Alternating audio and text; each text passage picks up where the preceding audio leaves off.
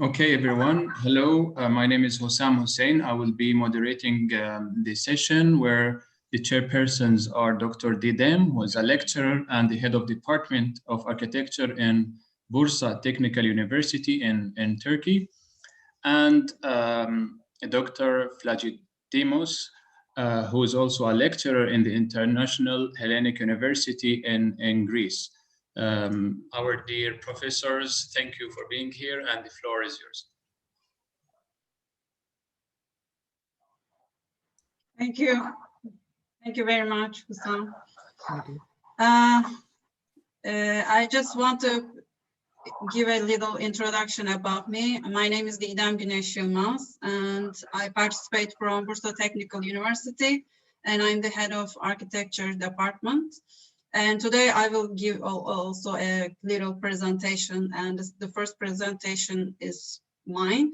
And then after follows Dr. Georgios' presentation will come, and this will be about next generation collaborative design platforms. And the presentation will be about the computer-aided design tools along with the artificial design intelligence and today's augmented reality tools. And later on, Dr. Ömer Özgenç will be presenting, and his presentation will be on mapping the interaction between research and education fields in sustainability in architecture. And also his paper will present some outcomes drawn from big data on two fields of research in architecture, which are sustainability and education through bibliometric data analysis. And the third presentation will be Dr. Milorad, and he will present about the grading discrepancy in architectural juries and his experiences from a summer school in Alanya Hamdullah Emin Pasha University. And after these four presentations, we will run little short question and answer sessions. So we will first play the presentations video, and then we will continue with all presentations, question and answer sessions. So I think I will play the videos. So I will briefly share my screen. Hussam, can you allow me to share videos?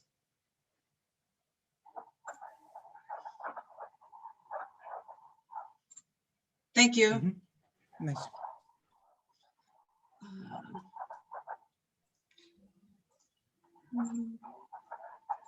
I can see it. Okay.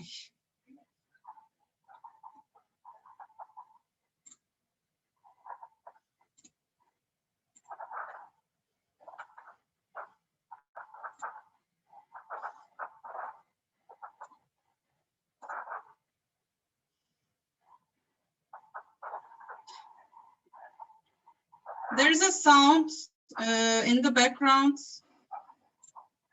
Whose microphone is on? I think it will make it difficult to hear it. Georgios, is it yours? No. Just I open to say that I'm. Yeah. Okay. I hope this not will burn any difficulty to hear the presentations. Okay.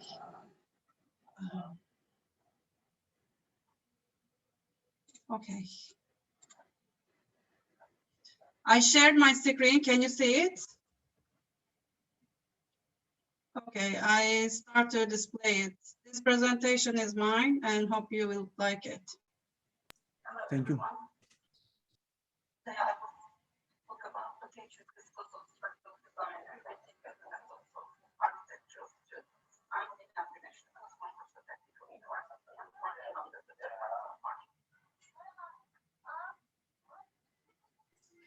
Dr. Didem, I think there's a problem with the sound is not coming. So I think the problem is when you shared, if you stop sharing the screen, and then when you now share again, you will find a window. Before selecting the window that you want to share, you will find a box in the bottom left corner, which says I think share sound. I found the problem. Yeah. Okay. Okay. I think I found the problem. Okay. Sorry about that. Here we go again. The same. Maybe can I say something? Maybe to volume up your speaker to hear your voice from speaker. Maybe.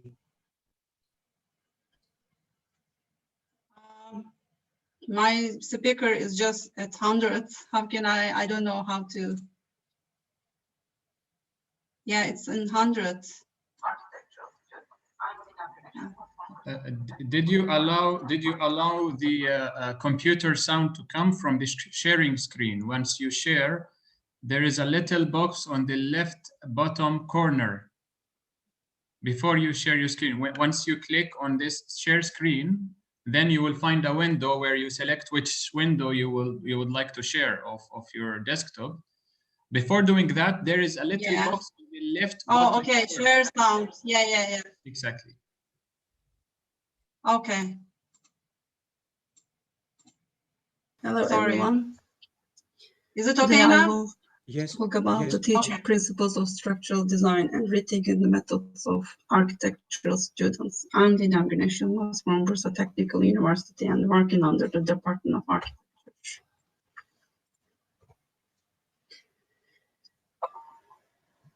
With the beginning of the 21st century, the digitalization of all kinds of knowledge in any field began to feel more evident. Architecture and construction sector were developed together accordingly and took the process of design and how to construct into digital world. Today, there are unknown numbers of software used for the purpose of architectural design, visualization, and rendering. Digital tools enable architects to design buildings they long dreamed of. In the professional business world, they necessarily cooperate with structural engineers. This is a significant cooperation because both disciplines have an invisible impact on buildings as one decides the conceptual language and the appearance character inside and outside, while the other decides how the building will stand and so how to construct on site phase by phase. Researchers highlighted the specialization of two disciplines as a disadvantage based on the fact that architects deem structure solely a technical issue, whereas engineers began to see architects as design artists with no bother of principles and economic issues. Also, Guthrie wrote, architecture and construction management students can often graduate with a weak foundation in structural engineering, leaving them less than fully prepared to take on their future roles in industry. The accumulation of knowledge increased sharply with the help of technology and professional awareness in the 21st century. As educators, it is necessary to discuss the conventional methods in today's world. Statics and strength of materials and building analysis are the theoretical courses taught almost in all schools. However, they are often delivered by engineers and leave this integrated to other departmental architecture courses. Some researchers outlined the issues from the perspectives of architecture students. Students are unable to relate lecture courses to their design studio. Students show less interest to lecture courses and deem as an independent part of their design education. And students lack knowledge transfer from theoretical courses to design studio. Similarly, other researchers also highlighted the problems in general. Students struggle to understand formulas and mathematical equations in solving structural problems. Students are often taught only simple beam and column structures, whereas inadequately taught of indeterminate structures which are more complex. Students separate structural courses from design courses, although instructors make an effort to make it easier to understand with graphic and illustrations. Design studio is the skeleton of the whole curriculum in which students are expected to blend all the knowledge they acquire through diverse theoretical courses. However, structural design often remains as a part that can be left to a later stage, and critically design studio lecturers often do not want to put pressure on students since they do not want to limit the skills of students. This also returns to another problem that students begin to think structural design is not crucial since the marks are largely depends on their final architectural presentations. The problem of the gap between the theory and the practice also exists in the education of structural engineers that cause the lack of understanding each other's perspective in design when step into the professional world. The argument for the past 2 decades was to have multiple mediums to teach topics to architecture students, and the course of the structural system were in the stake to see how this multiple method could work, since it was understood that as long as it remained on the theoretical mode, students should not grasp the topics and value the course less than other active learning-based courses. A researcher suggests a model to deliver technical courses. The model is a combination of problem-based learning and game-based learning, challenge-based learning, and constructive approach. It leaves the course instructor only as a facilitator, and students work in small groups in which they exchange knowledge with each other. A researcher also explored the effect of multiple mediums of teaching. He experimented with the final year engineering student. He utilized site visits, tutorials, workshops, 3D computer models, and model systems and web videos, along with the theoretical lectures. He concluded that the students' capacity of understanding increased considerably, and particularly technology-based mediums had higher effect than hands-on activities and traditional lecturing. In Bursa Technical University, in the Department of Architecture, we began the structural related subjects, begin with the second semester of the first year. Statics and Strength of Materials is a course delivered by a lecturer from the Department of Civil Engineering. In the same semester, students start to learn digital tools, for example, drawing in AutoCAD, basic modeling with SketchUp, and board composition with Adobe Photoshop. Construction Technology and Materials is a 4-semester round course and combines all construction technology, building materials. In the third semester, students continue to develop their digital skills as they are taught ArchiCAD and basics of rendering with computer-aided design too. And also building physics, including topics of illumination, isolation, acoustics, and so on, are taught in the physical environmental control. The subject of the paper consists of 2 courses, Contemporary Structural System and Construction Technology and Material 4. The first was delivered to the second-year student in the spring semester of 2019 and 2020, and in the spring semester of 2020 and 2021. The latter was delivered to the third-year students in the fall semester of 2020 and 2021. The academic calendar of each semester consists of 14 weeks and 1 additional week of midterm examination. Final examination week and submission dates are exclusive to the calendar and takes place in 2 weeks. In the Contemporary Structural System course, which is a technical elective and opened for the first time in the spring semester of 2019. In total, 42 students enrolled, and all of them were the second-year students. This is because the 4th semester is the first one they start to take the category 2 technical elective courses according to our curriculum. The course has no prerequisite. The course is divided into 2 parts and focused on teaching mainly large span structures, and in the second part, tall buildings and their structural configurations. On the right side, you can see the examples of the models of the students prepared. The first line is examples of the tensor structures, and the second is the examples of pneumatic structure. And these are the successful examples that I collected from their work. And also during the course, students are asked to design a roof and a facade structure, which is an envelope structure for a stadium. And these are also the examples of this task. You can see on the right that the Kyiv National Stadium image was also given in the midterm to sketch and to configure the details of the structure, and students were asked to sketch small details from the structure.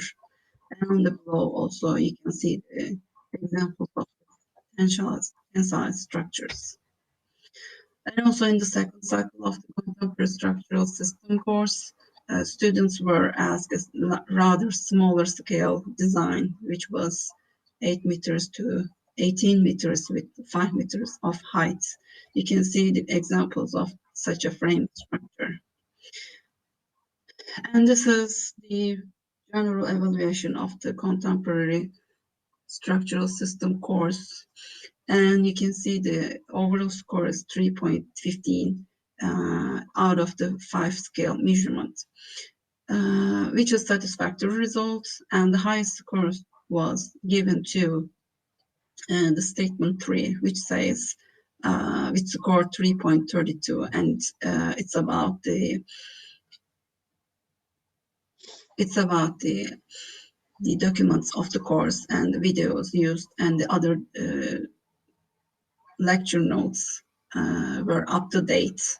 The students scored 3.32, and the second highest score was for the first and the second statement, which are about the students were available to find the weekly plan in the Moodle system, which we use in the Bursa Technical University. And the second statement is about the weekly plan conducted according to the first week explanation. And the third highest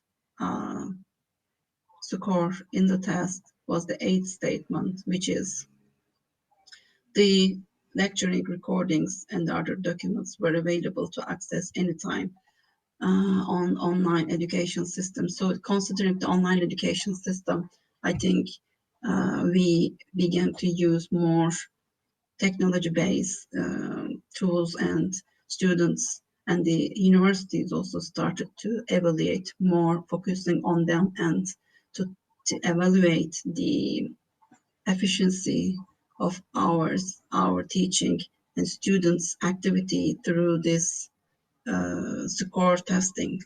So you can find the other results and other course details in the full paper. So thank you for listening, and please refer to full paper for further details. And if you have questions, I like to answer it. Thank you.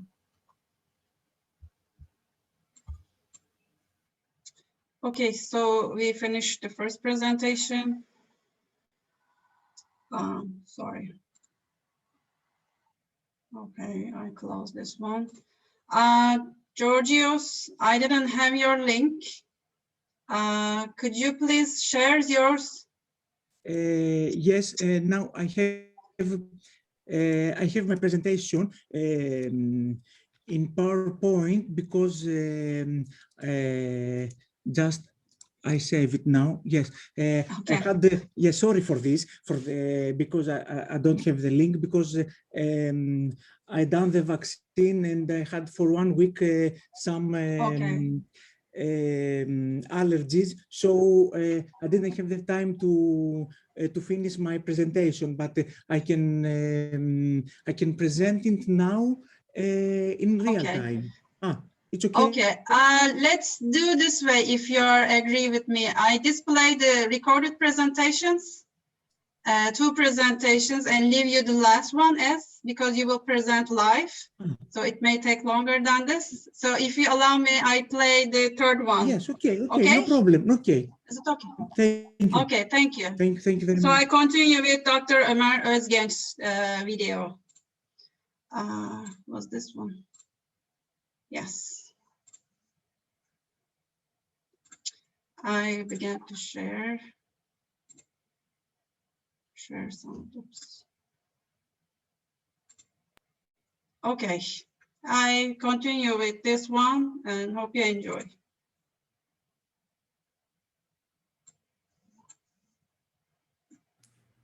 Well, hello. My name is Ömer Özgenç. I welcome you all to my presentation. First of all, it is my privilege to work with my dear professors Nur Çağlar and Işıl Ruiz Bayoğlu. I'll begin with the title of the research, which is mapping the interaction between research and education fields of sustainability in architecture, a retrospective timeline. Then I move to the outline of the presentation. Firstly, I'll begin with the introduction, then I move to methodology, then I'll share with you the results, and upon the results, there will be some discussions and conclusions. So to begin with, the integration of sustainability knowledge into architectural education has received great attention since the early 2000s, and we are witnessing an exponential research growth that aims to bring the concept to the core of architectural education. While there exist diverse meanings of logic of sustainable architecture, we do not know how these diverse research tracks frame the concept of sustainability and on which tracks have gained ground in architectural education. So we need a clear and broad picture of intersection area shown in this figure. So an initial literature review of this intersection field, which is sustainability, architecture, and education, indicated that the studies were immensely isolated and prevented a holistic understanding of research field. So the majority of these studies were related to formal learning environments, curriculums, course contents, architectural design studios, etc. At that point, the literature review was insufficient to identify the interaction between the educational perspective of sustainability and sustainable architecture with diverse meanings and objectives of sustainability itself. So architectural education is also replete with diverse challenges stemming from existing curricula, course contents, durations, and places of learning. I'll continue with the research questions, and I'll be mentioning orally the objectives. As you can see, there are four main questions that this research is constructed upon. As the objectives, the research attempts to make a comprehensive review of the existing researches in the field of architectural education with a focus on sustainability in architecture to answer these questions. So the research focuses on the exploration of the interaction between architectural education and architectural sustainability. The intention is to investigate thoroughly the current intersections of architecture, sustainability, and education in the academic research field. So this study intends to contribute to the current literature by visually presenting and comparing the bibliometric data of sustainable architecture and sustainability in architectural education research fields. Finally, it aims to present a retrospective analysis to provide the basis for discussions of the status quo of sustainable architecture and sustainability in architectural education. So in this table, you see the overall view of the structure of the study. Let me say that doing a review is a tedious work in the information age. Information and communication technologies have broadened our access to research outputs and diversified our collaboration platforms. The world is changing so fast. This research uses bibliometric data analysis to cover such a broad range of studies in both fields and to provide a general understanding of the evolution of sustainability in architecture in pursuit of its interaction with education. So this research intends to use visual tools to present the bibliometric data to be more comprehensible, because the existing literature reviews do not present a full picture of the state of the art of interaction of sustainability, architecture, and education from its advent to the present. Hence, this research aims to create an inclusive mapping and understanding of the trend and status quo of sustainability, architecture, and education. So, here in this table, using the bibliometric data analysis allows for the construction of a network that is based on the input provided by the accumulated papers. These inputs are keywords, authors, countries, organizations, and so on. So to this end, this study first superimposes the accumulated charts analysis, which comes from bibliometric data to identify fractures or alterations in the two fields. And secondly, it creates two timelines, which based on these two fields, sustainability in architecture and sustainability in architectural education. So finally, the study overlaps these timelines to compare and contrast the key trends in both fields to illuminate how the research fields relate to one another. So here in this table, you can see the types of the analysis. This table explains the relationship between methods, goals, and tools. It's an in-depth overview of the methodology. As can be seen, there are four main tools that are used in this study: Weaver, Tableau, Gephi, and Sitespace. These all tools serve a different purpose. So in the next chapter, a detailed methodology will be presented. For each subsection, the page is split in half to cover both architectural sustainability and sustainability in architectural education. Sustainability in architectural research on the left side, sustainability in architectural education on the right side. So initially, the citations displayed by the Web of Science according to the search criteria were exported to store all the outcomes as a single document. To store all citations, a bibliography management tool, Zotero, was used. After the collected data was stored in Zotero, the required import formats for the bibliometric visualization tools, such as Weaver, Sitespace, Gephi, and Tableau, were identified and data transferred to these programs.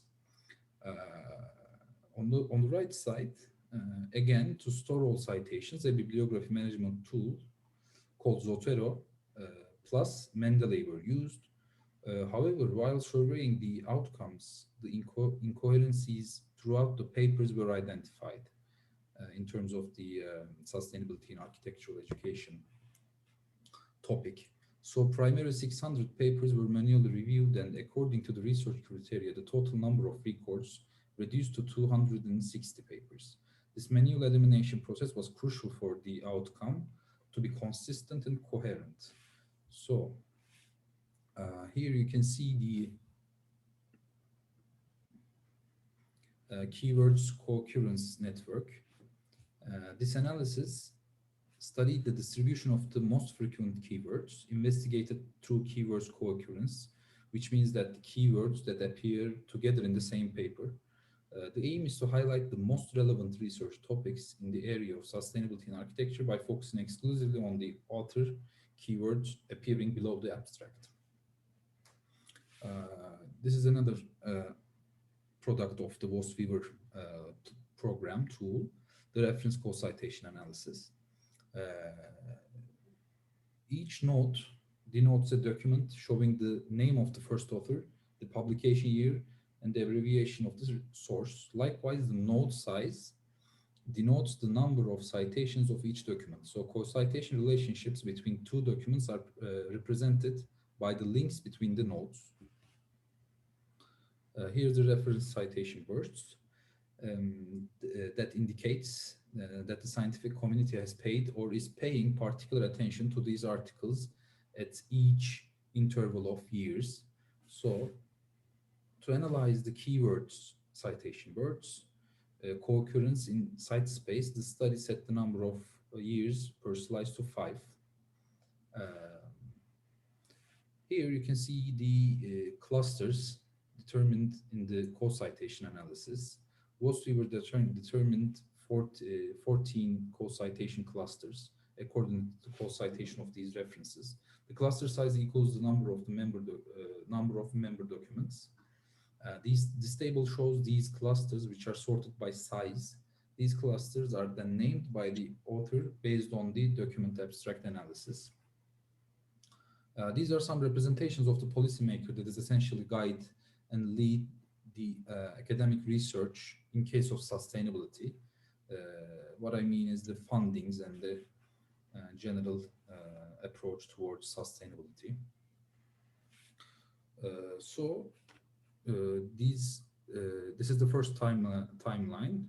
The topic is the sustainability in architecture. For creating the timeline, the study used the following data as layers: the determination of key events that may have impacted on the research field, such as politics, scientific declarations, actions, and conferences.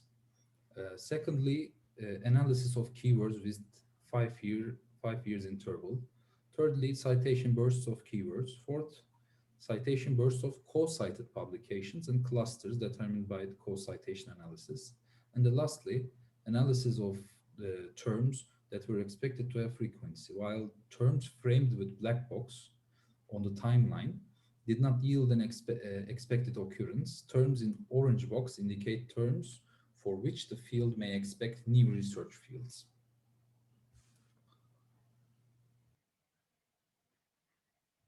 So it's the second part of the timeline, and that is the timeline in the topic of sustainability in architectural education. The process was the same. The both topics use the same layers for the timeline. Now I will be listing some statements that intend to overview the outcomes of the study through the research questions mentioned earlier. So these implementations are just meant to provide an insight into the final research. So I want to start by saying that from the late 90s till the late 2000s, the field is replete with research on public policy and governance. This may imply that the field aims at creating ground for governing the policy decisions and guide new research fundings. Topics like urban resilience and sustainability are getting an increased focus in the field of 2016. Their main difference draw back to the early 60s, Jane Jacobs, Kevin Lynch. It can be called as the Back to the Future. Another topic is the scale of is smart cities integrated with the big data and data analytics. Parallel to this topic, the study determined that terms like big data analytics and Internet of Things have mean years of 2017 and 2019. So from late 90s, given the increased number of publications of sustainability in architectural education, citation bursts occur since 2015. Between 2010 and 2015, research topics concentrate on education about energy efficient building design. After 2016, the study determines a boost in urban scale examinations.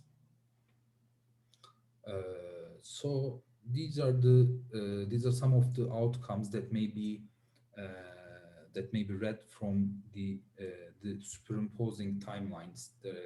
In the slide, you can see both timelines superimposed to one another. So these are some of the discussions that may come out from these visuals. So to conclude, this study focused on interactions and correlations between architectural education and architectural sustainability. Since both concepts and the literature are tremendously extensive, the main concern was to handle the amount of the data. To do so, it aimed to propose a new methodology that utilizes the various bibliometric analysis and visualization tools. Finally, this study first superimposes the accumulated charts analysis, which derives from bibliometric data, to identify the fractures and alterations in two fields, and secondly, creates two timelines. The overall intention of the study is to present a retrospective analysis to provide the basis for discussions of the status quo of sustainable architecture and sustainability in architectural education. Hence, it can unroll how the relationship between architectural sustainability and architectural education was compromised and evolved since the introduction of the concept of sustainability. Moreover, it can provide different insights for the future. Another topic was the methodology. Regardless of the context, this study presented a methodology for the reader to be able to apply in different research fields.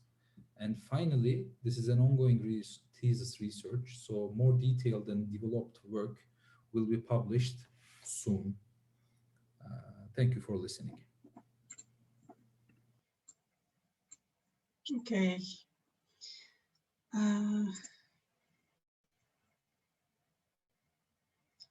Thank you, and we'll share Dr. Milorād's presentation. Oops. Should. Okay, I think this one, yeah.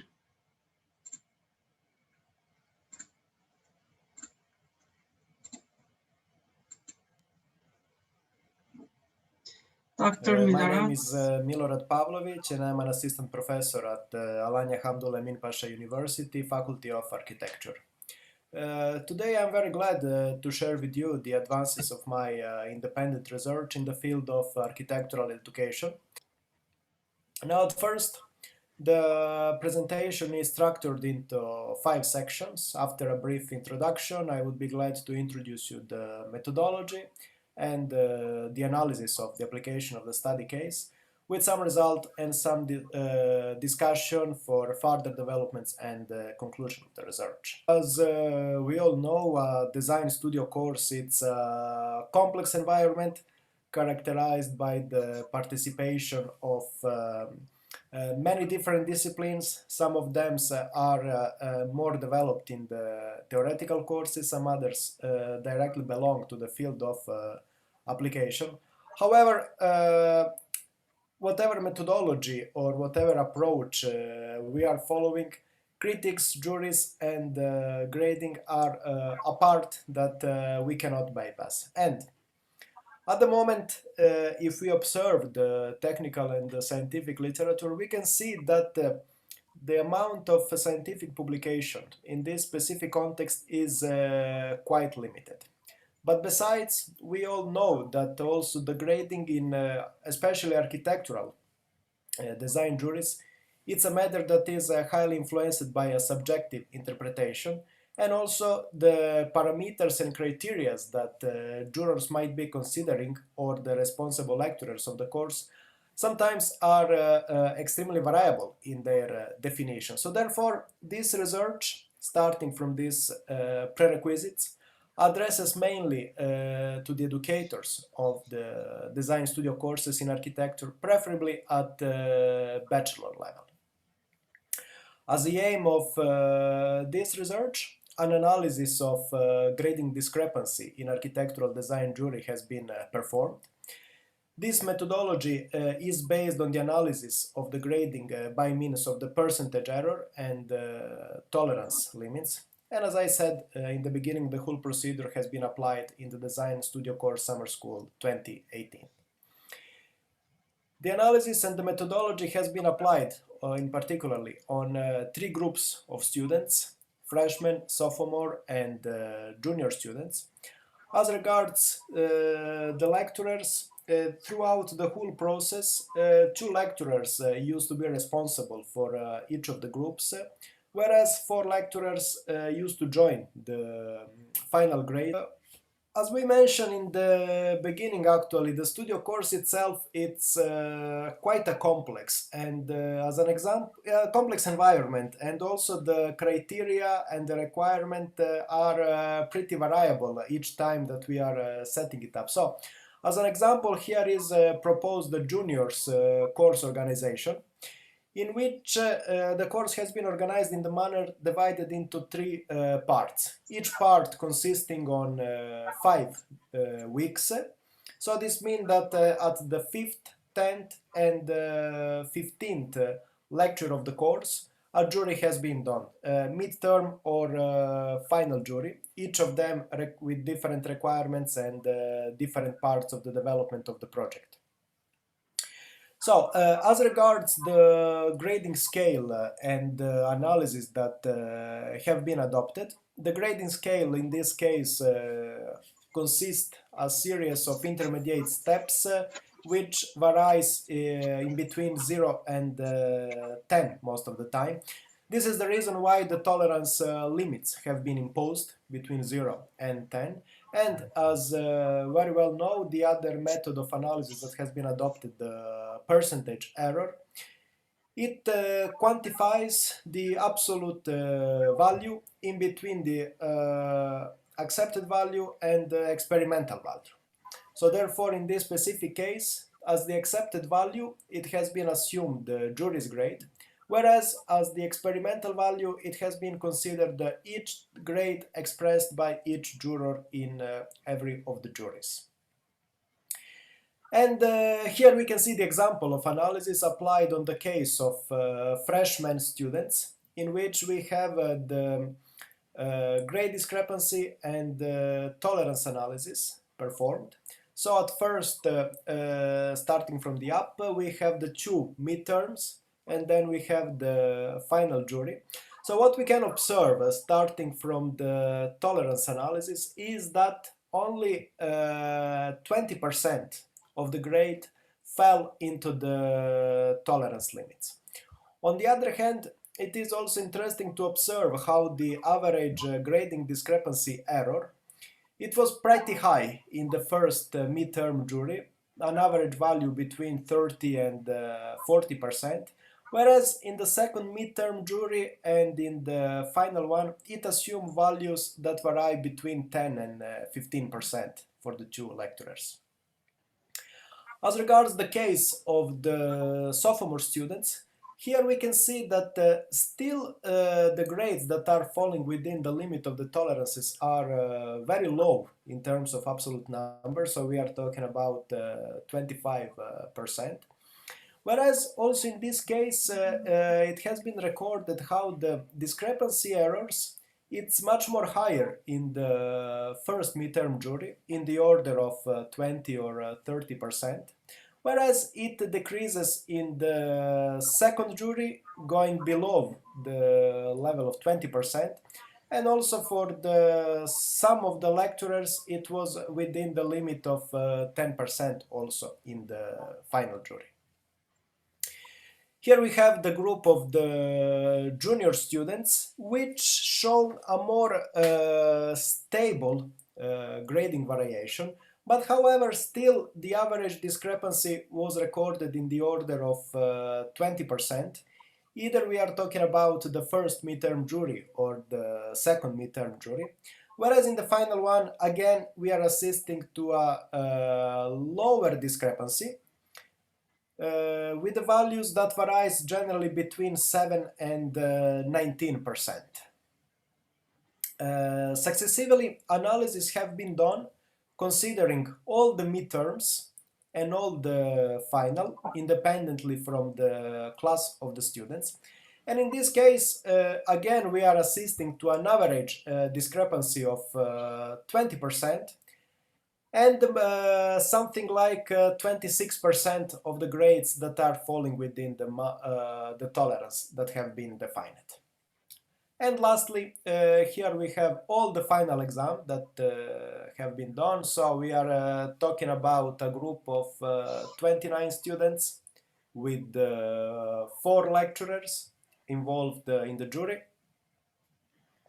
And as a result, what we have obtained is that almost, let's say, 30% of the grades are within the established tolerance, which is a level a little bit higher than the one that we used to see till now. But however, still, it suggests that only 30% of the grades are within the marks, which is telling us basically that still the decision taken by the jury is extremely important in the final decision of defining the grade.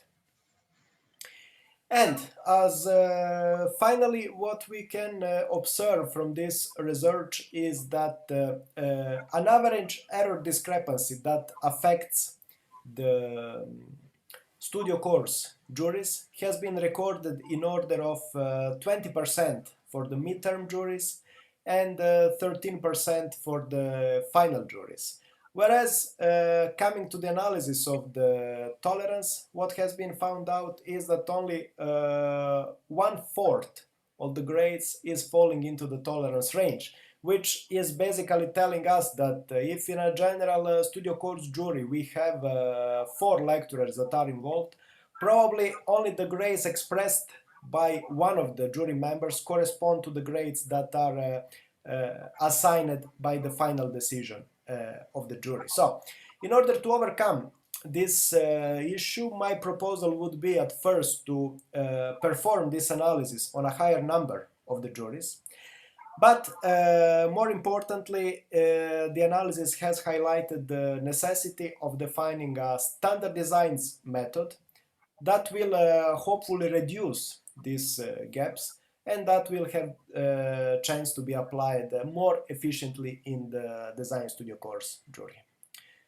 Thank you very much for your attention. Okay. Thank you, Dr. Milarat. And I think we can continue with Giorgio's presentation. Will you able to share? Yes, yes, I'm ready. Okay. I think you are able to share, right? Yes, yes, yes. All right. Okay.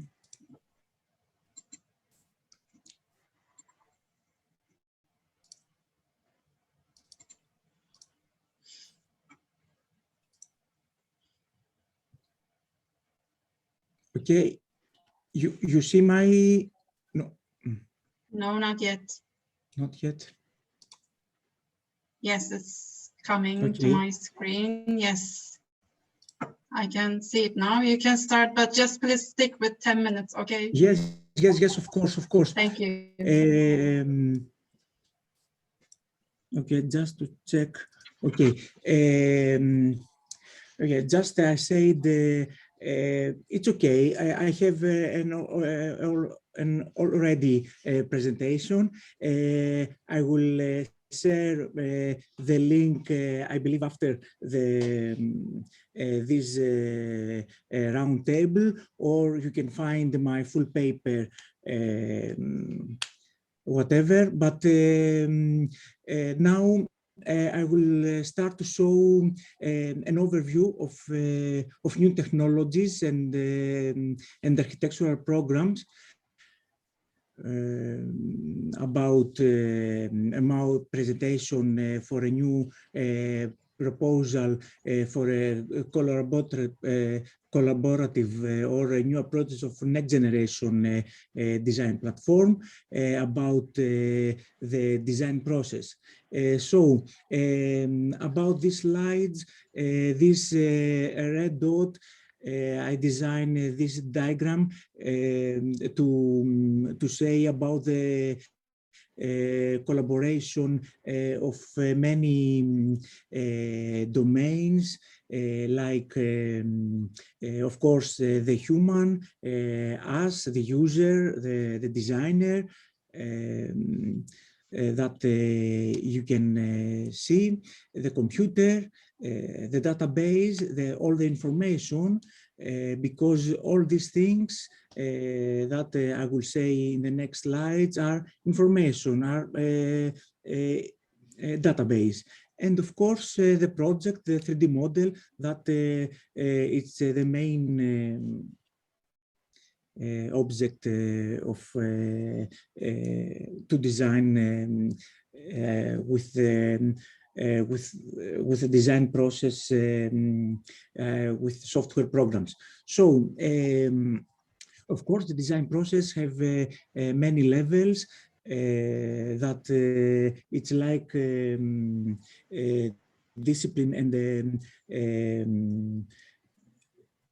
with many these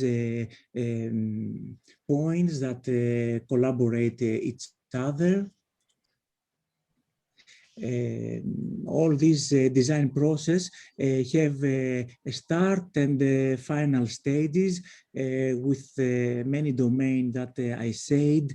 You can see the complexity of all these stages that and there is not only the architect or the designer, is many of engineers, of developers. It's an integrated process with construction result, with coordinator, with many teams working for all this production. All these things, because it's a computational design, is about CAD, computer-aided design, with all these stages. It's an overview of the stages of a digital process. You can see concept design, the engineer, the parameter, of course, the construction details with CNC, CAM, computer-aided management, build information modeling that you will see in the next slides.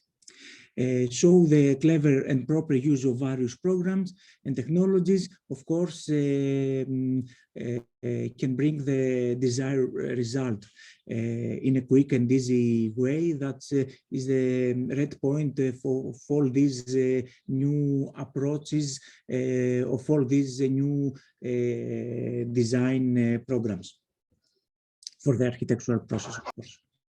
Just a little bit overview, just for 1 second to see the majority and the so many programs that we have and all the tools of designers.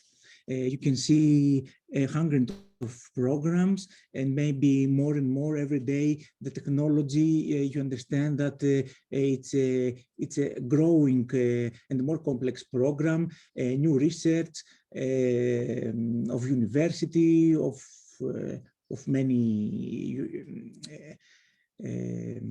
programs.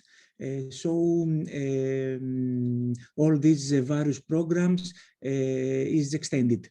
This is tools for Grasshopper and Rhino.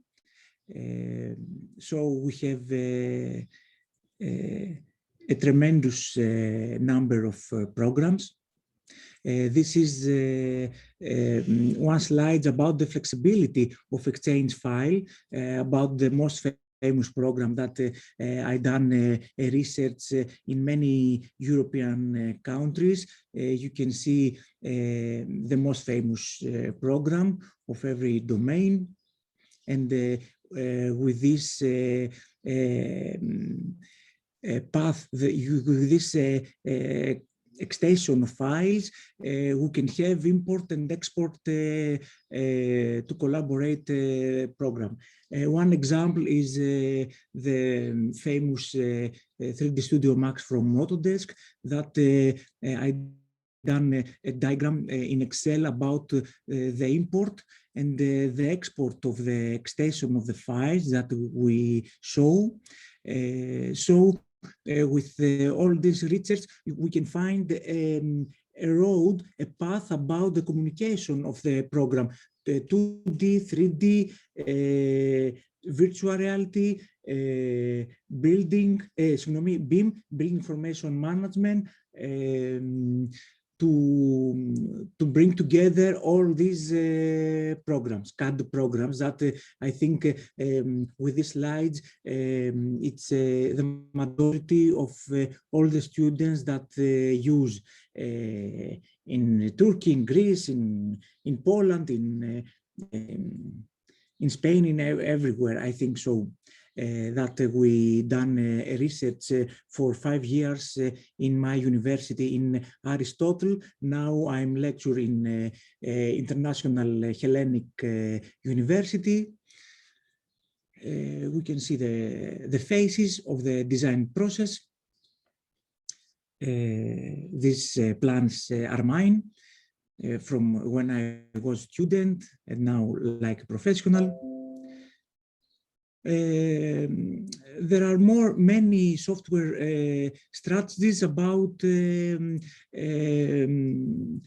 how we can start to design, about first of all about the concept, the construction details, and etc., etc.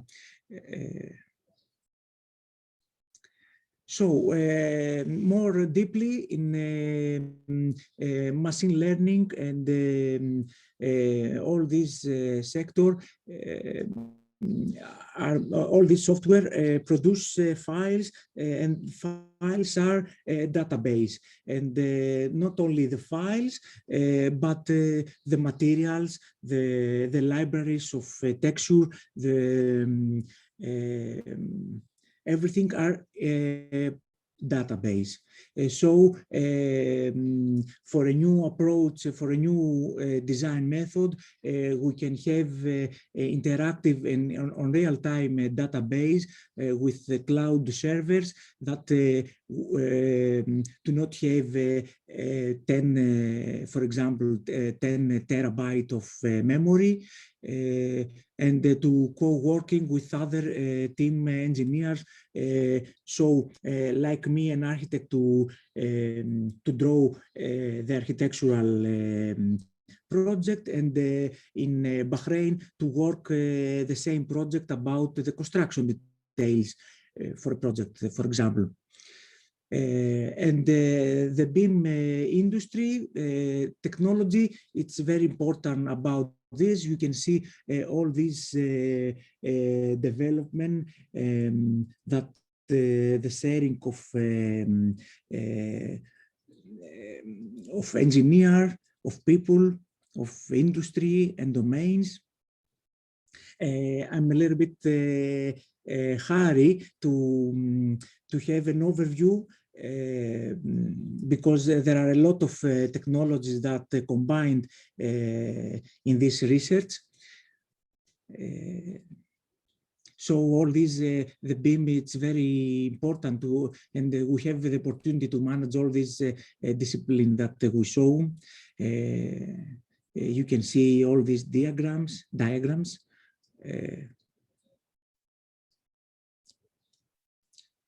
Okay, this is a project about how work behind the scenes about all these all these programs about BIM, Revit, CATIA, SolidWorks, ArchiCAD. There are so many programs. The construction of files. And of course, all this technology, there are so many development, and there is a prototype, a protocol IFC file that you can see that all these files, these protocol IFC files can combine in one project everything. Google, Cinema 4D, everything, database, OBJ, CNC, DWG, everything. And of course, now we have the OpenBIM. OpenBIM is like open source. That every user can develop new tools, everyone can have the custom tools for his own platform. So it's very important to combine the VR, augmented all these with goggles or with a pad, with a tablet. We can have real-time virtual tours. So it's very realistic to have a program that interact in real time in different places in all over the world. And the internet is it's so fast. Okay, I will not show this slide. With the cloud now we have so many high speed about VDSL or optical lines. So I think nowadays the cloud services with the architect or with other engineer, it's very realistic in 2021 and over.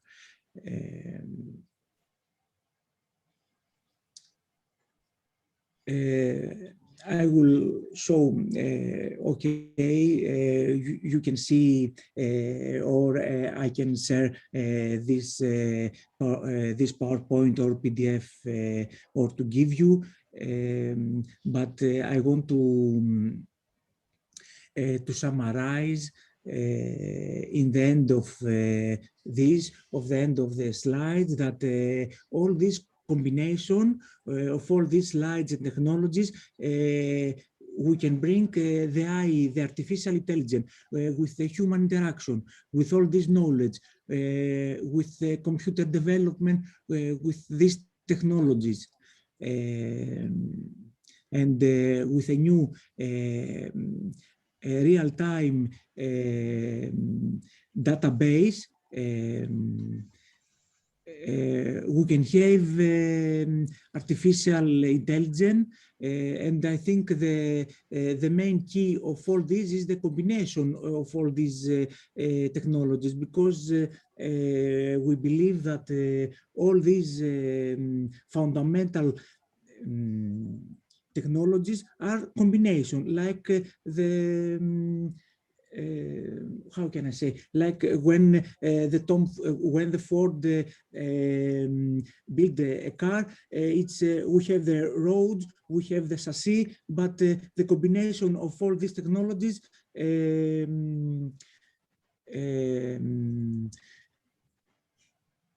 combine and construct the car.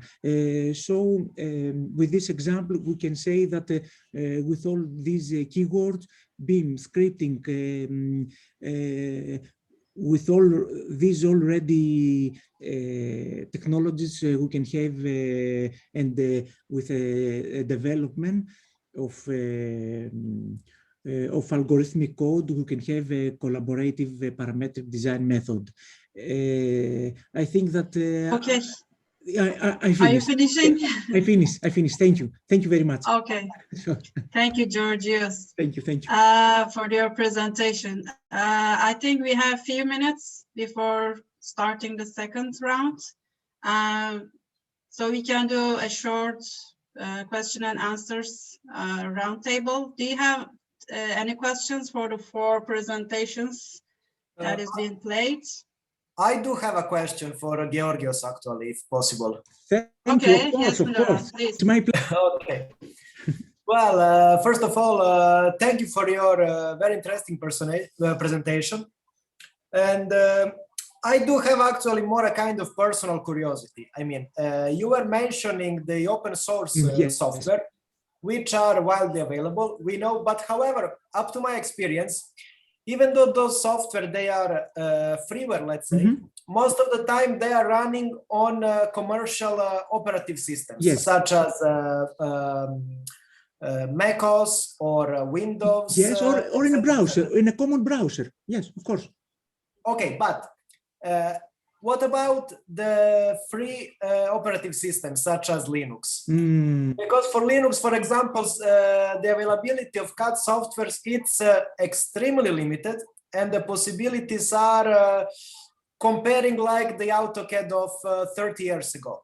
So my curiosity is there any plan for development of softwares for the Linux platforms in the future?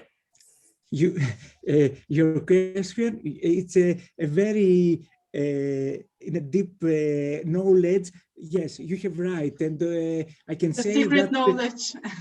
Yes, I raise my hand about this question. Oh, that much I didn't understand. Sorry about that, but you have right. Okay, you have right. Yes. I think that there are many limitations about that. Yes, of course. I often use the Red Hat about Linux.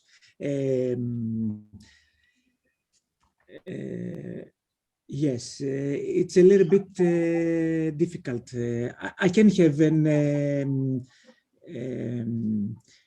so we can say that at the moment there is no an important interest, let's say, from the software producers for the Linux platform. Your answer is that you say already. Yes, you have right.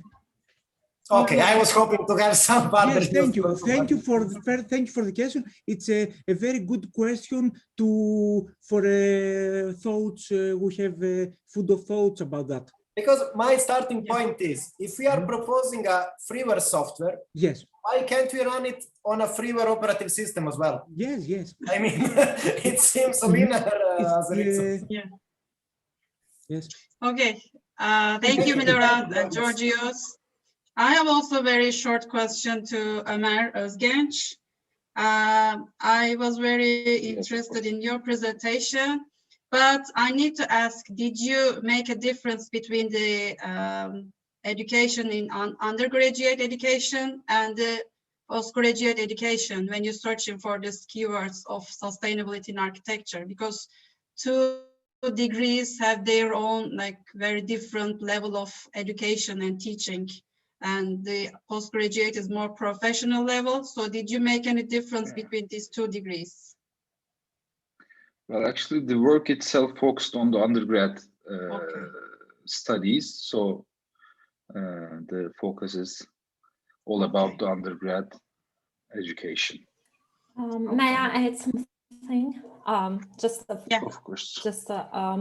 We haven't really differentiated between the first and the second cycle, because at the end of the thesis, our aim is to focus on the undergrads in the first cycle. But given the breadth of the profession, so you have to practice in Europe, even though all the schemes are different compared between countries. So at the end, our intention is to differentiate between which level is impacted on which topic, because sometimes, for example, in the timeline, for example, there's research on materials, and materials, for example, they do not represent themselves in the first cycle. I mean, in Turkey, things are quite different, because at the end of the fourth year, you are directly licensed, unfortunately. But in a way, so our intention is to locate, for example, in which schools, let's say for polytechnic schools, which topics are found themselves inside the scientific literature, and for the undergrads, in which areas are more, I mean, the teaching content and methods and strategies focus on which topic or which impact, I may say. Thank you. Thank you. So may I have a question to you, Professor Yilmaz? To me, okay, brief one. We need to pass the second round. Yes. I think we need the discussion anymore. Yeah, okay. I think your deduction, I mean, it was very valuable.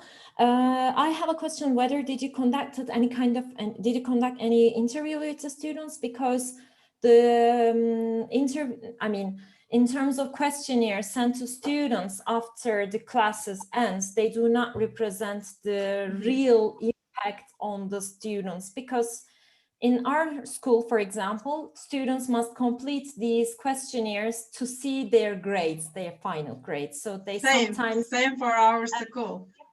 So I think, I mean, do you plan to further conduct any interviews with the teaching staff and also with the students? Thank you. And I actually present more detail in the paper, but I just conducted like unofficial views from students. And for example, for my course of contemporary structural systems, I like this semester I delivered the second round of this course with the new students, and with my like experience from the first round. For example, the task and assignments, some students found it very loaded for their like level of, I mean, second year students, and their like lack of knowledge of structural design in the previous years. So for example, in the second round, I just have some like reduction in the task and number of assignments, and did some like, you know, more simple tasks rather than going big scale, large structural system design. So I will see the results in the end of the semester, hopefully. Oh, okay. Thank you. We're looking forward to reading them. Thank you. Thank you. So let's continue with the second round. I need to share it as well. That belongs to Dr. Yasemin Burcu Baloğlu. I begin your presentation. Yeah. Here we go. Hello, my name is Burcu Baloğlu. I'm going to present our paper titled Explorations in Teaching Interior Design Involving User Perspectives, in which we discussed our tutoring experience in second year interior design studio with my colleague Cansın Yılmaz. The aim of our study was exploring the contribution of a user-focused design studio model to students' approach to the stages of design processes, learning outcomes, and engagement to the project course during an online education period. Within the scope of the study, second-year interior design students were assigned to real artists and product designers as clients for a workshop for creative production and showroom project. So we basically tried a new model to conduct the studio where real clients were integrated into the process. Understanding how the intended users would interact with a designed environment and analyzing their needs are recognized as essential factors that influence the decision-making processes in design projects. On the other hand, it's a challenging process because the clients and the users often differ in their preferences from the designers, and they may not even perceive the same design features as do the designers. Accordingly, the skill to involve client and user perspectives is believed to be necessary for communication in professional practice. Our proposal was in fact based on this approach. In a conventional studio, typically, the framework urges students to propose solutions to design problems in hypothetical and propositional projects. This structure is often developed in a similar way to professional work practices. The studio begins with a research and understanding phase, then it moves through an iterative design process and culminates with documentation.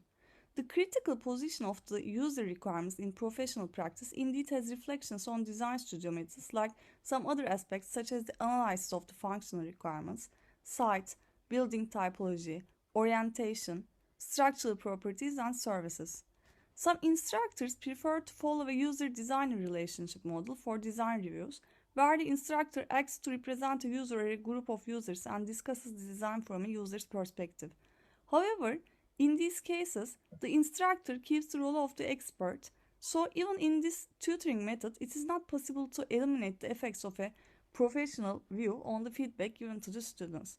Accordingly, this approach still lacks the components to introduce students to the perspective of a real client. So within the scope of this study, we tried to test a user-based model in Design Studio. The students were assigned to real artists and product designers as clients for a workshop and showroom project. They were asked to collect information about the needs, requirements, and expectations of the clients they were assigned to and integrate the collected data in their projects. The design studio was held online through a digital platform due to the precautions taken for the pandemic, and all of the clients were living abroad. Accordingly, the students had equal opportunities to contact their clients through emails, social media, and online meetings. Students' feedback about their experience while developing their projects and studio outcomes were analyzed at the end of the semester to evaluate potentials of the proposed approach. The title of our project was A Designer Space in Tophane. It was integrating two different functions, creative production and display of the products, to be accommodated within a 2-floor height space in Tophane, Istanbul. Within the scope of the design studio, students were expected to develop an interior design project for a functionally hybrid space to be used by a particular product designer or an artist that they were assigned. 34 students in the studio were divided into two groups with 2 lecturers. 17 artists and product designers were selected by the lecturers through a preliminary research, and they were assigned to the students in 2 different groups in a mixed way, so that 2 different students from both groups studied the same designer. A detailed document about the assigned clients, including the websites, brand names, contact information, was shared with the students, while the rest of the research was conducted by them. The students were encouraged to reveal items designed and produced by the designer, the design philosophy behind the final products, and the unique methods used in their manufacture. Additionally, the projects were expected to provide comfortable and functional spaces for creative work and an engaging atmosphere while serving as a window to the designer's world. The required functional program that was given in the project brief included areas or spaces to accommodate design processes, the production process of the actual products or mock-ups, displaying of the products, selling of the products, and some other additional needs. The building we worked in is located in Karaköy Tophane area in Istanbul. You can see the photos from the facade and the interior here on the left. And this map here shows the location of the building indicated with yellow color. Tophane is indeed one of the oldest commercial settlements in Istanbul. So we have followed a qualitative research approach to understand and interpret the outcomes of the user-focused studio model through student feedback. We have conducted a questionnaire that included open-ended questions and additional sections asking for written narratives about the students' experiences during the studio. Students were directed questions that aimed to explore the content of their dialogue with the clients, the mediums they have utilized to reach out to clients, the ways they have integrated the information they have gathered in their projects, and their overall evaluation of the user-focused studio experience. In fact, arranging online meetings with the clients was not obligatory for the studio. However, many students preferred and achieved to do that. 25 of the 34 students stated that they have contacted the product designers and artists through various mediums, including social media, email, video conference applications. Analysis of the responses indicated that the process had primarily contributed to the 3 stages of project development. These prominent themes emerged as analyzing the user profile, determining the program based on designers' production methods and special needs, and developing the conceptual approach.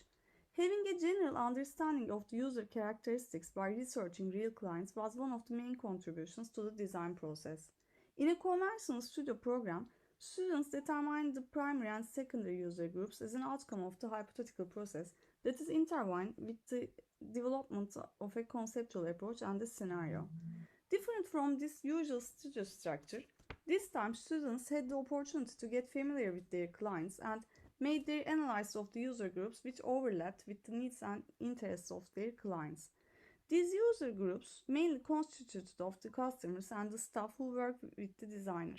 Another essential stage of design process in the design studio is developing a conceptual approach which is an abstract idea that evolves as the design grows and addresses the essence of the design problem with creative solutions. In the case of this project, just before coming to the stage of concept development, students have studied the working principles of the designer, the materials that she or he uses, the production methods, and even the lifestyle of the clients. Their responses underlined the significant reflections of their research on the clients and production stages on their design decisions during the conceptual development phase. Another critical contribution of the process was gathering of the data to develop a unique special program in each project. They were asked to design the interior to accommodate both production and display functions. However, the range of the professional works of assigned clients was changing in a diverse spectrum, including various types of design fields such as product design, furniture design, fashion design, pastry art, and floral design. The responses of the students highlighted the influence of their dialogue with the designers on the formation of the special programs. Here we see a poster from a project produced within the scope of this studio. The space is designed for a lighting designer, and the students developed this display tunnel for lighting fixtures to exhibit them in a dark environment in line with our dialogue with our client. And these are some plan and section drawings from the same project. In this project, the student was inspired by the curvilinear forms and shapes of the cakes that are produced by her client, Dinara Kasko. She got feedback from the client for a few times about the functional needs of the program. And we see some other images from the same project. This space is designed for a floral designer. The students created a custom system with rollers to show floral designs and set a strong relationship between the display and production areas. Students' comments also highlighted the contribution of the dialogue with the clients to making these design decisions related to ergonomic considerations. Some other drawings from the same project. To summarize, during the project experience with our proposed models, in comparison to the preliminary research stages conducted in a conventional studio, the students had to handle a more case-specific research on their clients. By the nature of this process, they had more opportunities to learn by research and get engaged in the project with the knowledge of the program's needs and requirements and feedback they gained from their clients. A limitation of the proposed model was the length of the time period used for research and communicating with the clients. Some students asserted that they had to spend long periods of time for the research part and consequently they could have less time for the design part. Another shortcoming was not all of the designers and artists who accepted to play the client role shared the same amount of information about their works and requirements. On the whole, responses to the questionnaires showed that students appreciated the integration of user perspectives to extend their conceptual approaches, proposals for the program, and decisions on the special organization. The study revealed that a deep insight into the user's perspective supports the entire design process to keep the design focused on delivering compatible special experiences with the needs, motivations, and expectations. Thank you for listening. Okay. Thank you. And let's continue with the following one. Okay, that belongs to Mohammed Minir Keleshoğlu, I think. I shared yours as well. Give me a second. Oops. Where'd it go? Yes. Okay.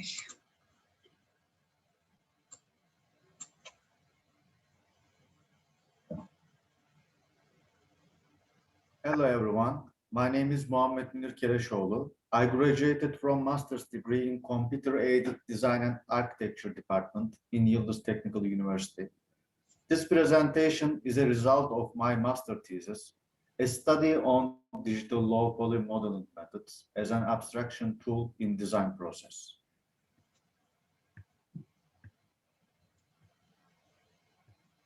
We saw low-poly models in various areas of the industry and design. When we observe the development of these forms, they produced in digital environment by 3D modeling softwares. Generally, those objects are simplification of an original form in nature or environment. Then we observe abstraction methods of an existing object made in traditional design process, for example, by hand drawing. And we notice some similarities between two processes.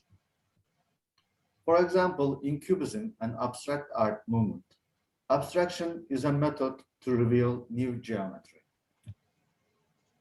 To do this abstraction in digital environment, we use low-poly modeling. There are different methods in this process, like manual modeling from scratch, polygon reduction of a high level of detail 3D model. In polygon reduction process, there are some algorithms to reduce polygon count of an object automatically. When we analyze these algorithms, there is a phase that reduction of the polygons is made. It's called operation. There are three main operations. First one is edge collapse. In edge collapse operation, two neighbor vertices of a manifold topology collapse and a new vertex is revealed with a new location. In vertex removal operation, a chosen vertex is removed from a model and a new structure is built. In cell collapse operation, a geometry is divided by equal cells. If there is more than one vertex in a cell, they collapse and a new vertex with a new location, as you see here, is produced. In this research, we have two hypotheses. First one, there are similarities between polygon reduction algorithms and polygonal abstraction when we compare their working methods and the final products. Secondly, geometric change, level of fidelity, number of polygons, and file size affect performance of a polygon reduction algorithm. Algorithms provide different efficiencies as a result of the change in this criteria in different level of detail. To prove that, we did a case study on these algorithms. First, we analyzed current 3D modeling softwares that had polygon reduction tools. As you see, some of them are Blender, MeshLab, Maya, Rhinoceros. Each of them has different tools that use 3 polygon reduction operation that we analyzed before. For example, Blender has decimation collapse algorithm that contains edge collapse operation. We choose one algorithm for each operation. In this study, from a 3D sphere mesh model with polygon count 1280 by using decimation collapse algorithm in Blender software with edge collapse operation. Pro-optimizer algorithm in 3ds Max software with vertex removal operation. And finally, vertex clustering algorithm in MeshLab software with cell collapse operation. 15 low poly models were produced from each algorithm. Tables with results of 3 criteria are made for each algorithm.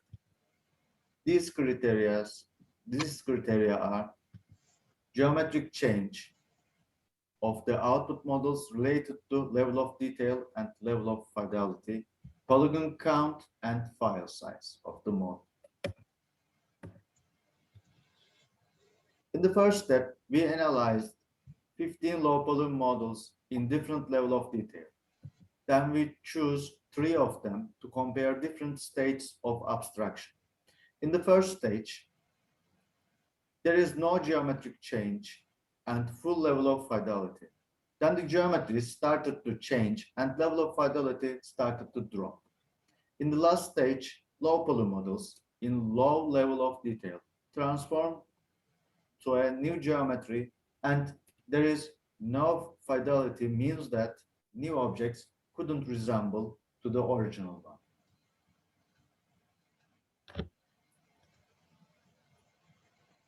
We did these analyses for other 2 algorithms also.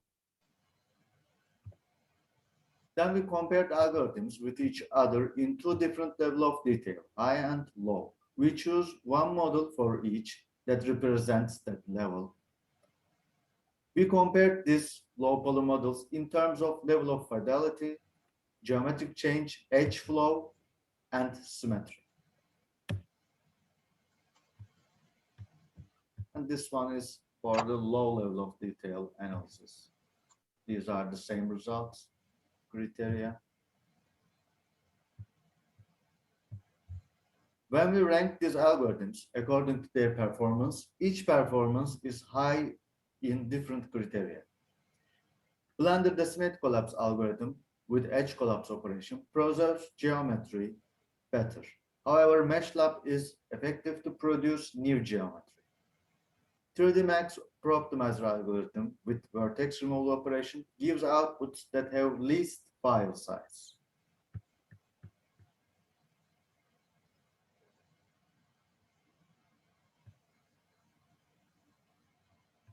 Blender and 3ds Max algorithms can create models in large range of polygon counts. However, MeshLab software's algorithm is limited.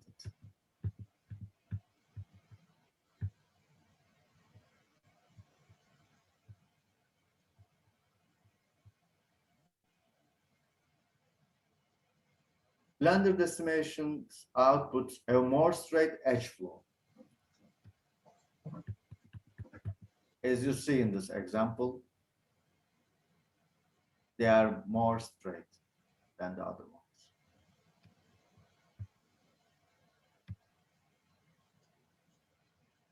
In conclusion, in the abstraction and polygon reduction methods, in other words, in analog abstraction and digital low poly modeling methods, we saw 4 different purposes.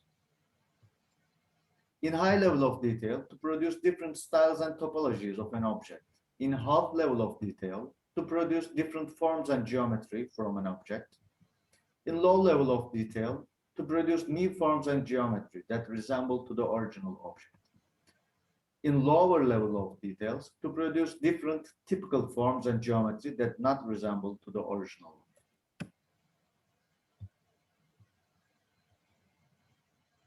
Blender decimate collapse algorithm is ideal to produce low poly model that has least geometric and topologic change. 3ds Max algorithm is ideal to produce model that is efficient in terms of speed and working on it in a digital environment. Meshlab clustering decimation algorithm is ideal to create new forms in design process. Blender algorithm is recommended for abstraction of whole shape process in design. For designers that create 3D organic models, 3ds Max Pro Optimizer algorithm is recommended. Meshlab clustering decimation algorithm is recommended in design process that artificial intelligence does by itself. Also, it's recommended for design process of a new original form. Thank you for listening. Okay. Thank you as well. Let's continue with our last presentation.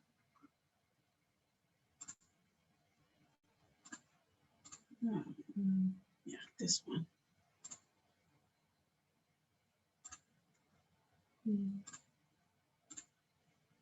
Okay. Hello everyone, it's me Ahmed Hasab, and I'm here about our paper recommendations to increase the graduates' employability rate.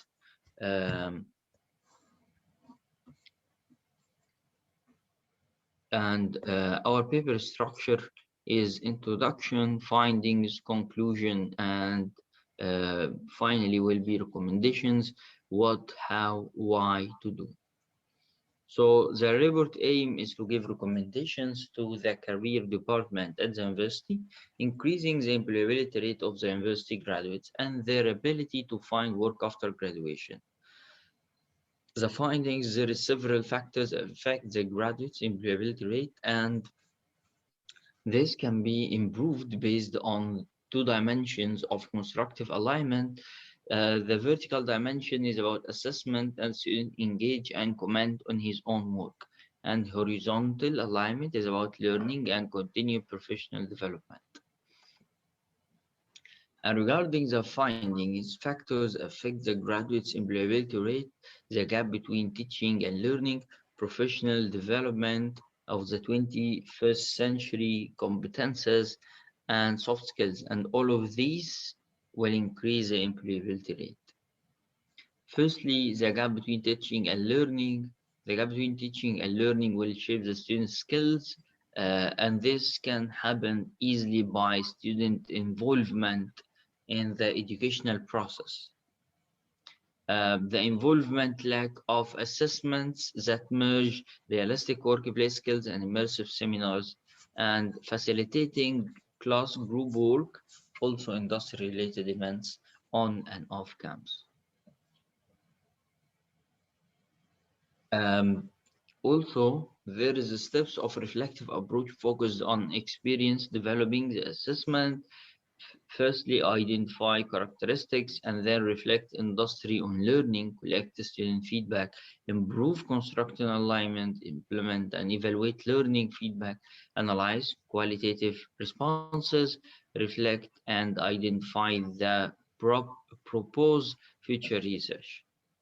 And after that, professional development of 21st century competences. It's about integrating learning and work.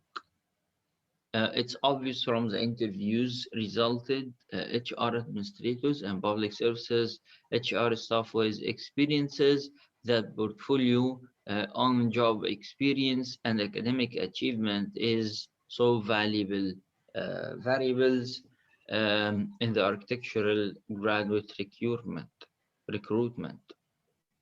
And also 60% of the responses suggested related topics to practicing or real-time projects, summer internships, and increased exposure to the market. And the interview outcomes is stated based on a sample size of 100 participants. Also ranking the skills of the most from the most significant to least important in working in the 21st century environment. So it is from time management to problem solving techniques.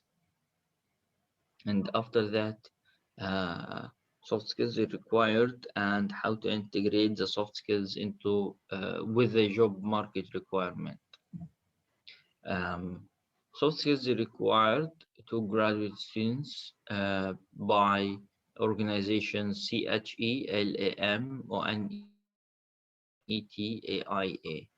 30 skills mentioned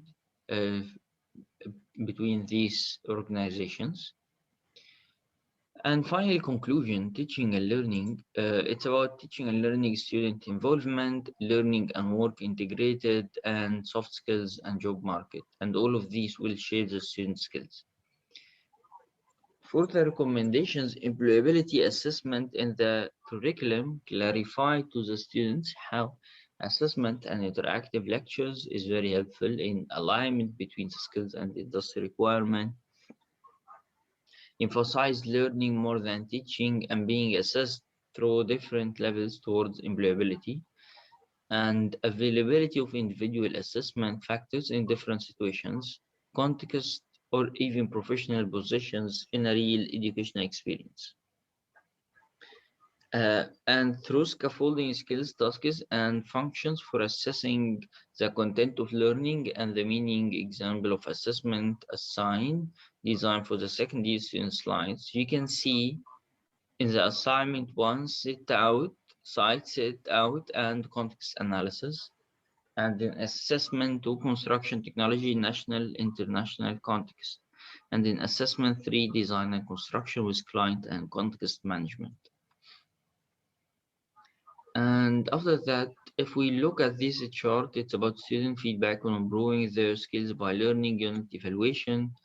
Their responses was about professionalism and personal attributes, work independently and in groups, problem solving, analysis and inquiry, and finally communication. Exercising real-life projects in an interdisciplinary environment by introducing real-world problems in the design studios increases student exposure to the market by facilitating summer internships and increasing the training period to few months instead of few weeks, and organizing workshops. Develop international, interdisciplinary, and multidisciplinary courses by worldwide collaboration. The engineering disciplines getting involved in the teaching. Invite professionals to join the teaching staff. Site visits to important projects and construction sites. Organizing events and guest lectures, training that trainers and provide continuous professional development. Developing the undergraduate educational programs to cover the key skills needed. Soft skills module in the curriculum, as example, the module developed by Higher Educational Institutions, HEI, in Malaysia, 2006. Make the process easier in joining training, technical training, provide innovative training programs. In entrepreneurship, provide programs and training about soft skills and life skills, linking the industry with the educational institutions. Thanks. And this is the references. Thanks. Okay. So we finished the presentations and we can start for question and answer sessions for the last three presentations. So do you have any questions? Anyone there?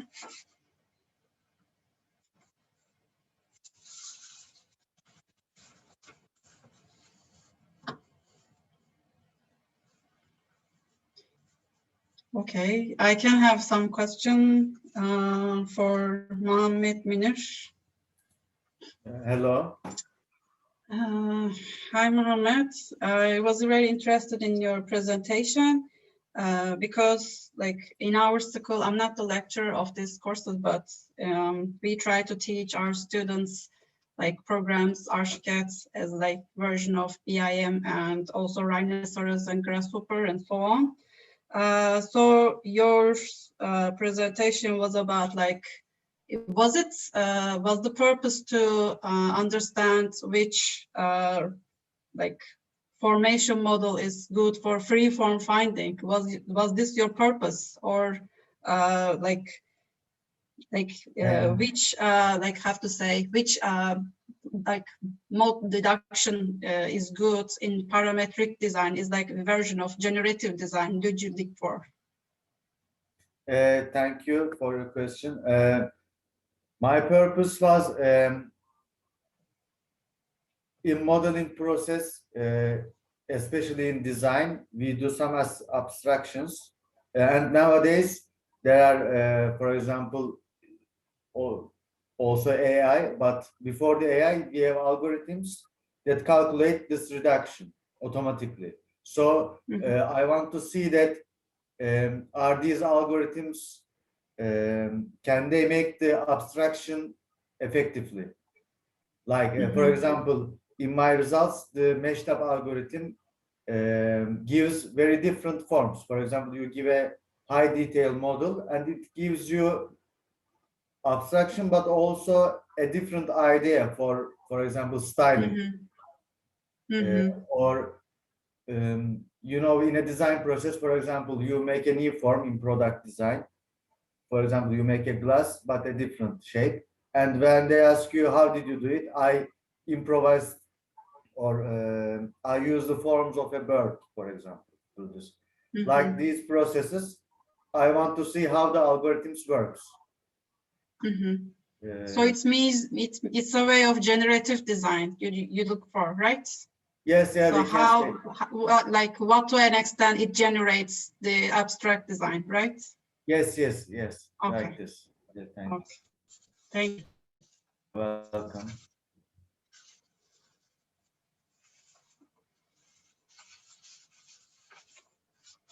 And also for the first presenter, Yasemin or Johnson? Yasemin, okay. I also taught for interior design students, and for an architect, it's a very different experience for me because it's more detailed and their vision of design is quite different than us. I was just questioning that specifically on online teaching methods. And you assign different designers based on, like, I mean, how did you think that the students can connect them, like on social media? For example, did you find the designers through, like, that student can connect them on Instagram or like other like web pages or email through? And like what kind of information they needed to acquire? I mean, did you orient it to students to what kind of information they need to start their design? Actually, we kind of orientated them because the functions were very different. Actually, the project was involving two main areas, one production area and one display area. So at one place, there was this creative production phase of one particular product. This can be a kind of floral arrangement, or it can be a lighting fixture or a ceramic, I don't know, vase, whatever. Each product was, for each product, the needs of the area were very different. So they kind of search for the production methods and also the display needs for these different product types. So they kind of engaged more into the functional needs, which indeed was very good, which was indeed a very good experience for second year students, because, you know, they are trying to get themselves familiar with the anthropometric issues and all these stuff going on. And we kind of, actually, we just chose the designers thinking that they should be from very different disciplines. I don't know, different areas, fields of design. So the first, the most important criteria was that, and they kind of, I don't know, explored some ways to connect, communicate with the designers, each of them. Some of them used Instagram, some of them just emailed them. Only 1 or 2 cases were kind of, they couldn't get any response. In some cases, we changed the designer also. And yeah, it's somehow went well. Okay. Did they have any chance to present their design for that specific designer? I mean, did they get any feedback at any stage of their design during the term? Yes, some of them did that after the feedbacks, and but unfortunately, we just learned students' experience from from these students actually only. So yeah, they. I mean, they are very proud actually because of this experience, and yeah, they overall got very good feedbacks from the designers. The designers were also very interested in the project process. Yeah, okay. And connected with the other presentation with this, modeling softwares. For example, product software, product design, what types of software you use for second-year students? Because like my interest is more like how to teach this, softwares, and sometimes it can be early to teach through softwares, and sometimes it's too late to trespass these skills to these students. So like, which did you restricted them to use some sort of softwares for their product design, or did you allow them to use any kind of tools they feel like very casually use? The question is for me or? For Yasemin, sorry. Okay. You said a product, so I think it was kind of ambiguous for all of us. So in the second year, together with the studio, they are taking AutoCAD CAD lessons courses actually. So they are kind of synchronized. At the beginning of this semester, they are mostly trying to develop hand sketches and some collage works to kind of talk about, to explain their conceptual idea. And then they move on with CAD programs, and we also help them in the studio to develop their skills. They are using AutoCAD and Rhino mostly. And also for the collage works, they learn Photoshop in the first year. They also use Photoshop for the collage works. Yeah, thank you. Yes. Okay. In between you, there are any questions, guys? You can pose if you want.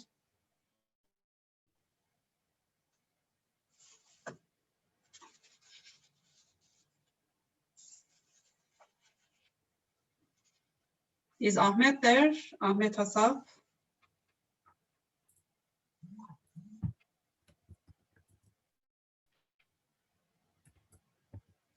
I guess he's not here. Okay, I think we can conclude our second session as well. Thank you very much for your presentation and submitting through on YouTube links, so that's worldwide we share our experience of teaching and education and researches. Thank you. And it's a good platform to share on this 4th International Contemporary Urban Affair Conference as well. And hopefully we will also get more details on our full papers, which I'm looking forward actually. So have a very good afternoon, and thank you very much for listening. Thank you, welcome. Okay. Thank you very much, dear Dr. Didem, Dr. Gorgeous, for this very exciting session. I think we will go directly to the next session on architecture and technology, environmental aspects, where the chairs of this session are Dr. Shaima Fayed, and the co-chair is Dr. Asulin. Let me introduce them. I have the privilege to do that. Of course, our dear colleague, Dr. Shaima Fayed, is a lecturer and researcher at Building Technology Department, Architecture and Urban Design Program at the German University in Cairo. where she teaches undergraduate sustainability and digital design studios and environmental systems in architecture. And Dr. Asule, if they're here with us, is a lecturer also in the University of 8th of May, Department of Architecture in Algeria. It gives me great pleasure to be the one introducing you. Thank you very much for being here. I will be only a moderator. If you need any support in anything, I'm here, but of course, thank you for accepting being the chairpersons of this session, and the floor is yours. Thank you very much. Dr. Shaima.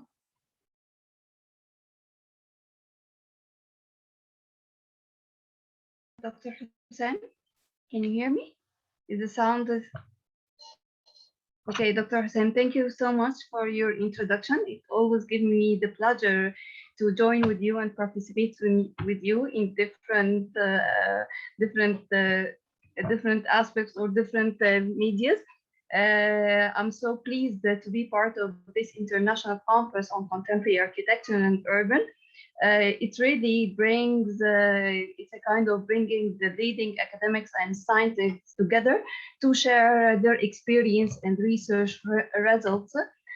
This is very important for all of us as a research and academia to build and discuss the latest research and development, new ideas we already reached. Thank you so much for your introduction.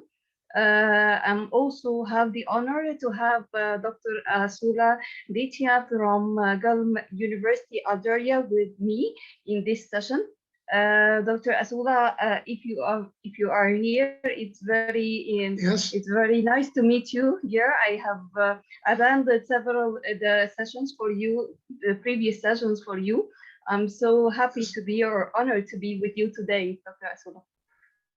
Thank you, Doctor.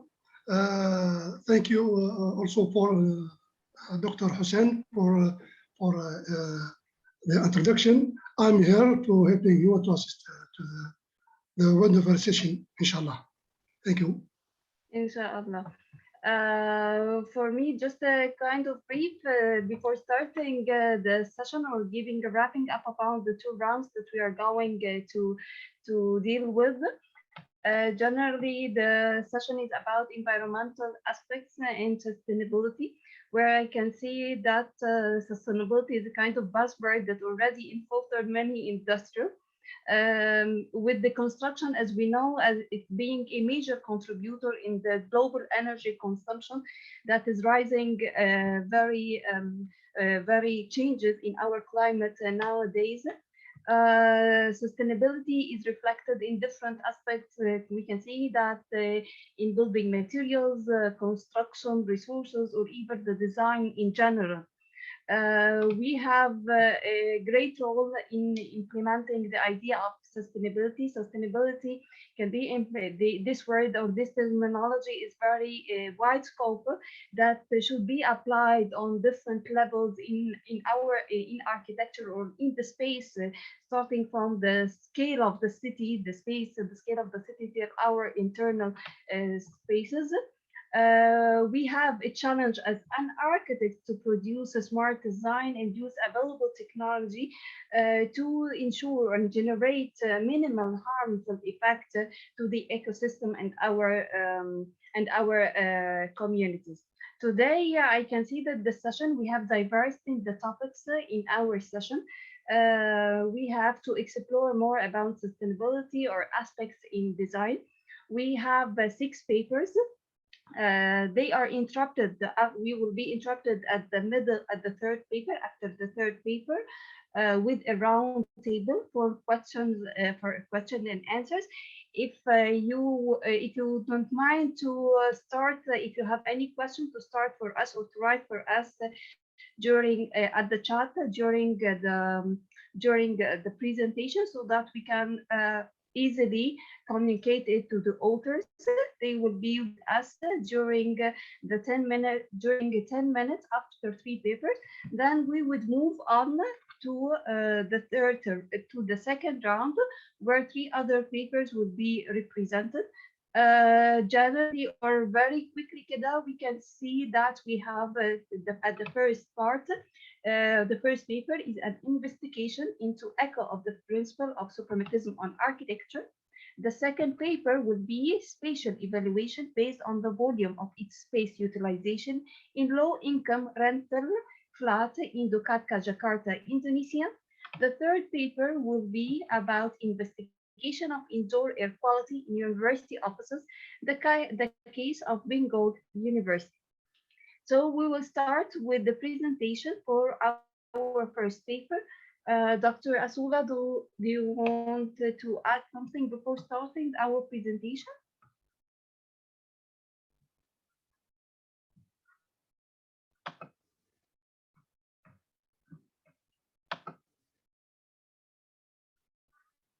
Okay, I will start sharing.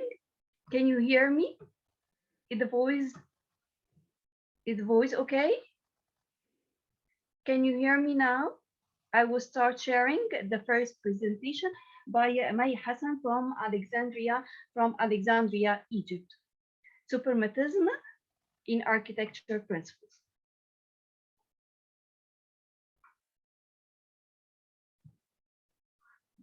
Please.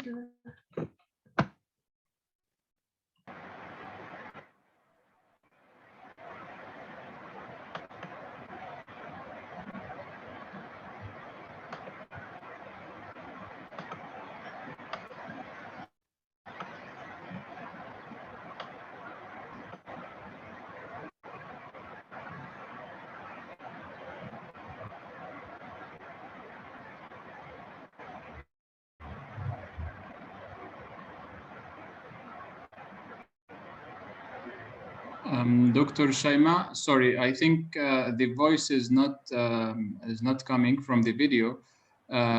Please, if you stop sharing first, I will tell you how to activate it. If you can stop sharing and then share again, but before sharing a window, you will find a small box in the bottom left corner saying share sound.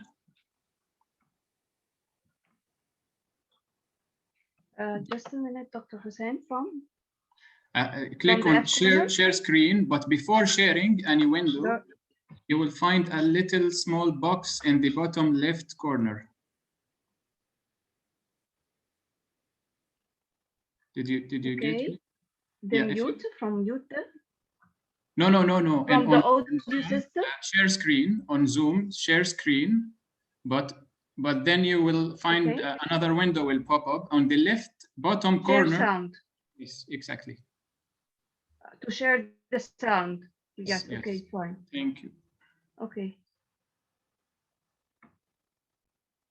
Please let me know if it's working well.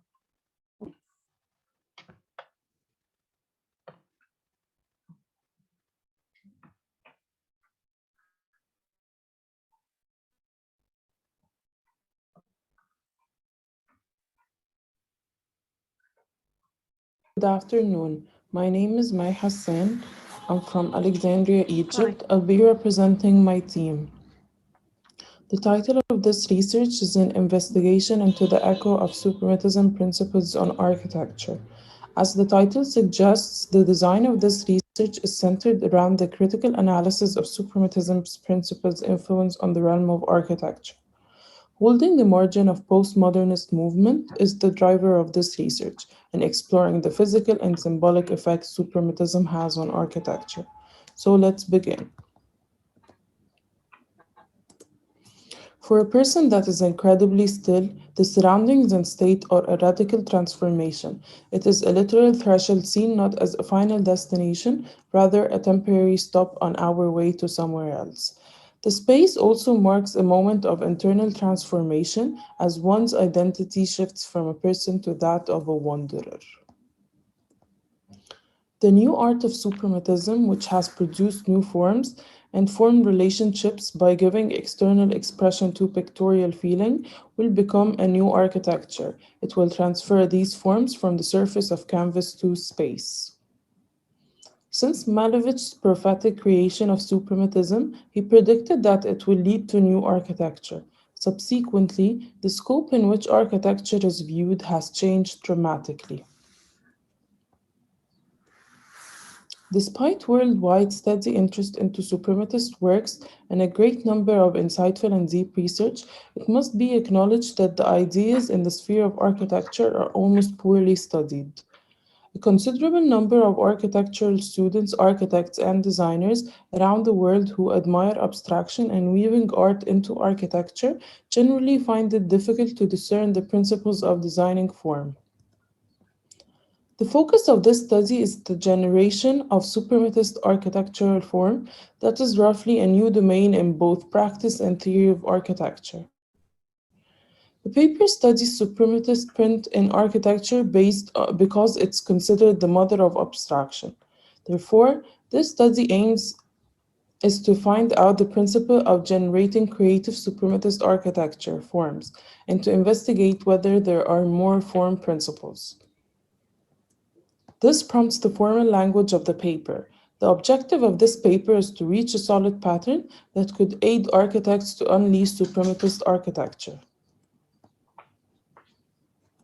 By putting that into perspective, the acumen of suprematist patterns and techniques can aid architects to explore the assortment of suprematist architecture. As for the methodology, firstly, content analysis was conducted through categorizing data and phrases under different themes and clustering them into variables. An exploratory method was used to figure out the formative ideas, the formative design of two suprematist projects. A thorough analysis of two distinct suprematist examples was conducted based on a multi-qualitative study. By using descriptive and analytical methods in which the qualitative study notes common patterns and themes. As for the patterns of suprematism principles based on literature, number one is abstraction. Abstraction embodies abstract lines, shapes, and surfaces. It is regarded as an engine of discovering space, principles of research, and a way to unbound invention. Number two, distorted perspective. Suprematists instead merged in some of their works between additions or subtractions, with distortion or twisting, resulting in producing new and rebellious forms. Number three, fragmentation, which renders the cracking of a block, making it porous. Then a new organizational pattern is being created, giving birth to new geometries. Number four, the idea of ground and gravity, which is defying gravity. The idea of ground is a critical issue for most suprematist projects. Generally, in the works of suprematism, utilizing tilted columns and juxtaposed surfaces characterized by motion, power, and energy are the key. Analysis of form. This part of the paper addresses some techniques that were used to help generate the later inferred analogy. Some formative ideas were suggested by Clark and Pose that could be helpful in making some advances in the process of designing. Others were gathered from principles of form stated by Ching. Each point is firstly explored in isolation and then in relation to other issues. This data is studied to discern the strength and to identify the dominant underlying thought of each project. From the analysis and the resulting party diagrams of each of the discussed buildings, similarities and differences among the designs can be pinpointed.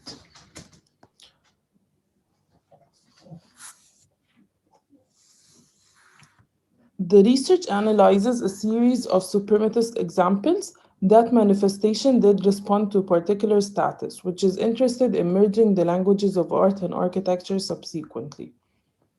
For the first example, which is Lenin Institute by Ivan Leon Dove, in 1927, Ivan toiled the concept for a research complex as his thesis project at architecture school. The Lenin Institute, as it was named, housed facilities for the development of science in Moscow. The institute is constructed of a sequence of clear primary geometrical forms which are pronouncedly put together. This diagram illustrates the attempt of dissecting the Lenin Institute project using the formative ideas addressed earlier and formulating a concluded party diagram that showcases the multiple studied aspects of the project. This table explains the relative ties conducted based on the previous discourse elaborated in the previous section. Based on the previously inferred deduction, Ivan employed a significant pattern that is brilliantly and thoroughly mimicking the unleashed principles of the pioneers of suprematism into the realm of architecture. The deduction manifested clear pattern that could be roughly bounded in multiple points, which are the implementation of abstract forms, the technique of playing with light, layering of platforms, the use of fragmentation, porosity connecting the inside with the outside, creating an illusion of a distorted perspective of three vanishing points, the act of instability and the tendency of defying gravity, and finally, using geomimetic tectonics to give the stir of futurism in the creation of the outworld architecture. The second example is the peak by Zaha Hadid. The submitted design proposal for the peak illustrates a ledger club that is designed by Zaha Hadid. Hadid did address suprematist geology in describing the proposed design. In addition, she mentioned that the architecture is like a knife cutting through the site. It cuts through traditional principles of organization and reconstitutes new ones, defines nature and resists destroying it. The party diagram illustrates the attempt of dissecting the peak project, utilizing the formative ideas discussed prior to this section, and formulating a deductive party diagram that showcases the multiple studied aspects of the project. This taxonomy explains the relative ties conducted based on the previous discourse elaborated in the previous section. The peak project exploits a pattern that aided the foundation of the creation of principles of suprematist architecture. This deduction manifested a clear overlap with the Lenin Institute project, which sharpened the deduction of the solid pattern that is used to aid the birth of suprematism architecture. From the analysis of the two previous projects in the previous section, patterns in the design consideration of the various architects were identified. Similarities in design approaches appeared among many of the architects' works, independent of time, style, location, function, or type of building. The similarities can be grouped into dominant themes or formative ideas which were conceivably used in the generation of suprematist buildings designs.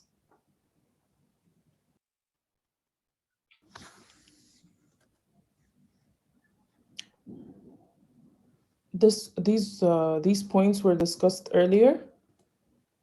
So the new findings are: play with light. Alteration of masses under the element of daylight is one of the techniques used intensively by suprematism architects. However, the factor of shadow adds motion and aliveness to the elevation. Number 2, layering. Layering in painting is the application of multiple layers of colors to give the painting a sensible depth, while layering in this part of the study means dealing with building floors as separate entities or levels to slowly ignore the grid below. Third new pattern is porosity. The essence of porosity is the study in in this study is connecting the inside with the outside via landscaping the project. Finally, geomimetic tectonics, the merge between geology and architecture tectonics, creates a rather metaphysical prospect for suprematist architecture. The term geomimetic tectonics is the binding of both realms, sparking suprematist architecture. It doesn't mimic nature, but rather grasp its mechanism.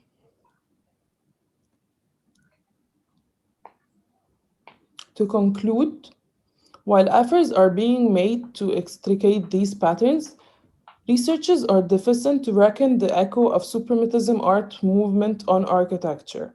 The approach to the study which is presented here is a radical one, but commensurate with the issue. The eruption of the deducted pillars of suprematist architecture was driven by the analysis of the works of multiple suprematist architects and artists, and the unraveling of the common pattern that was lurking beneath the surface of their works. Accordingly, it is expected that through comprehending these patterns and techniques, many aspects might be clarified, and this might help architects whom are interested to explore the assortment of suprematism architecture. Thank you. Thank you. We are gonna move to the second presentation. And as we said that we are going to have all the discussions.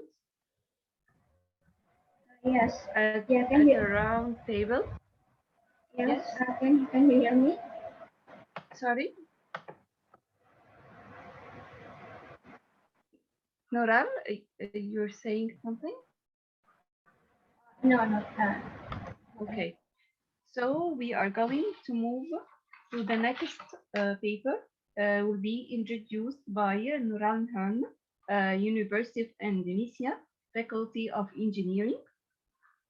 Deepoka from Indonesia. The title of the paper, Spatial Evaluation based on the volume of its space utilization in low-income rental flat in the Kota, Jakarta, Indonesia.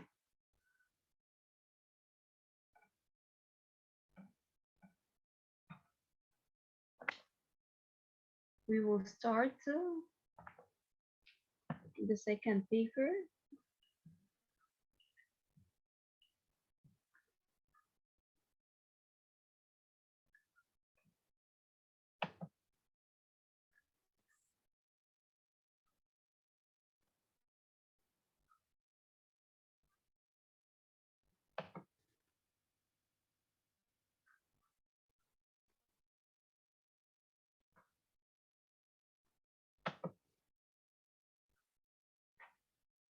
Greetings, ladies and gentlemen. Thank you for having me as presenter to this conference. My name is Nurul Halam from Universitas Indonesia. I would like to share with you our research about space utilization in one of low-income public housing in Jakarta. In this presentation, we want to highlight the issue of the lack of space for storing items in residential units. We also propose to analyze the space based on the volume of the rooms. So, why are we focused on the subject? It began with the COVID-19 pandemic that has forced most people to stay at homes. Kunzman argues that people often become frugal after pandemic and choose to store essential items for the next crisis. Moreover, the stay-at-home policy increases the activity in the house. The government also advised people not to shop often. Driven by the desire to stock goods, people shop in large quantities to meet their needs during the certain period and trigger the increasing the need for storing space. However, the storage space is often ignored in the residential design process. The Commission for Architecture and Built Environment in 2009 reports that living in small houses is difficult. One of the reasons is due to the lack of storing space. Inadequate storing space scatters the items in the house. A crowded space can also affect its occupants' physical and mental health. Rees found that excessive clutter led to mental illness and caused negative emotion in children, such as frustration, sadness, hatred, shame, and guilt. Cross et al. Say that cluttered space disrupt residents from carrying out everyday activities such as cooking, cleaning, and others. Some studies found that the lack of storing space in the house drives the residents to store their items outside. However, like studies focus on how much space the residents use to store and place their items. This paper seeks to explore how much space the residents use to store their items. We aim to determine the proportion of storing space, living or activity space, and the remaining space. We propose an analysis of space by using the volume of the room, since space is used horizontally and vertically. For example, using a wall shelf to keep some items. Data collection was carried out before the COVID-19 pandemic occurred. This research was conducted in the Rumah Susun Kemayoran, a low-cost apartment building in central Jakarta, Indonesia. This apartment has three types of size, namely Type 18, Type 21, and Type 36.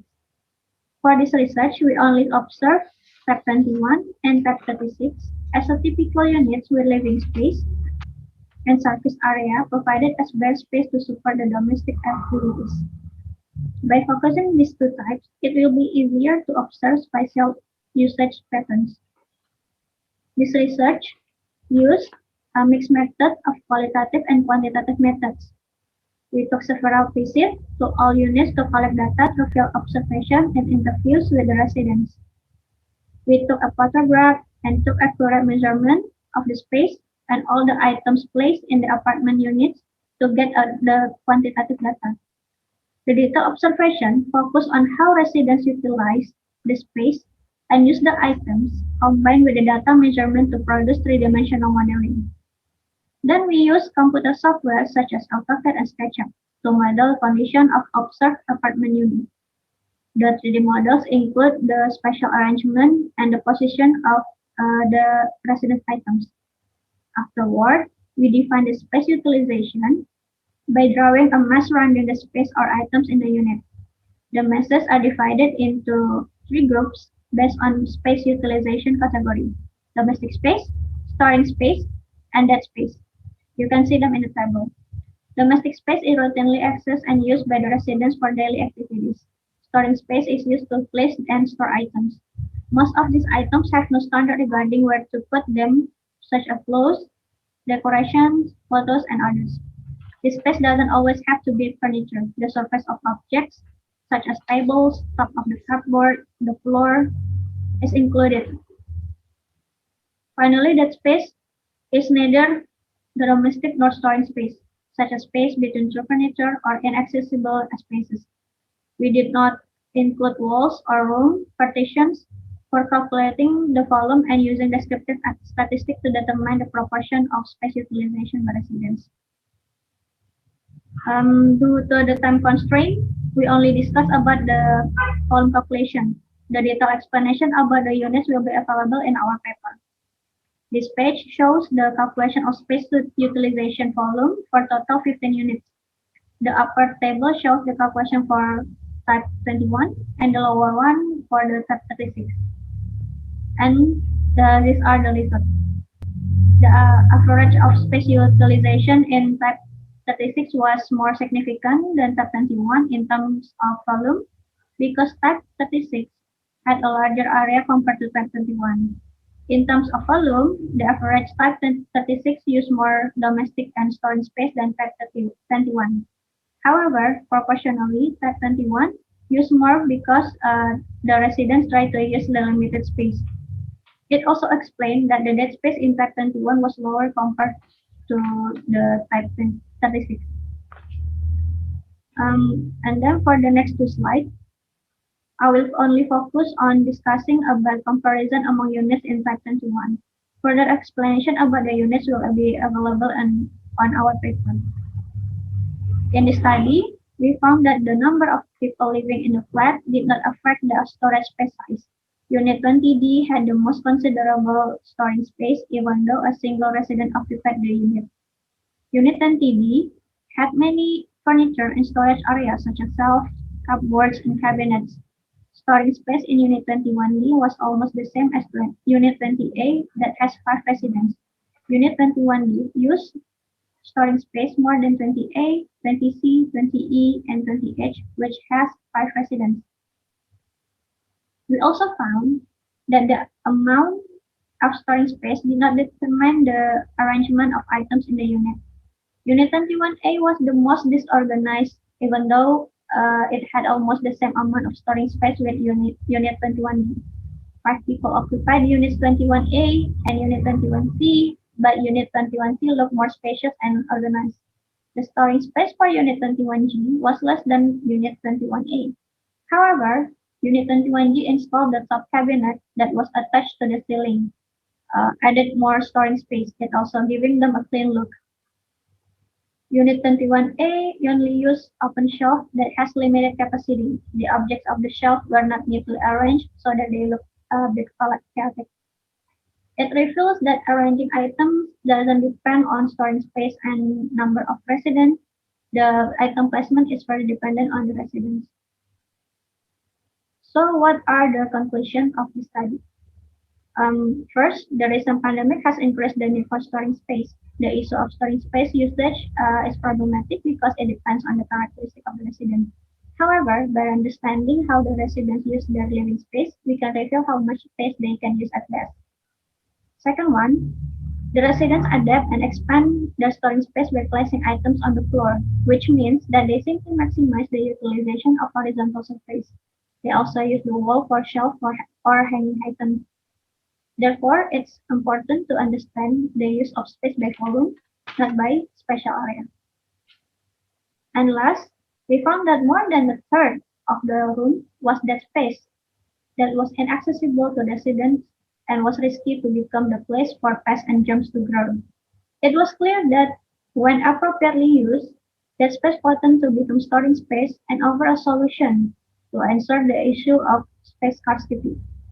However, we do not recommend using the entire dead space because a room still requires air circulation. The study opens further research to find the right proportion to use dead space to solve the shortage of storing space in low-cost apartment buildings. Thank you for listening to my presentation. If you have any question, you can contact me via email shown on the screen.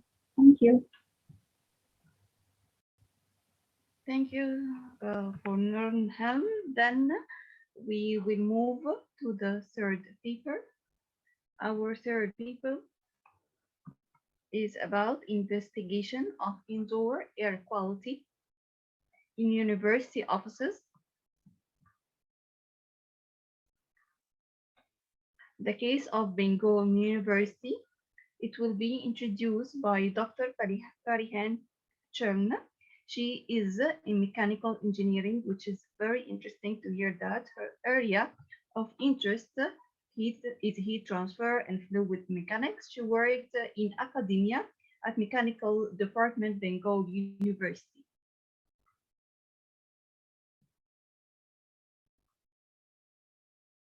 I will share the screen now to start our third presentation, after which we will start the roundtable to open discussions.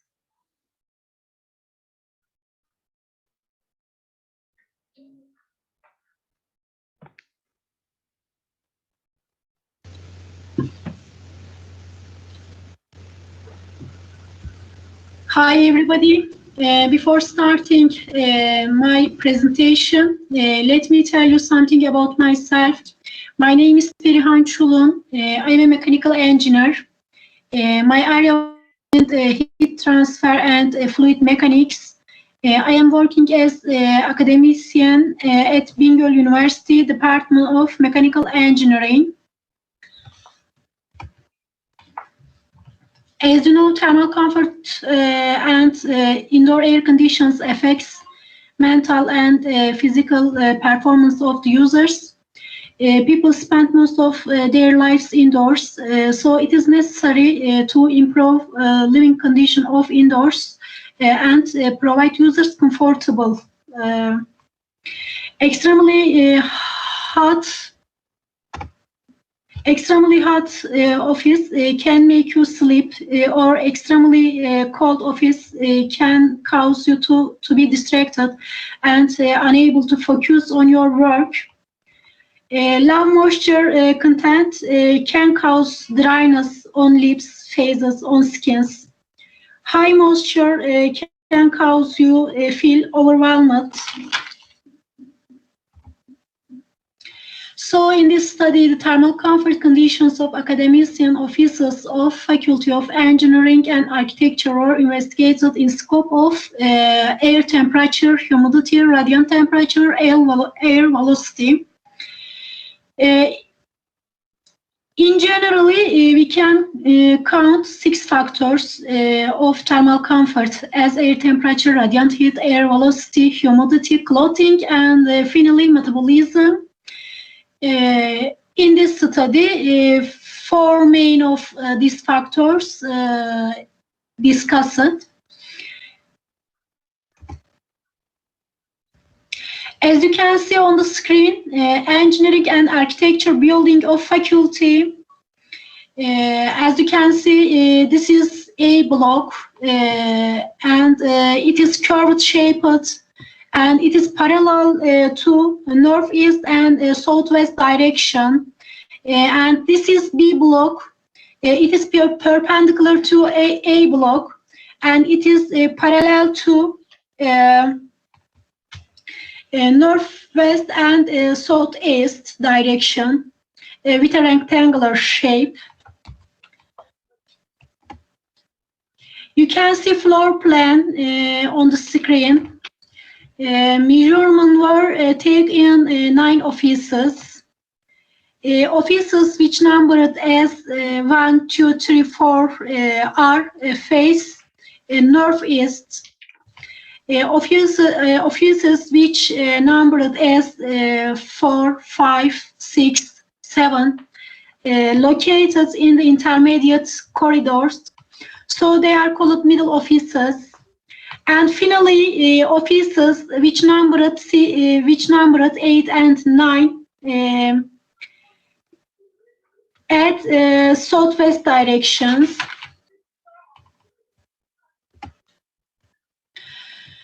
As you can see from first table on the screen, temperature, relative humidity, and dew points of January and February. You can see average values from in these lines. While the temperature value is with the standard range, the humidity value is below the standard. As you can see, the average temperature of January 24.7 and relative humidity 17.7, and temperature of February 25.9. And relative humidity 24.3. As you can see, temperature of January and February, both of them are among of the standard limits. On the other hand, relative humidity of January and February, both of them are below of standard limits of ASHRAE.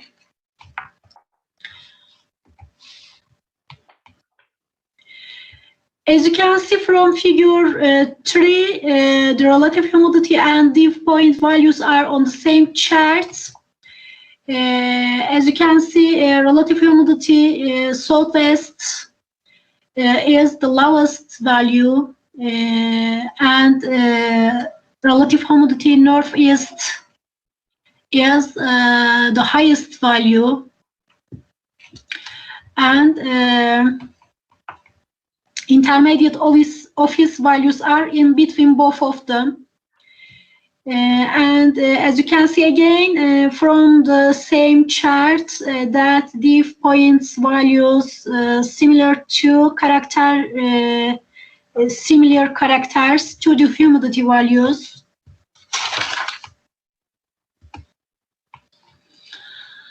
As you can see, related figures, figure 4, relative humidity is maximum in offices in southwest directions for February, and relative humidity minimum in offices in the northeast.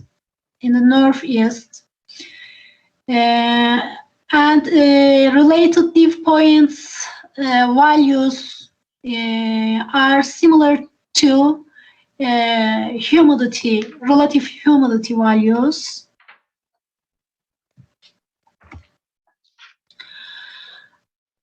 We can see mean temperature values from figure 5 as shown on the screen.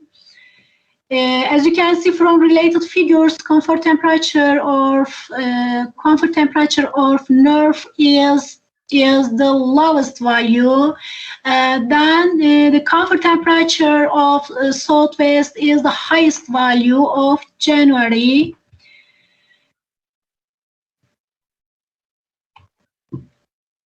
Yes. Another comfort parameter, comfort temperature of February. As you can see, comfort temperature of February on the screens. It has similar characters with January charts. Comfort temperature Southwest is the highest value. Comfort temperature of Northwest is the lowest value, as you can see.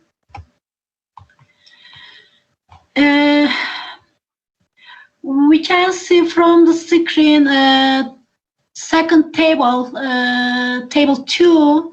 It's called mean radiation temperature. Northeast offices, which numbered 1, 2, 3, and middle offices, which numbered 4, 5, 6, 8. Southwest offices, which numbered 8, 9.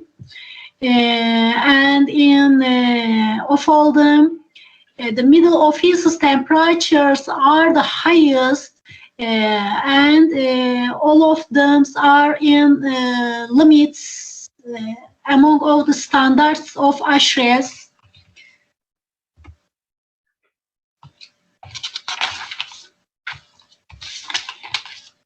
Yes.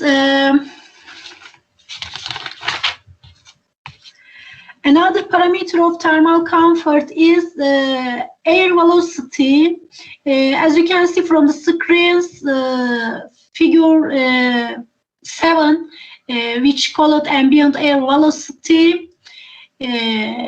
Ambient air velocity in meter seconds units, and its value is between 0.19 and 0.21 between that values, and it is among the standards limits.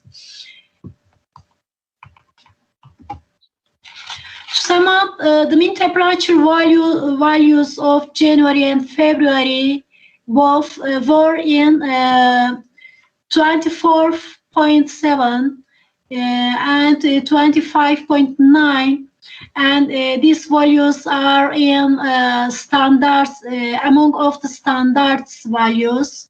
The radiation temperature values were in the range of 22 and 25 degrees on average.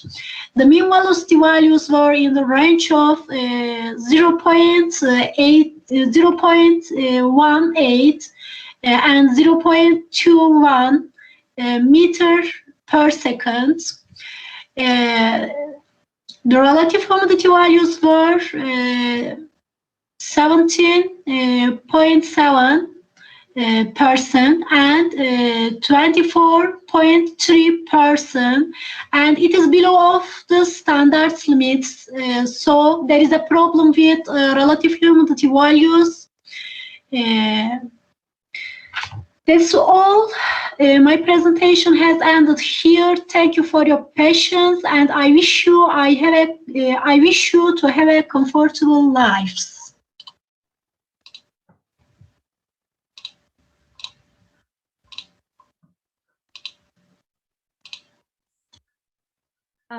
I'd like to thank all the authors who presented their discussion, their presentation. Now we are at the time for any Q&A. If anyone would like to ask a question for the authors, any of our audience, I can see no questions at the chat. If any of the authors have questions.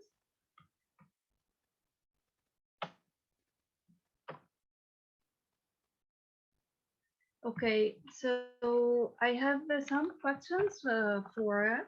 I will start with May Hassan. Maya,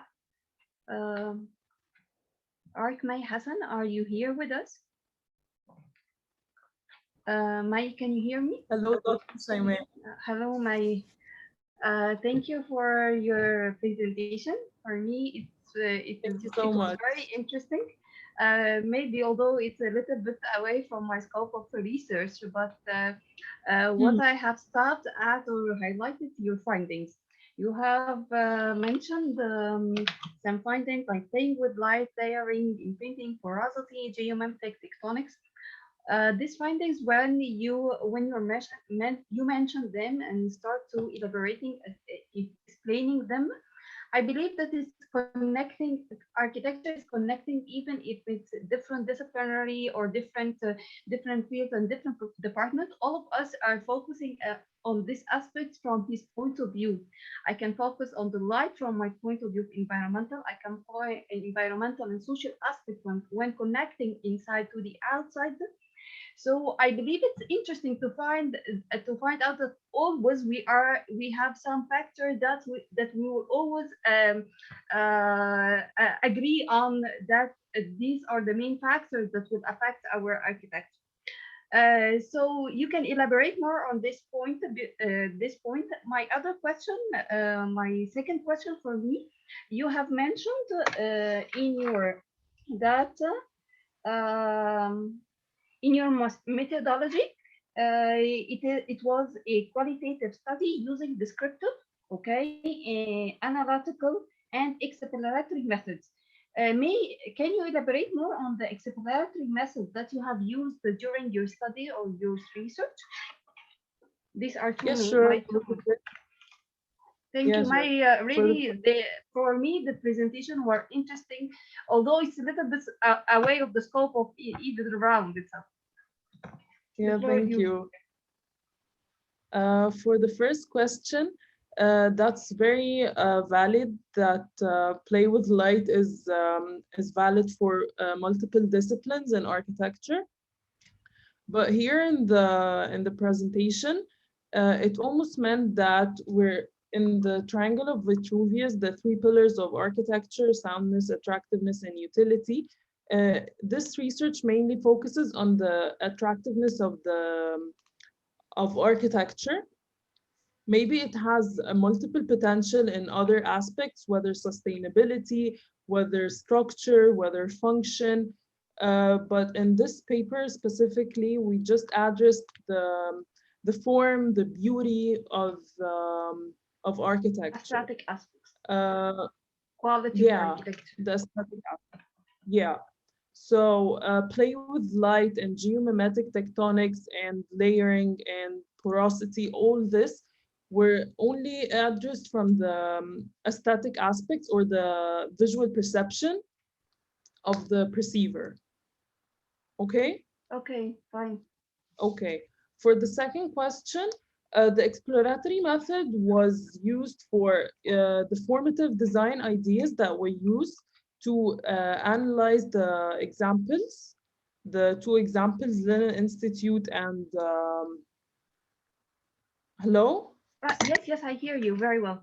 Yeah, for the two examples, the formative design ideas that was used from the exploratory method, that was used based on the analysis of different books and the trials and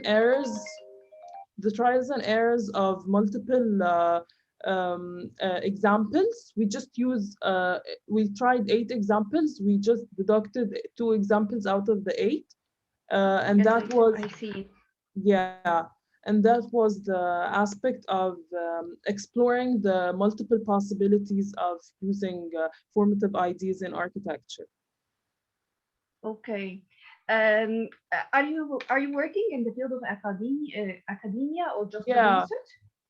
You're working as a TA. Okay, great. From your point of view, which level of students we can target to work with them on this approach or this research? Is it high level students or is at the beginning of their journey, architecture journey? No, I think it might be introduced in the, the history and theory level. It might be introduced to students. It can help with the launching pad of creativity. It can open new scopes. It can open the merge of of art and architecture together. So I think it could be helpful if we introduce this to like the freshman year or so.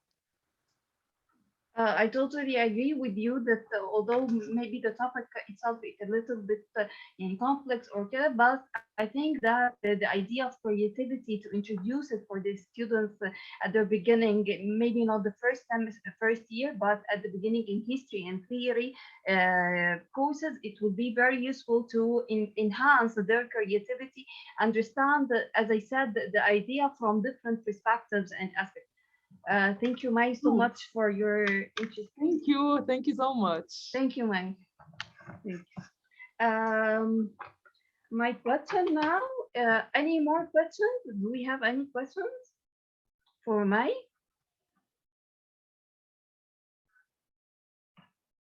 Yes, please. Dr. Shema, is it only for Mai now or as general? If you would like to keep going with the others, and then... Yes, we will move with the other. We will move now with Nernham, and then we will move with Farihan Chun. Okay, Do you have because I have a question. No, I have a question to the third paper and another question, a general one. So whenever you find it appropriate to ask, I will. Thank you. Okay, I will ask. Just moving in parallel.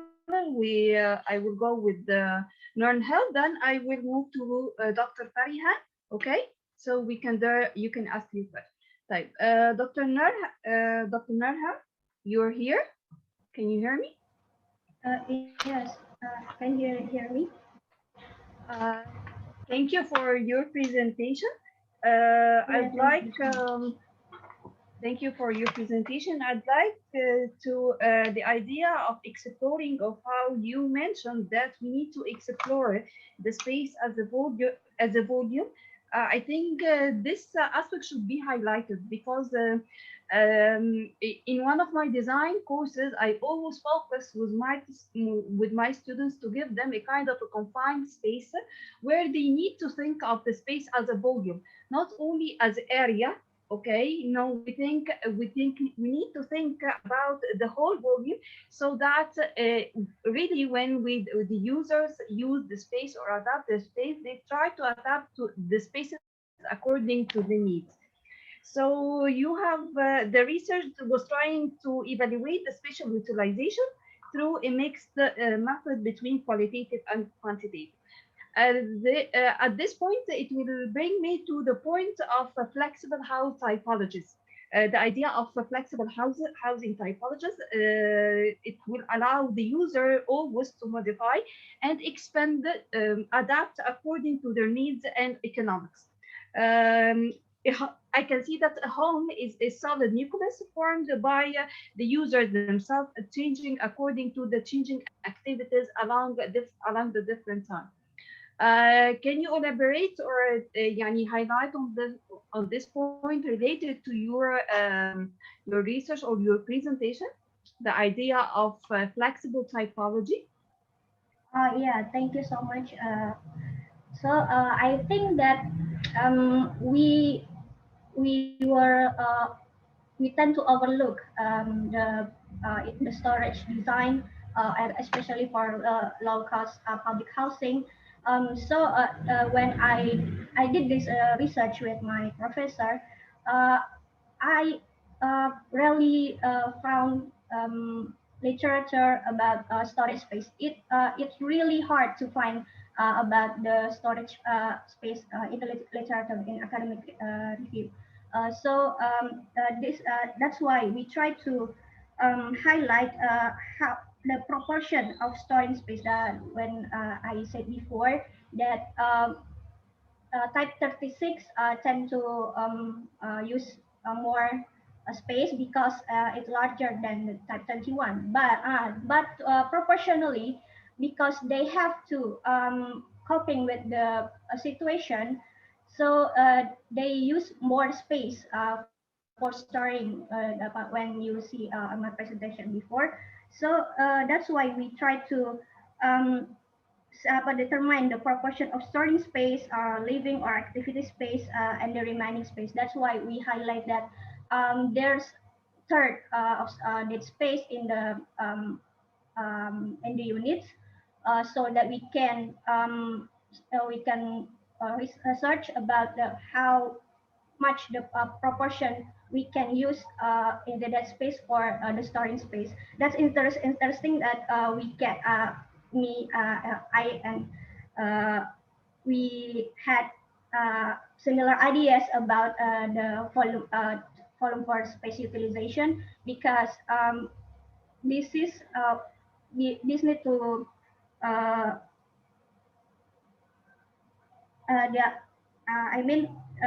there is like studies focus on how much space the resident used to store and place their items. I think that's from me. Thank you so much. Okay, I'm just Oh, checking yeah. the time for us. We still have 10 minutes, right? I could understand your point of view and the research and how it highlighted the importance of storage spaces in a low income rental housing. I could understand this point from your research. Maybe it could also differ from a culture to another, from social level to another. This is what I'm trying to trigger a little bit about the flexibility, the idea of flexible housing. Maybe it could be triggered at different culture and different social levels to add more to the idea of these spaces and how it can be differently affected according to the social level and according even to the culture, different aspects that it will literally affect this point, the idea of the storage spaces. I'm sorry, I forgot about that point. About the typology, I think that's a really good idea to type because it's a difficult to. That's why you said before that people the items tend to place in everywhere temporarily or fixed. That's such as plates. We can it's for we can put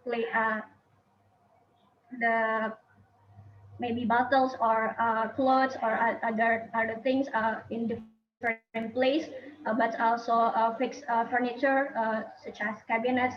I think that the idea of flexible housing is a real that's a good idea, but we have to it's difficult to generalize how much space each family needs for the storing space. That's the next question for this research. I think that's my point. If you, I hope you understand what I'm trying to say. Okay. Thank you. Now, any more questions to Nanha? Okay. So we will move to the last paper introduced by Dr. Parihan Chun about investigation of indoor air quality in university offices. Dr. Fassam is here with us. He wants to ask the question, to the author a question. The floor is yours, Dr. Fassam. Thank you very much, Dr. Shaima. Thanks, Dr. Parihan, for your presentation.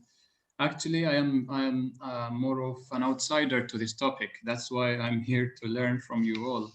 And I was always interested in these topics to understand.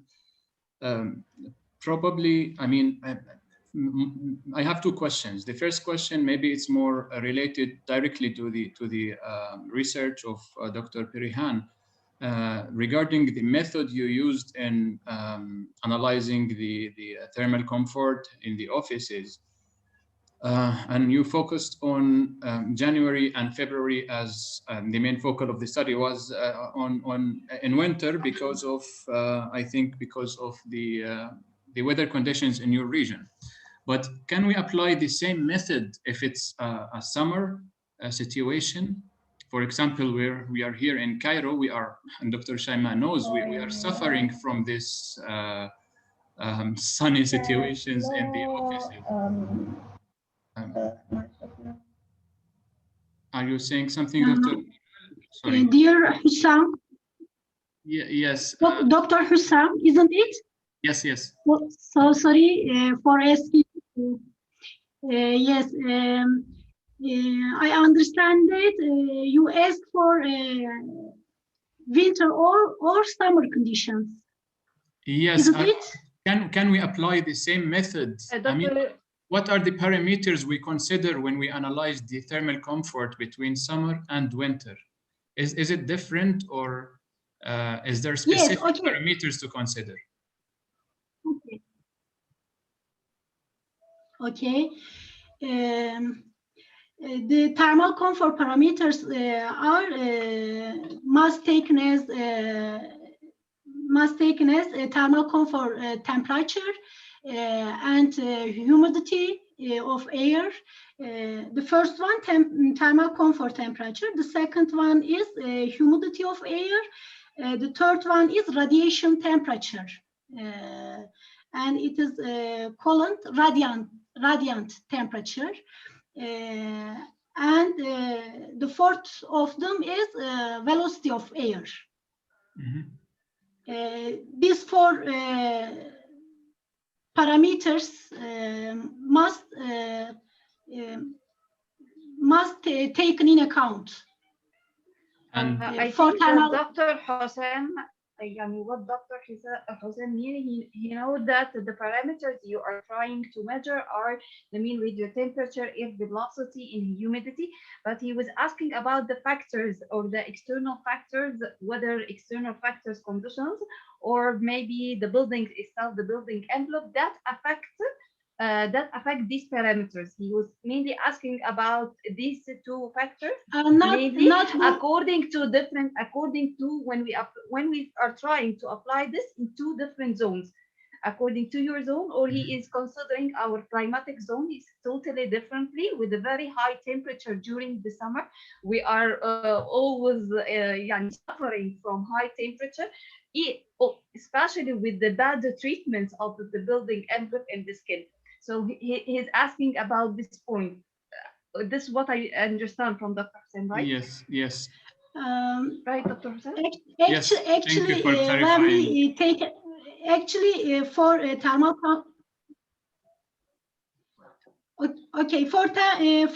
thermal comfort conditions, we take into consideration these four parameters.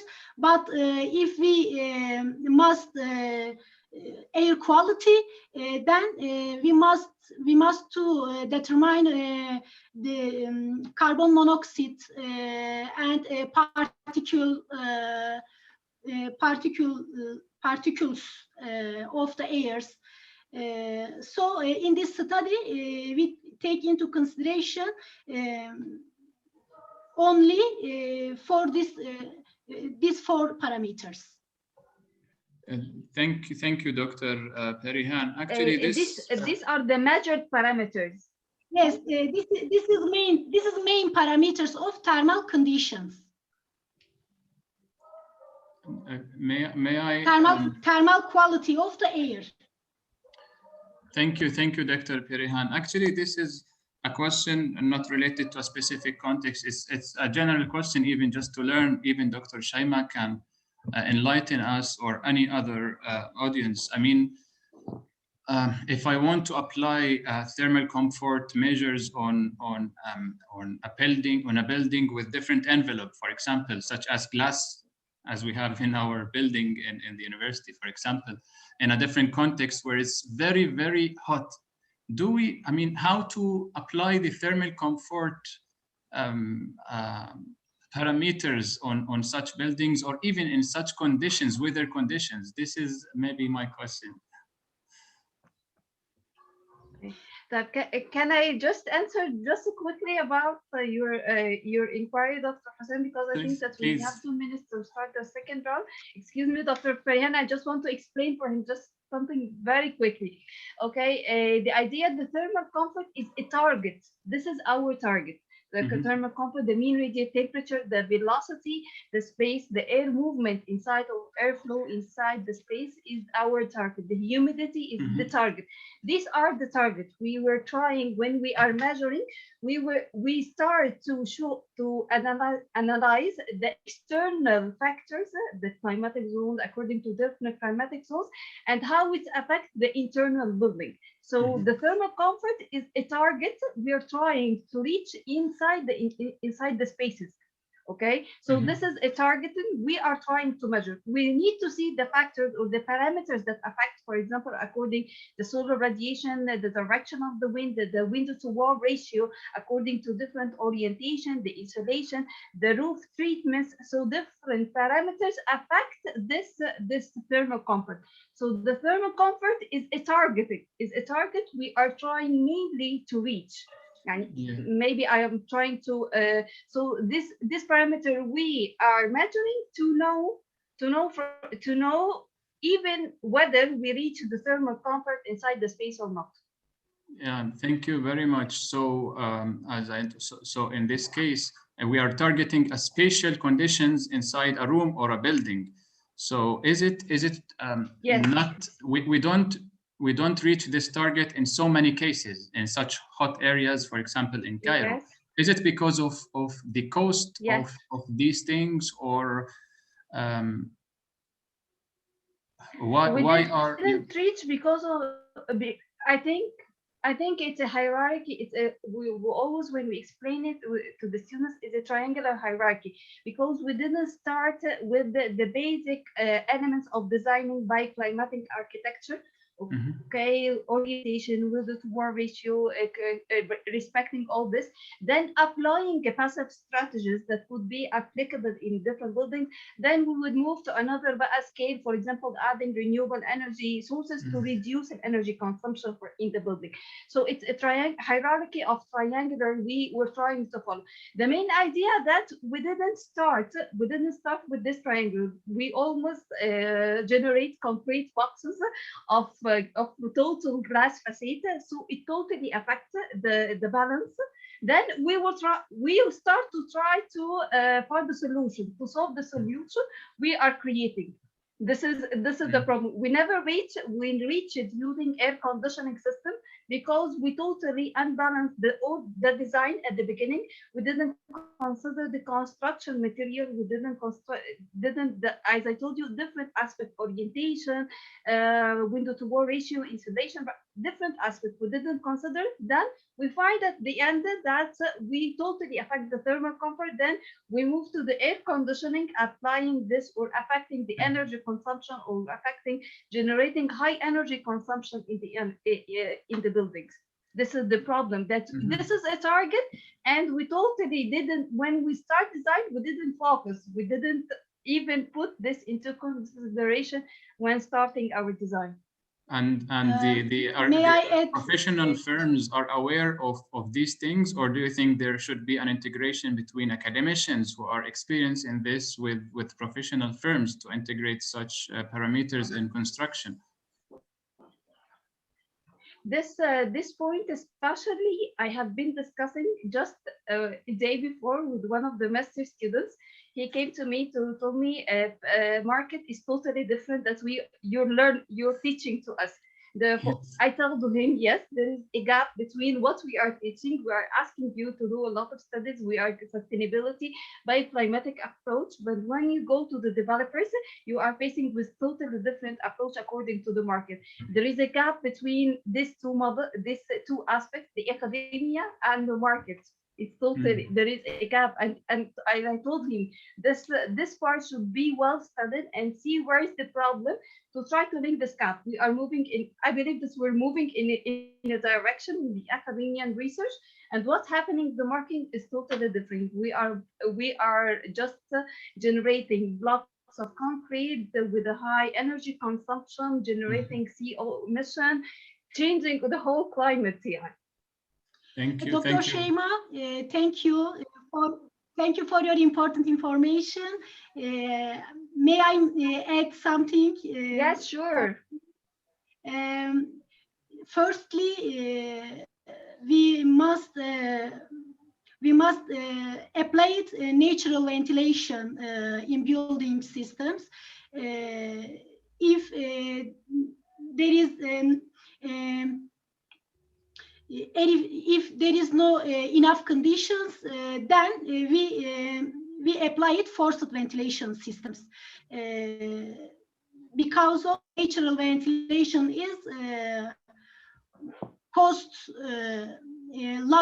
have low costs. So we must apply it before the forced ventilation. Totally agree.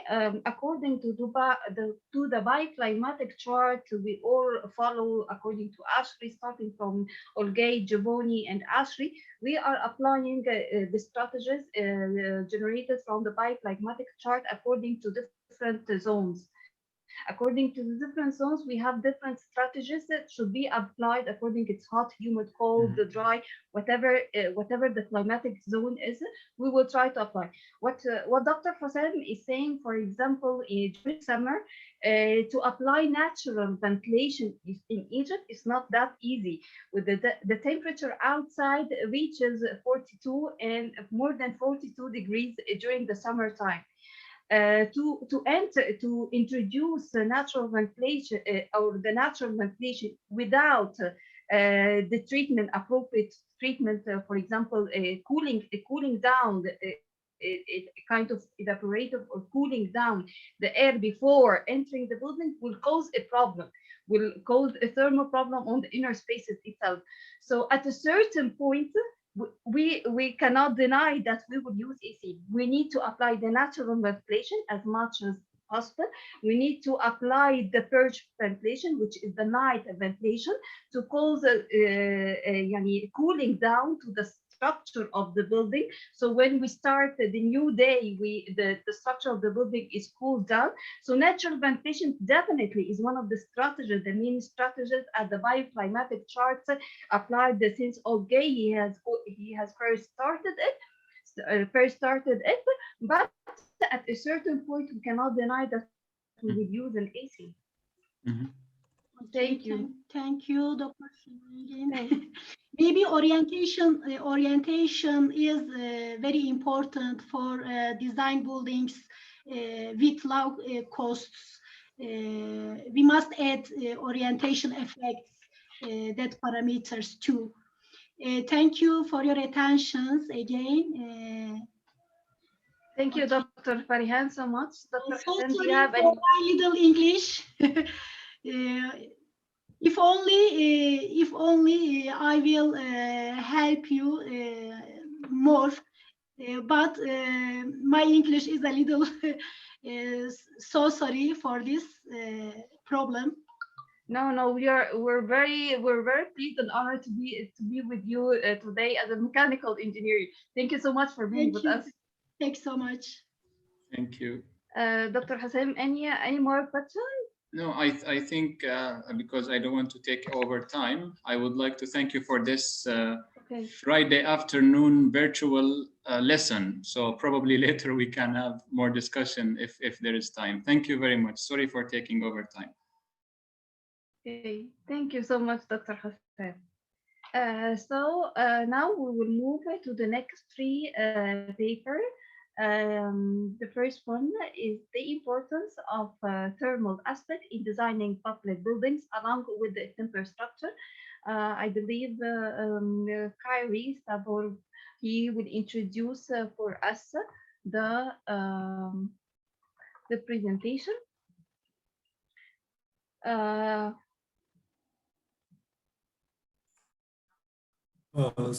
Yes, I'm here, like one of the authors of this. Sorry. Okay, I think now. Yeah. Hello, everybody. My name is Kira Stavrov, and I'm teaching assistant at University St. Cyril and Methodius in Skopje, Macedonia.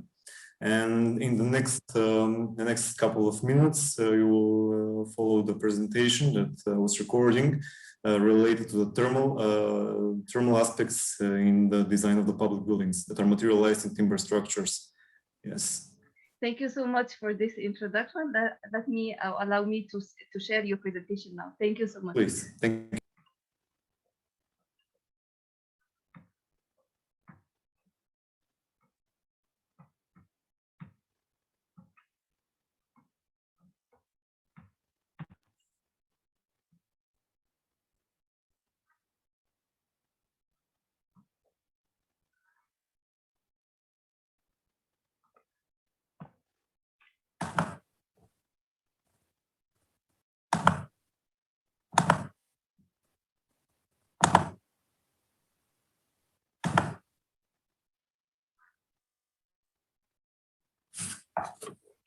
Hello, everyone. Before I begin with presenting this paper, I would like to express our greetings from Macedonia. In this research, we have a joint team between the Institute of Architecture Design and the Institute of Architectural Construction at University St. Cyril and Methodius in Skopje, Macedonia. In that direction, I would like to emphasize the importance of this joint initiative and express my happiness in being part of such an interdisciplinary team.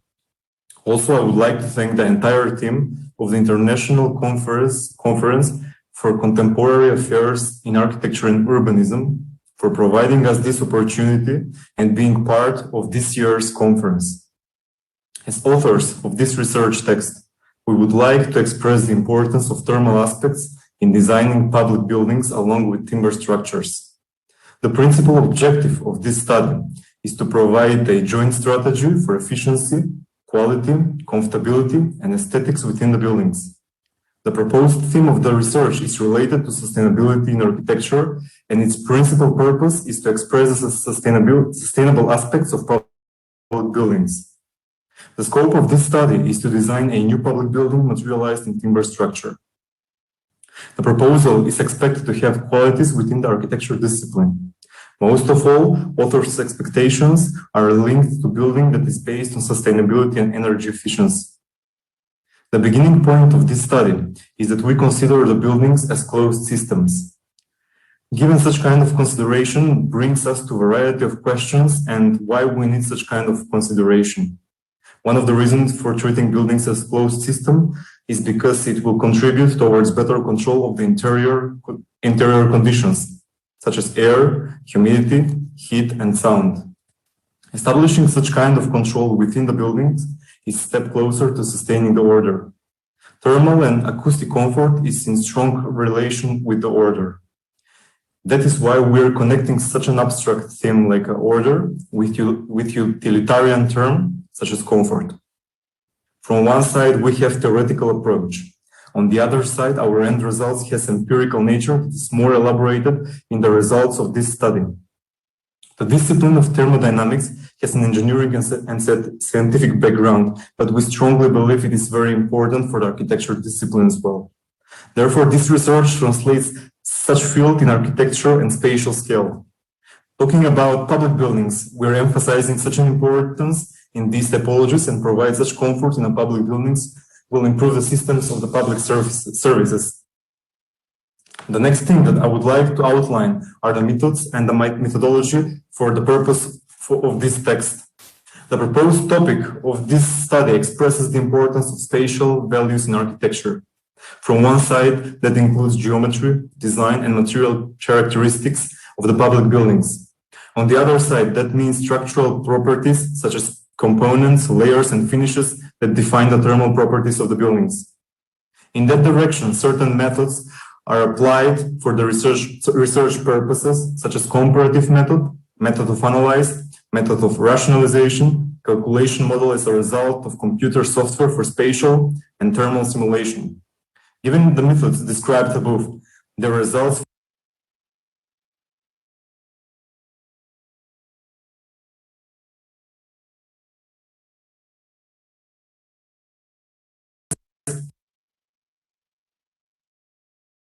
for the research purposes, such as comparative method, method of analyze, method of rationalization, calculation model as a result of computer software for spatial and thermal simulation. Given the methods described above, the results find a place in the design process of the public buildings. And now we relate the hypothesis that is the improvement of the spatial performance as a result of improved thermal qualities of the buildings. The question asked here is how to make a good and quality approach in the process of providing thermal qualities. Another question is how to provide a constant temperature in a volumetric unit with express height and open floors. Also, how to accumulate and minimize the temperature difference between the lower and higher point of the multi-height volume unit. To give the answer of these questions, we need a rational, analytical, and comparative approach in solving such thermal challenges. Therefore, the principal thesis of this text can be related to the improvement of thermal, acoustic, and visual qualities of the public buildings with timber structures. This would also explain why we need to consider building physics in the process of architecture design. These diversities of approaches reflects the importance of geometry and materialization within the public buildings. Broadly speaking, that covers placing the thermal and acoustic insulation on the envelope of the solid materials of the entire building. From the previously applied methods, the results that we have dual nature, spatial and architecture. These results show that geometry and materialization are directly connected with the scope of the study. Both of those terms have an important part in determining the following aspects: thermal, environmental, spatial, aesthetics. To ensure that we have applied the methodology, we designed a new public building. The architecture of the proposal is made for competition purposes for a local municipality in the central part of Macedonia. The concept of the solution presents multi-height unit atrium-oriented place. The central place of the building is directly lightened from the roof windows. It should be emphasized that internal covered atrium is a direct result of the applied methodology. The strategy enables direct import of the sunlight within the central place of the building. In that direction, the proposed solution is based on a skeleton construction system with flexible units that can be adjusted to the variety of tectonic concepts. The entrance of the building is distinguished between the employees and visitors. Therefore, we are creating differences between the following units: administrative work, access for visitors, group events, exhibitions, lectures, readings. The observation of this study suggests that the hypothesis is connected to the spatial and energy performance of the buildings. In other words, the relation between the thermal properties and the internal fabric of the building. To make the story short, we have provided the following aspects: access for everyone, daylight distributed to every volume unit, application of the sustainable methods of design, compatibility of materials with different physical properties, visual and thermal comfort. The structure of the building is an orthogonally rotated matrix of reinforced columns and beams. Broadly speaking, the structure is skeleton type with various materials alternations: timber, reinforced concrete, and lime mortar. This approach is followed by the idea of compatibility and sculpturality. On the other side, materializing slab and roof out of timber makes the entire building more vital. It divides the structure between the primarily and secondary one. This combination of materiality and structure degrees stimulates the strength and makes the building more resistant to outside influences.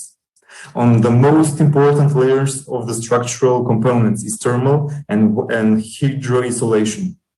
Our strategy is placing it from the outside of the elements. The reason behind this is creating a strong difference between the inside and outside. Such placing of the layers contributes towards better control of the internal climate conditions of the building. This would explain why the buildings are treated as closed systems. In other words, this contributes towards better control of the thermal performances within the building. To conclude today's presentation, we would like to present the results of the study. We have designed walls, slabs, and roofs in details. The next thing is layering each element of the structural component as presenting it in these diagrams. All of this data combined with the surfaces give us the U value of the building. The number is a result of a calculation model that we have conducted within the institute. There are some parameters that we should consider, such as window ceiling, outside temperature during the winter time, that is between -20 degrees and +5 degrees during the heating days, solar gains, and energy loss.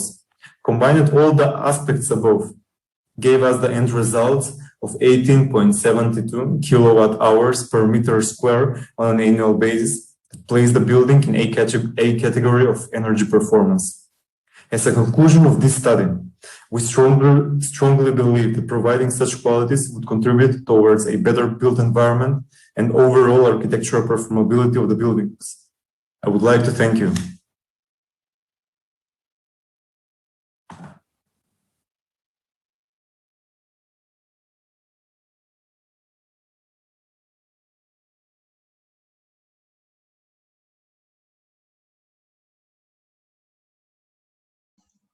Dr. Shaima, you are muted.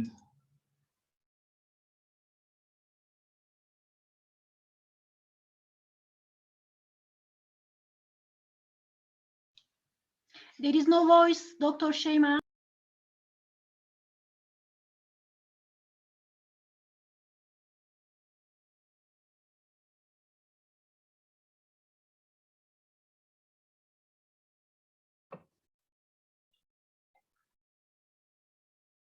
We move to the next paper. Dr. Hossein, can you please check the chat? Because there is a missing paper or missing presentation. Can you check it, please?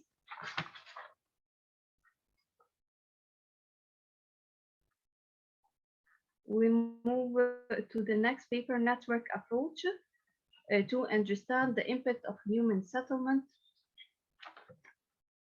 on ecosystem cities. Okay, on ecosystem cities, actually, according to the last updated program, it was included in the program, but if it's not with you there, I can share it, no problem. Okay, fine. Yes. No, I have the network. I have this one. I have the network approach to understand. It's already with me. Okay, which one is not available?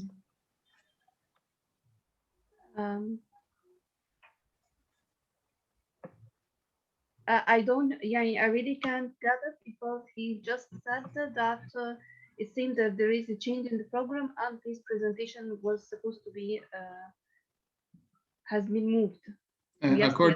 According to the last version of the program, we have in this in this round, we have the importance of the thermal aspects in designing public buildings along the temper structures. I think it was presented just now by Kire, right? And then network approach to understand the impact of human settlement in ecosystems and cities. And the third is monitoring and landscape quantification of uncontrolled urbanization. This is according to the last. We have all this paper. Yes. Yes, we have the presentation for all this. Another also called Bahr Sultan. He is the one who had the problem. So I don't know which paper is here. This is the point. I will start sharing so not to lose time. So and you can check this. Okay. Okay. Thank you.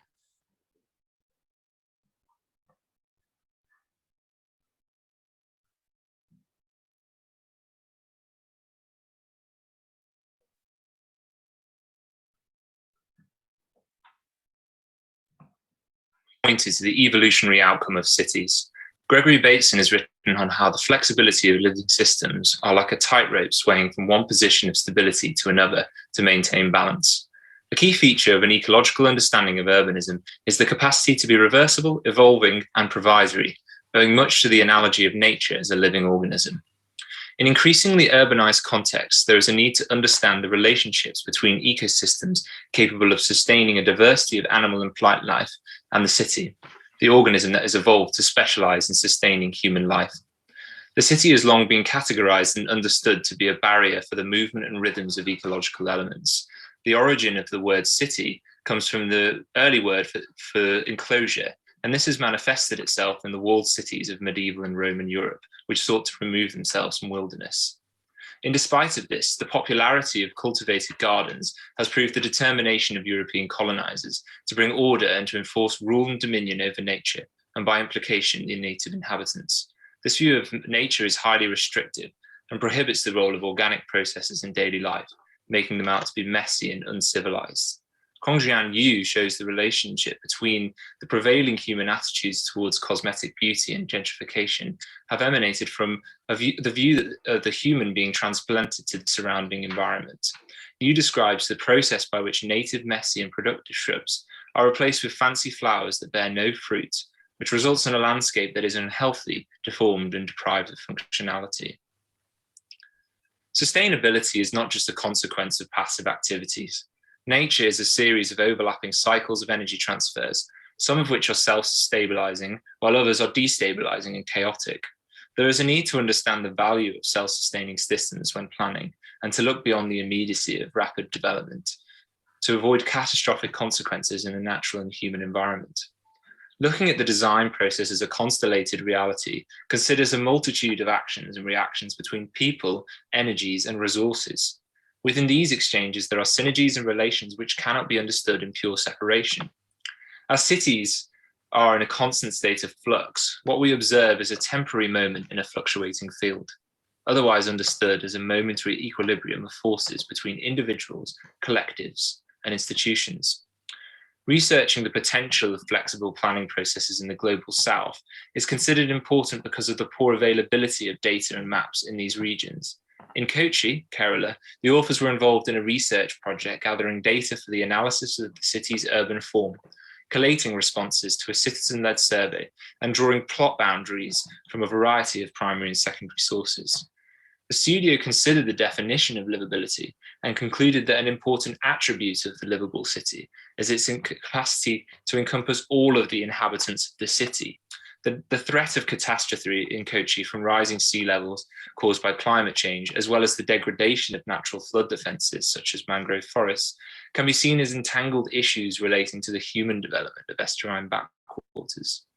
This research points to the potential of the city to be understood more holistically by integrating system dynamics through the advances in computer sciences. Complex simulations utilizing agent-driven algorithms can explore a variety of outcomes based on different variables. Cities can be understood in dynamic urban simulation models through exploring the relationships between organisms, built structures, and their natural environments. The early models used in the simulation and prediction of urban development find their origin in the work of John Conway and his influential Game of Life, which consisted of a two-dimensional orthogonal grid of cells. Each cell has exactly two possible states, dead or alive. A set of 4 rules based on the state of the neighboring cells determine whether the cell will be dead or alive in the next generation. This very simple setup allows a wide variety of different patterns to emerge after the program runs for several generations. This, in relation to the real-world phenomena, becomes apparent when realizing the development of form and land use patterns in cities are, like in Conway's grid, influenced by the interaction of agents through bottom-up processes informed by simple rules. Koenig et al. Proposes an integrated system dynamic simulation, using the stocks and flows approach to represent aspects of urban simulations. They propose the theoretical framework of urban metabolism as a model to facilitate the description and analysis of stocks and flows of the materials and energies within cities. The authors are particularly interested in the interactions of natural and human systems in relation to the rapid expansion and urbanization of Kochi. The development of human settlements at the fringes where humans and animal species coexist has caused severe interferences with local ecosystems. The authors first tested their approach when trying to understand the coalescence of literature sources about livable cities. The approach consisted of a textual analysis, parsing text from literature sources through a word cloud generation script in R, and then using Tableau to examine the relationships between texts. This method allowed for a decentralized analysis of the relationships between textual sources, with centralities appearing as emergent as opposed to the more unreliable subjective narration of similarities. The author decided to take this approach forward by creating a network model for the stakeholders of Kochi for interpreting the ecosystem threats and opportunities and connecting a variety of stakeholders within an ecosystem relating to their common threats and opportunities. Understanding the relationships between human agencies and Kochi goes some way in exploring through systems thinking how the city might be approached by an urban designer. However, it does abstract the network of human actors within the complex system from other life forms and their networks, and there's a danger of seeing the humans above or outside of nature. Collating data for the species network was achieved by the authors through tabulating the 231 species found in a number of surveys for the Mangalavan. Through linking the species based on predation information found on the India Biodiversity Portal, a network graph was produced. The results of this network graph allowed the authors the ability to have greater insight into the ecological scenarios and found that the mangrove species was the most interconnected species through the measure of betweenness centrality and eigenvector centrality. These findings revealed empirically to the authors that the mangrove had a central role to play in the ecological landscape of Kochi. In order to understand the dynamics of human and natural populations, the authors identified data sets capturing human population density as well as green space density in an area of Kochi. Trying to gather this sort of data was important for the researchers, and they had to use novel methods of gathering in this process. For the population data, authors used WorldPop, an open source demographic data set that spatially aggregates census data to a resolution of 100 meters. A similar resolution was derived from remote sensing data sets using satellites monitoring seasonal evapotranspiration, which is the cooling effect of green infrastructure in cities. The resulting raster data sets could be then processed into land parcels using the zonal statistics function. This allowed the researchers to have visualized data sets of the city with live values for biodiversity and population density. After going some way to understand the interdependencies and relations between species and stakeholders, the authors turned their attention to enacting these relationships spatially to the geography of the city. They had to choose a statistical model, and it was selected for the simulation, the wolf sheep predation model, an open source model found on the NetLogo repository. The appropriateness of this statistical model was appraised based on its prevalence in the natural world, but was reconfigured by the authors in a novel way to represent human dependency on nature through consumption of natural resources and the inverse threat of extinction through habitat destruction. The authors owe much to Koenig et al. In the integration of the land parcels and of the urban area as areas of differing activity for different populations.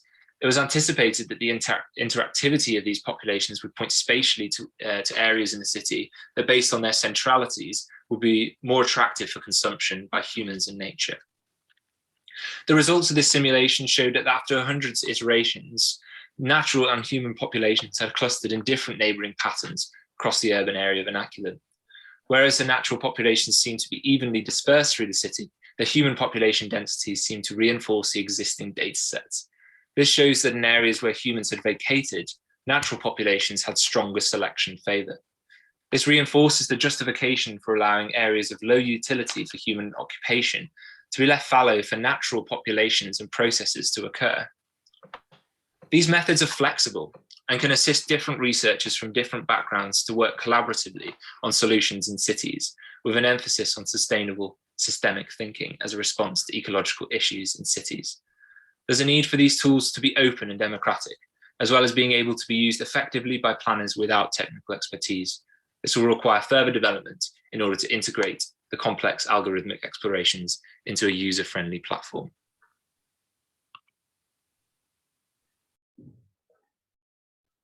Great. So we will move to the last session.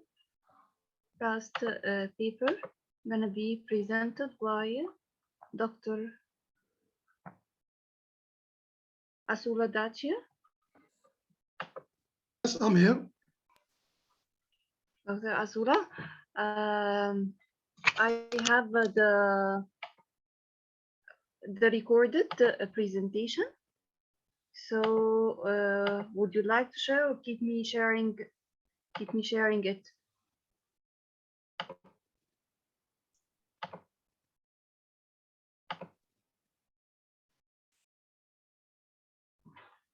Okay, I will share the screen. Could you share it from you?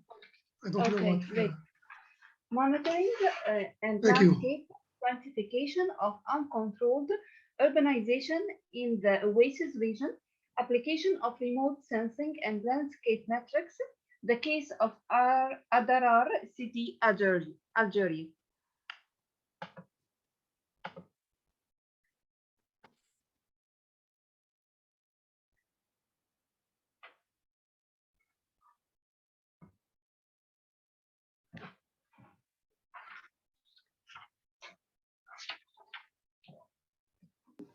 Hello, everybody. I'm Dr. Assoud Shisha from Gelma University in Algeria, Department of Architecture. I'm going to present about monitoring and landscape quantification of uncontrolled urbanization in Oasis regions, application of remote sensing and landscape metrics, the case of Adra city in Algeria. So this presentation is talking about the question related to the control of rapid and unplanned urbanization, particularly in fragile environments like the Algerian Oasis regions, and the utility of approach based on remote sensing and GIS methods. This presentation is mainly organized on 5 parts: the presentation of the context and problematic, theoretical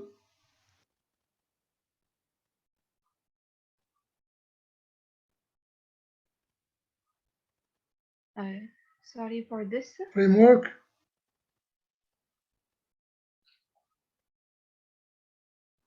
Grammarly can help you write quickly and confidently, so you never have to slow down at work. Sorry, Instant correct. Just something wrong happened.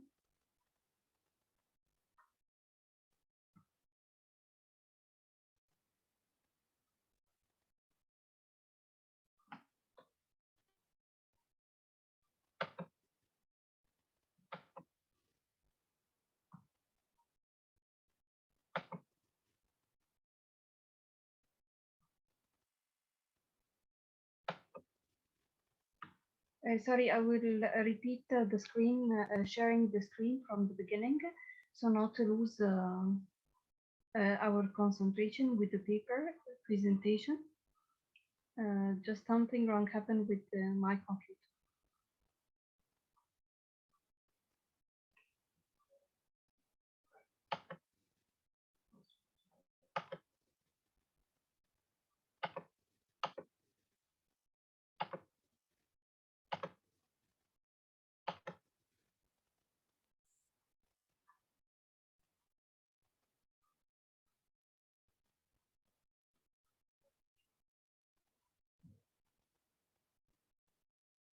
University in Algeria, Department of Architecture. I'm going to present about monitoring and landscape quantification of uncontrolled urbanization in oasis regions, application of remote sensing and landscape metrics, the case of Adra city in Algeria. So this presentation is talking about the question related to the control of rapid and unplanned urbanization, particularly in fragile environments like the Algerian oasis regions, and the utility of approach based on remote sensing and GIS methods.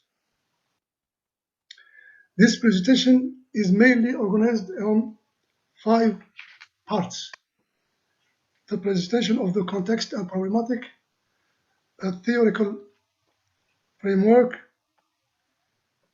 the presentation of the material and the methodology, result and their interpretation, and it will be finished by elements of conclusion.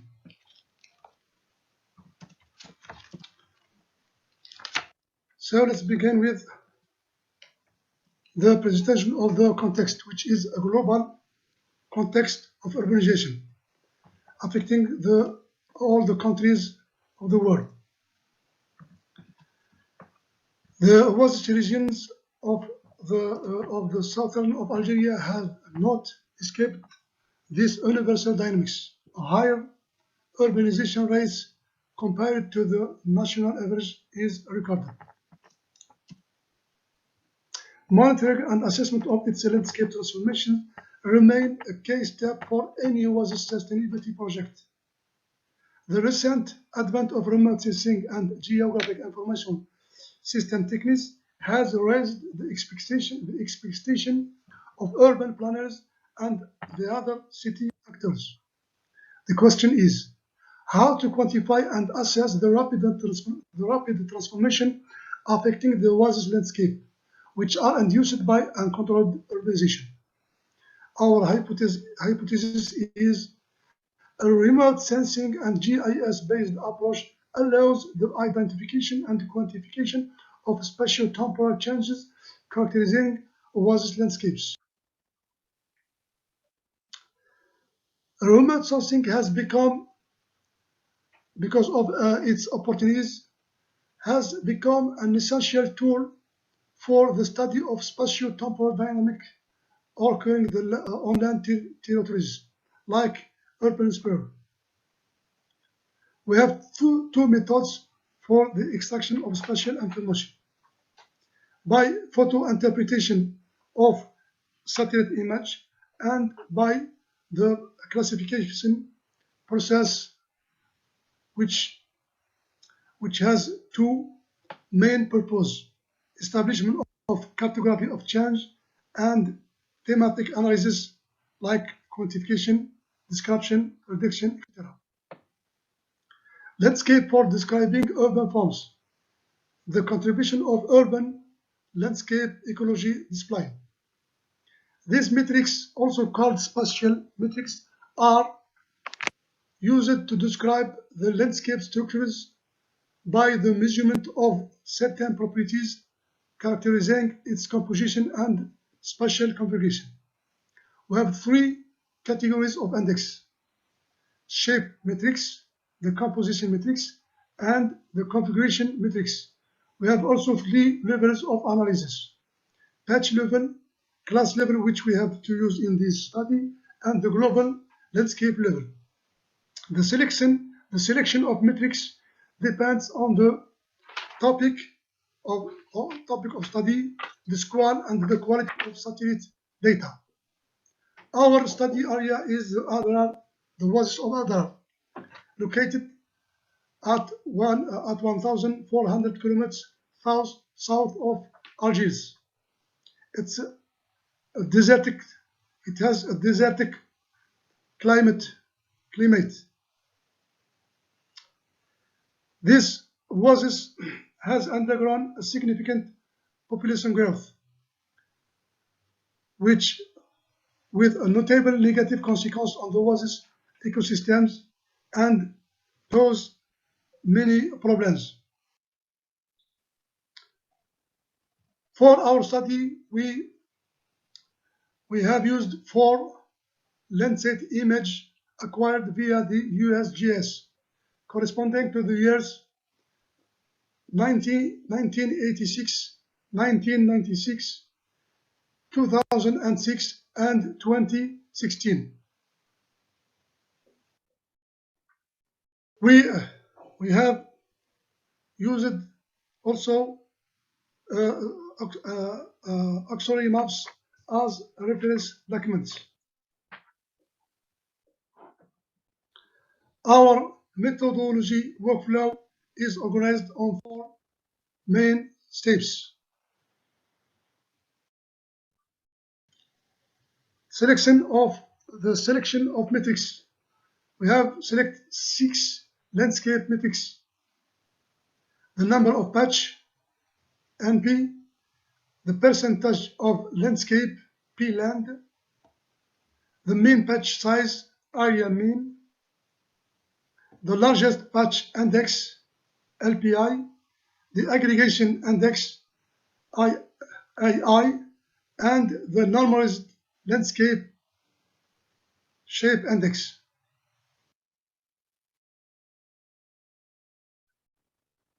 As a result of classification, we have obtained 4 thematic maps corresponding to the years of 1896, 1896, 2006, and 1816. As first comments after a cartographic reading, these maps shows a notable growth of built-up area against a progressive decline of and the fragmentation of the palm grove. The growth of built-up area is mainly influenced by the road access in different directions.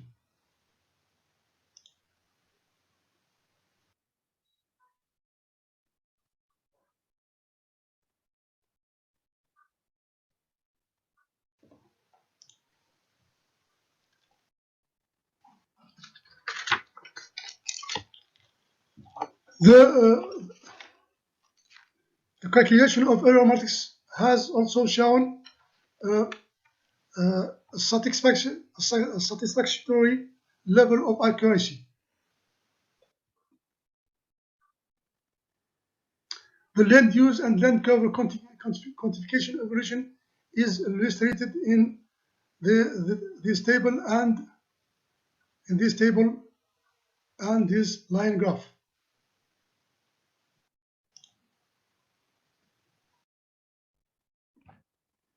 These graphs shows two opposite tendency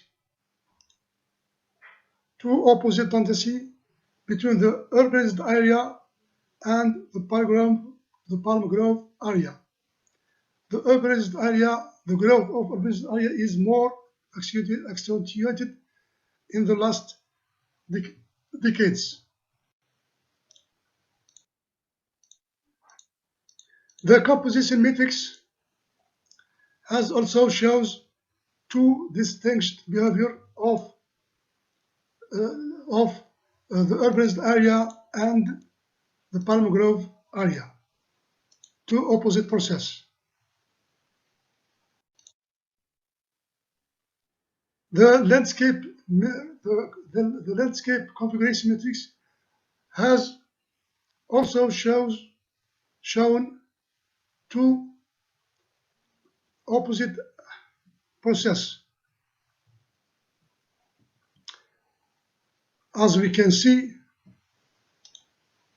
a simultaneous increase of the three of the LPA and the aggregation index with a decrease of the normalized landscape shape index, which means a tendency towards a morphological compactness. However,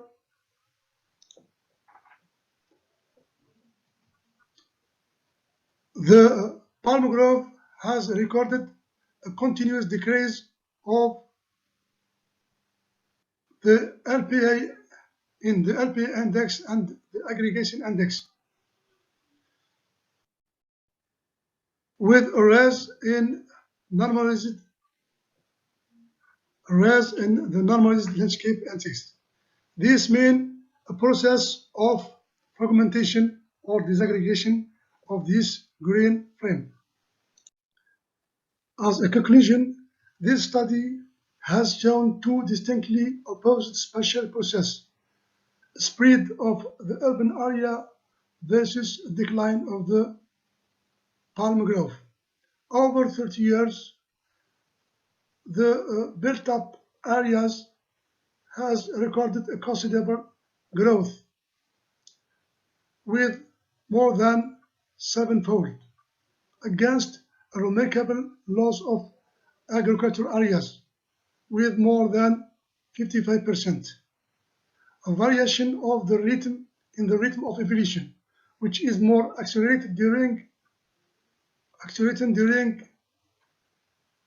the last decades, against a palm grove area, which is more amplified during the first decades. A continuous mode characterizing the urban growth in all directions, with some discontinuous extension, particularly during the period, the second period, from 1996 to 2006. This shows the influence of the road axis in the orientation of the spatial growth, a negative impact on the green fabric. The study has shown a progressive process of fragmentation by enabling of the edges and inviting the degraded areas inside.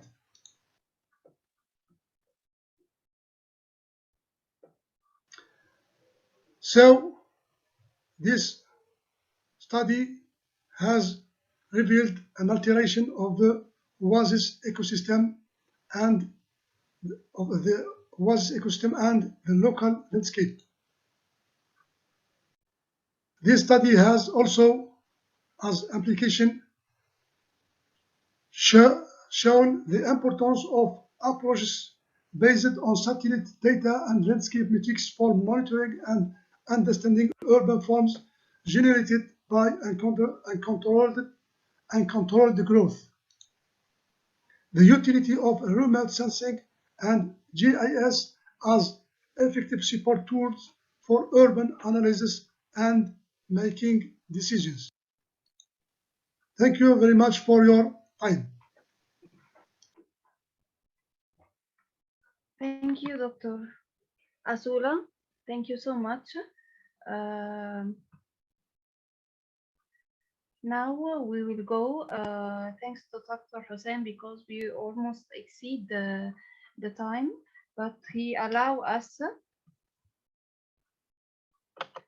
allow us to have the time for the round table. Thank you so much for this consideration. Now we will open for discussion. Is there any question for the first paper, the importance of thermal aspect in designing public buildings along with timber structure? Do we have any question for Kiri Savaru or Kiri Savaru? Okay. Okay, so let me have a quick question. Kiri, are you with us? Yes, I'm here. Hello. Thank you for your presentation and for the case study that you have introduced, a kind of strategy for efficiency and comfortability along with the aesthetic within the building using the timber structure material. My question here, during your simulation or the simulation you have introduced, which shown in the diagrams, the diagramic for the layer of the construction material with the insulation. What was the main factor that assists in reducing the heat transfer through the building? Is it the materiality or the insulation layer? Yes. Thank you for your question.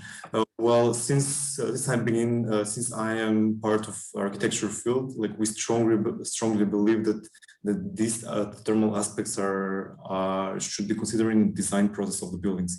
And for that reason, like materials and the components of the layers from all the three components, the slabs, the roofs, and walls, like are from a great importance in providing thermal comfort and considering the thermal aspects. For that reason, like we're definitely one of the main elements is that we place the thermal insulation, and as well as the waterproof layer of the external part of the structure. That's the one aspect that we're emphasizing in this research, and the other aspect is the thinking about the materiality and the materialization of the building, because like through thinking through the wood and through the wood application, like we strongly believe that we will provide those qualities in the architecture field.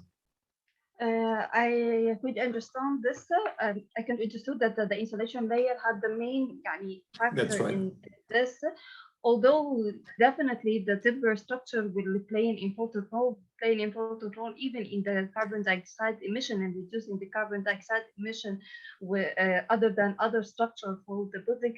But I can see that if we can have a comparative or just a diagrammatic between if we reduce the timber along with another structure, so that we can have, I know that this timber provide us with the efficiency, quality, and aesthetic using material sustainability in the materiality.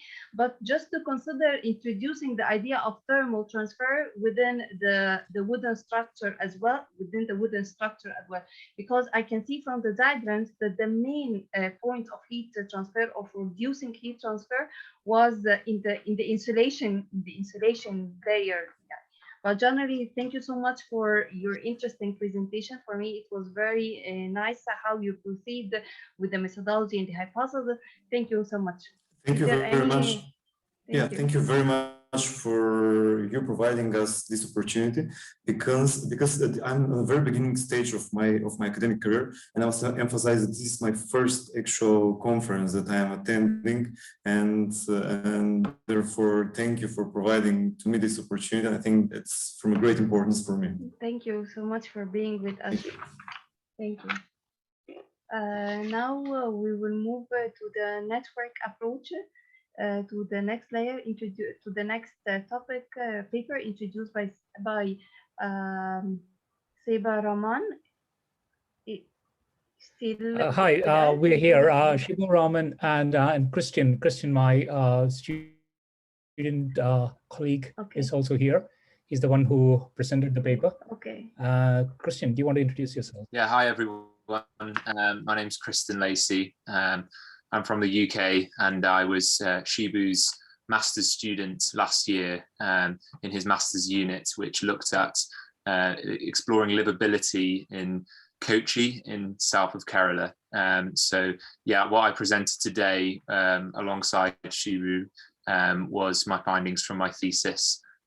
So yeah, thank you very much for having me. It's also my first conference, so I'm very excited to hear some of your comments. Any question for the second paper, network approach to understand the impact of human settlement on the ecosystem? Yeah, just forgot to mention that we're from Welsh School of Architecture, Cardiff University, UK. Okay.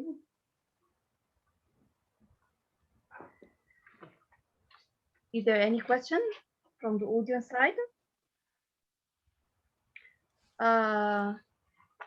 Johnny, thank you for the presentation. It was very interesting that have proposed the model that combines the speech network together with the land use data.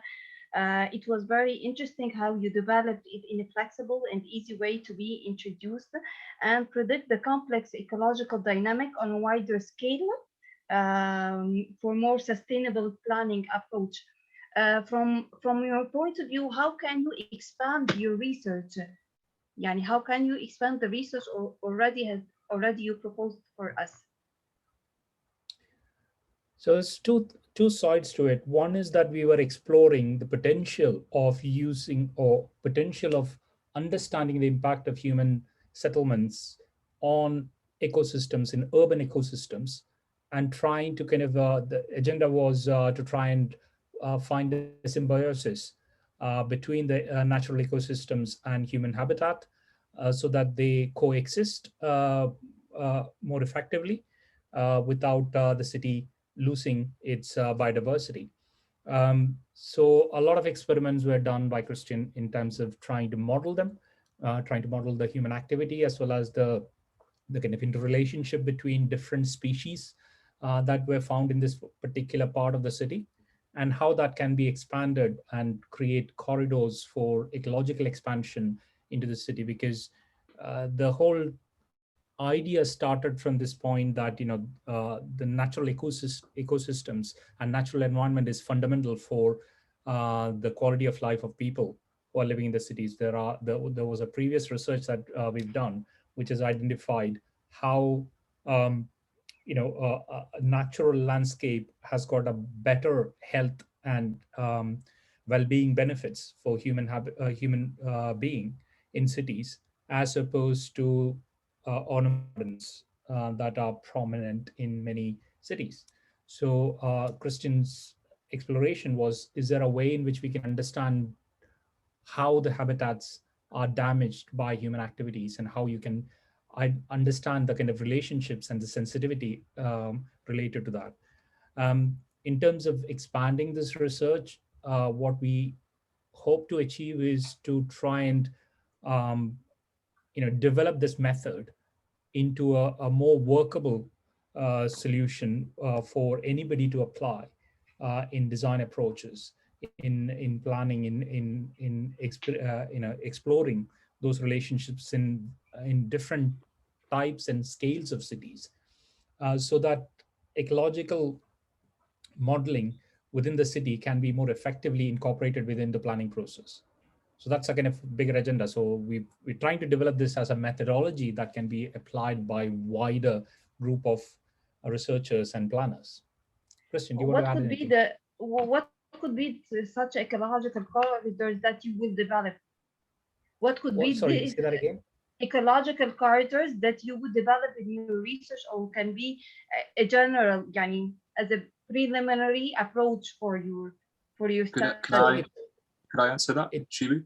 Yeah, yes, please. yes. Yeah, I would say that it's not that we're trying to develop green corridors, it's that we're trying to develop a tool and a platform in which identification for biological corridors can be found within cities. So I guess we are looking to use advances within the computer sciences related to network theory, related to simulation, to suggest that in the planning processes, we're not just trying to put a bandage over an area of a city where there's a lack of biodiversity, or there's an increase in traffic, or there's an increase in a kind of poor environment. We're saying instead we're going to model the wider systemic impact of that particular issue, and by using specific data sets relating to biodiversity, relating to human population and those complex issues relating to that, we are trying to create opportunities for finding where animals and humans, or flora and fauna and humans, can interact better within cities.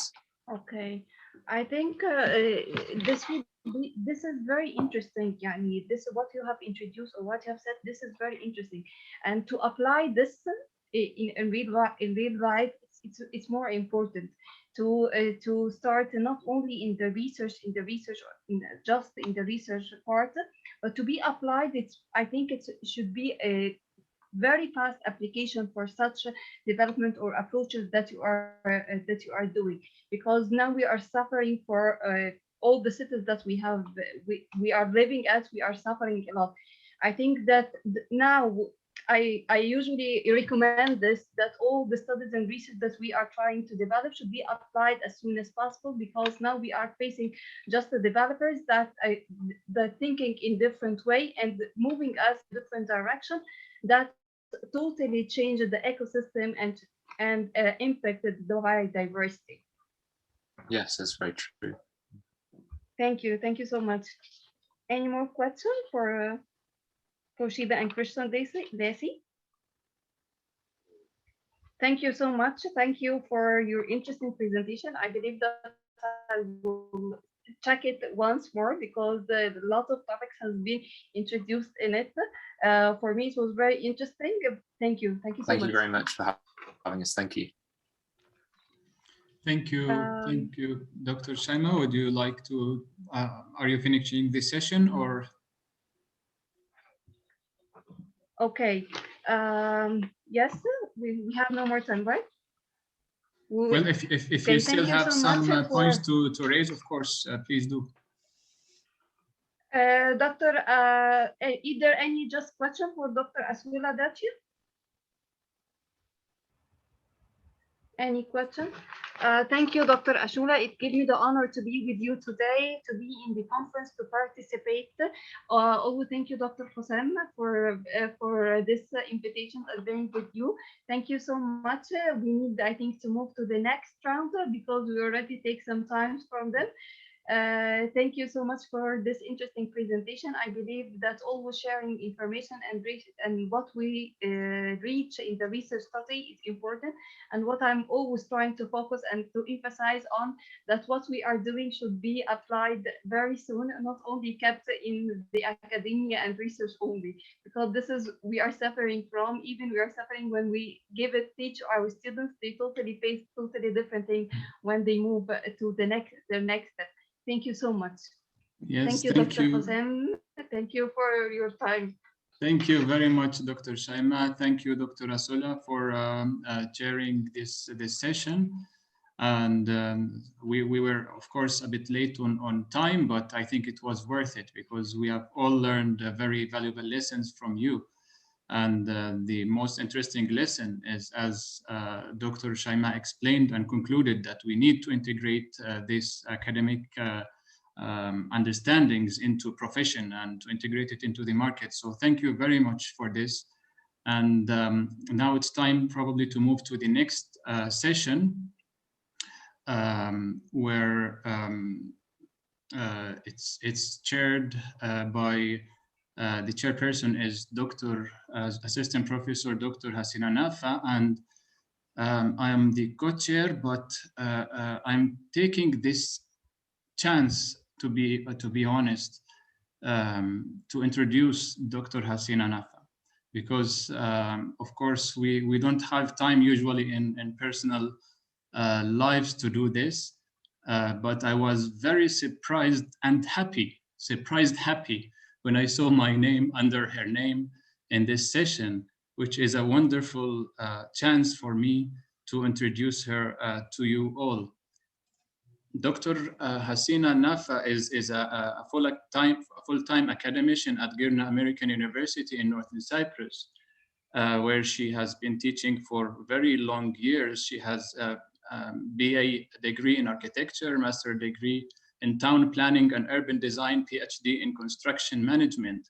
And she is very interested in exploring urban issues, sustainable cities, and city branding. And she has participated in so many, a big number of workshops, seminars, and conferences. This is only technical, but to explain or to introduce her in a better way, I may say she's a lifelong influencer that we all learn from her. She has touched every life and every person that crossed in her life. So I was a very lucky person to be a student of her over even starting from my bachelor towards my master's and then PhD. So I have the privilege and very honored today to be co-chairing this session with her. Thank you very much, Professor Hasina, for being here, for chairing this session, and the floor is yours. Thank you, my Hussam. You were and are and still will be one of the best students I ever had. Okay, so and I can see your academic path is going on the right way. Thank you very much. Very nice to be with you all today. I would like to thank, who is clapping head? I would like to start by thanking really very much and congratulating Dr. Hurash and Dr. Roxana, who were also my colleague in previous years, for this exceptional, let's say, exceptional organization, which gives actually to many researchers, doctoral students, PhD, master students, the chance to share and discuss their work here and have some very nice feedback. Discussions are going very well. Sorry, I couldn't participate fully because I was teaching at the same time the whole day today. So it's a very good opportunity. And also a very special thanks goes to the German University in Cairo, organizer, and especially to Professor Jose Madrigal, and of course my co-chair, Dr. Hussam Hussein. Okay, in this session today, under the name Sustainability and Urban Design, our participants are trying to reach a very long-term sustainable future in their different type of research. Every research is very valuable, very interesting. And so they were all looking on how to plan and develop urban settlements and community in a more holistic way for a better future. Actually, the dynamism of city represents a major sustainable development opportunity for every one of us, for each one of us. We are looking for a better future. We are looking for a better world. So our objective is basically the same today. So if we get the urban development right, actually, if we do the thing right, city can increase in economic growth, can create jobs, can offer better livelihood, can improve social inclusion, can promote much better living standards. And from the other point of view, from the environmental point of view, or environmental resources used, it can also protect local and regional ecosystems, reduce a lot of problems, and drastically reduce pollution. Okay, but over the past, many mistakes were made in managing urban growth, and we cannot handle the situation, unfortunately, which is actually still impacting on our everyday life.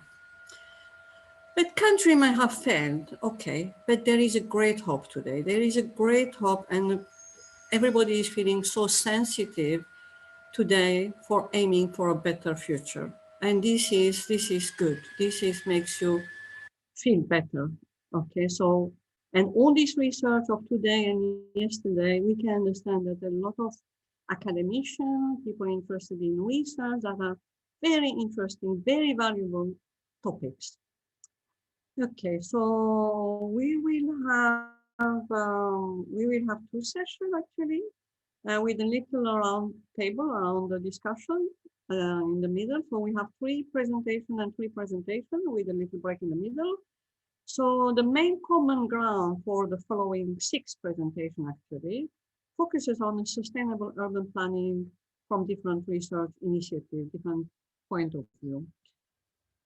For the first round, yes, we are presenting, me, myself, and Dr. Hussam. We would like to present to you an experimental urban design studio that we did a few years ago. In this experimental studio, we wanted to educate students, to focus their attention, to raise their awareness on urgent urban challenges and future opportunity that sustainability offers today. Yes, we have too many interesting things. So we wanted to tackle this problem by provoking a very interesting studio where we had quite a big studio actually. We were 45 students, and we actually nearly 60 students, but 45 case study were looked forward in this program. And we decided that, as we all know actually, the design studio is a very powerful method of education. Very, very powerful. So therefore, this may be a path for knowledge transfer and future application. Our students, wherever they are, will be the leader of their countries. Very clear. But we had in Girne American University, we have a very big advantage. Very, very big advantage. We have students in our university from all over the world. Name it, you find it. Even from Japan, from all over the world. So these students come from different background, different city, different scenario, different complexity.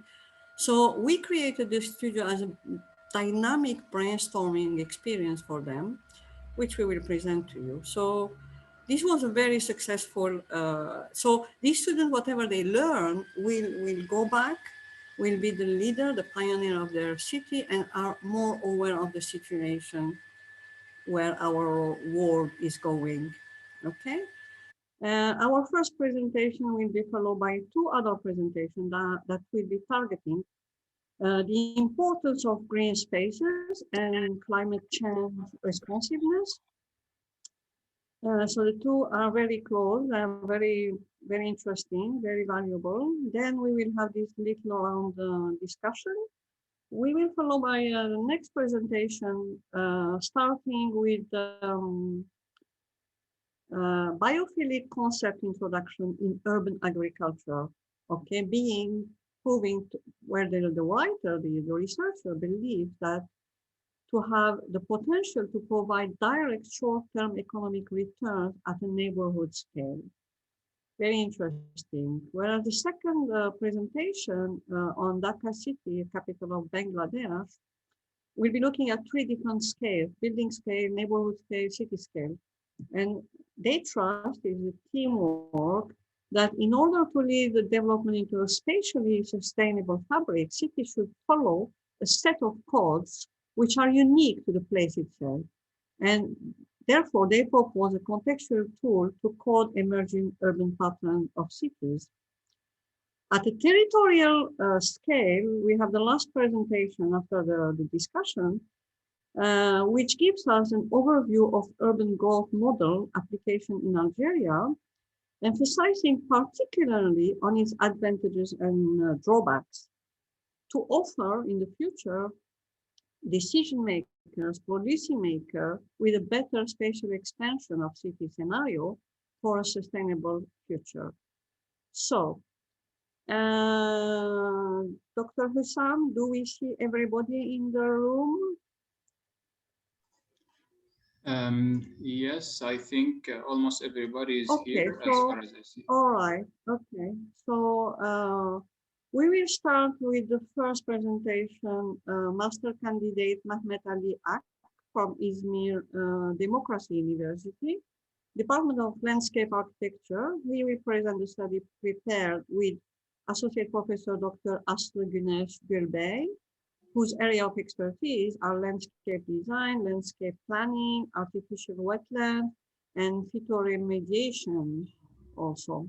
Dr. Güneş is also the manager of Izmir Democracy University Vocational School. Their paper is entitled Efficiency of Urban Open and Green Spaces in the Context of Sustainable Urban Development and Climate Change. Followed by MSc Elif Güldü and Associate Professor Dr. Çağdaş Kuşlu Şimşek from Akdeniz University Institute of Natural and Applied Science, Program of Remote Sensing and GIS in Antalya, and as well as the Department of Space Science and Technology from Antalya also, which will present a paper entitled The Cool Island Effect of Green Spaces in Hot and Humid Cities, the case study of Antalya. And we will have the break after these three. Then we follow the second, I will tell them all now, then the fourth presentation, which will be presented by Nishat Tasmim Maria and Dr. Shilpi Roy. Maria is an urban planner from Bangladesh. She is currently working as a research assistant at the GCRF, Center for Sustainable, Healthy and Learning Cities and Neighborhood project in Bangladesh, and her research interests broadly include biophilic urbanism and community planning. Dr. Roy is an associate professor of urban and rural planning discipline at Khulna University, Bangladesh. She is currently the in-country lead and co-investigator of the same Center for Sustainable, Healthy and Learning Cities and Neighborhood. She is also the focal point in Bangladesh for UNESCO IIEP, Local Challenge, Global Imperative, Cities at the Forefront to Achieve Education 2030 project. Shilpi has been working on urban planning and policy evaluation concerning sustainable, healthy, and learning city and neighborhood. Their paper will be entitled Urban Agriculture in the Neighborhoods of Khulna Toward Biophilic Urbanism. They are both from Khulna University. And next presentation will be by M.R. Aparna Rajivan and M.R. Sarita Parambat and Dr. Bejene Kotari from the Department of Architecture, College of Engineer, Trivandrum, India. The paper will be on spatial sustainability as a contextual tool to code emerging urban pattern of cities. And the last presentation by, we have four co-authors, architect, PhD candidate, Mr. Laghrib Fouad, who is lecturer at Department of Architecture, Abdelhamid Ibn Badis University in Mostaganem, Algeria. He is also a member of the Design and Model Lab of Architecture and Urban Form, LACOMOFA, in Biskra University. Professor Mazoud Said is teaching at the Department of Architecture in Larbi Ben Mhidi University in El Bouaghi, Algeria. He's a visiting professor at the National School of Architecture and Urbanism in Tunisia. He is also the head of the Architectural Use, Quality and Built Environment Evaluation Lab, Le Careb. Mr. Larwi Abdelbasset is an architect, PhD candidate, lecturing at the Department of Hydraulic and Civil Engineer in Gardaya University. And Mr. Benamer Okbar is also an architect and a PhD candidate. Wish you all the good luck. Lecturer at Department of Architecture in Abdelhamid Ibn Badis University in Mostaganem. Both of them are members of the same lab, Design and Modeling of Architecture and Urban Form, LACOMOFA, in the University of Biskra, Algeria. And the paper will be entitled Introducing Urban Growth Model, UGM, in the Algerian Urban Planning Practice, Advantages and Drawbacks. Sorry. I think we can start. Thank you very much. We can start with our first one. So, Dr. Hussam, you can maybe share it. Yes, I will start sharing now the first article, Modeling Macro-Scale Spatial Analysis for Location Intelligence Application.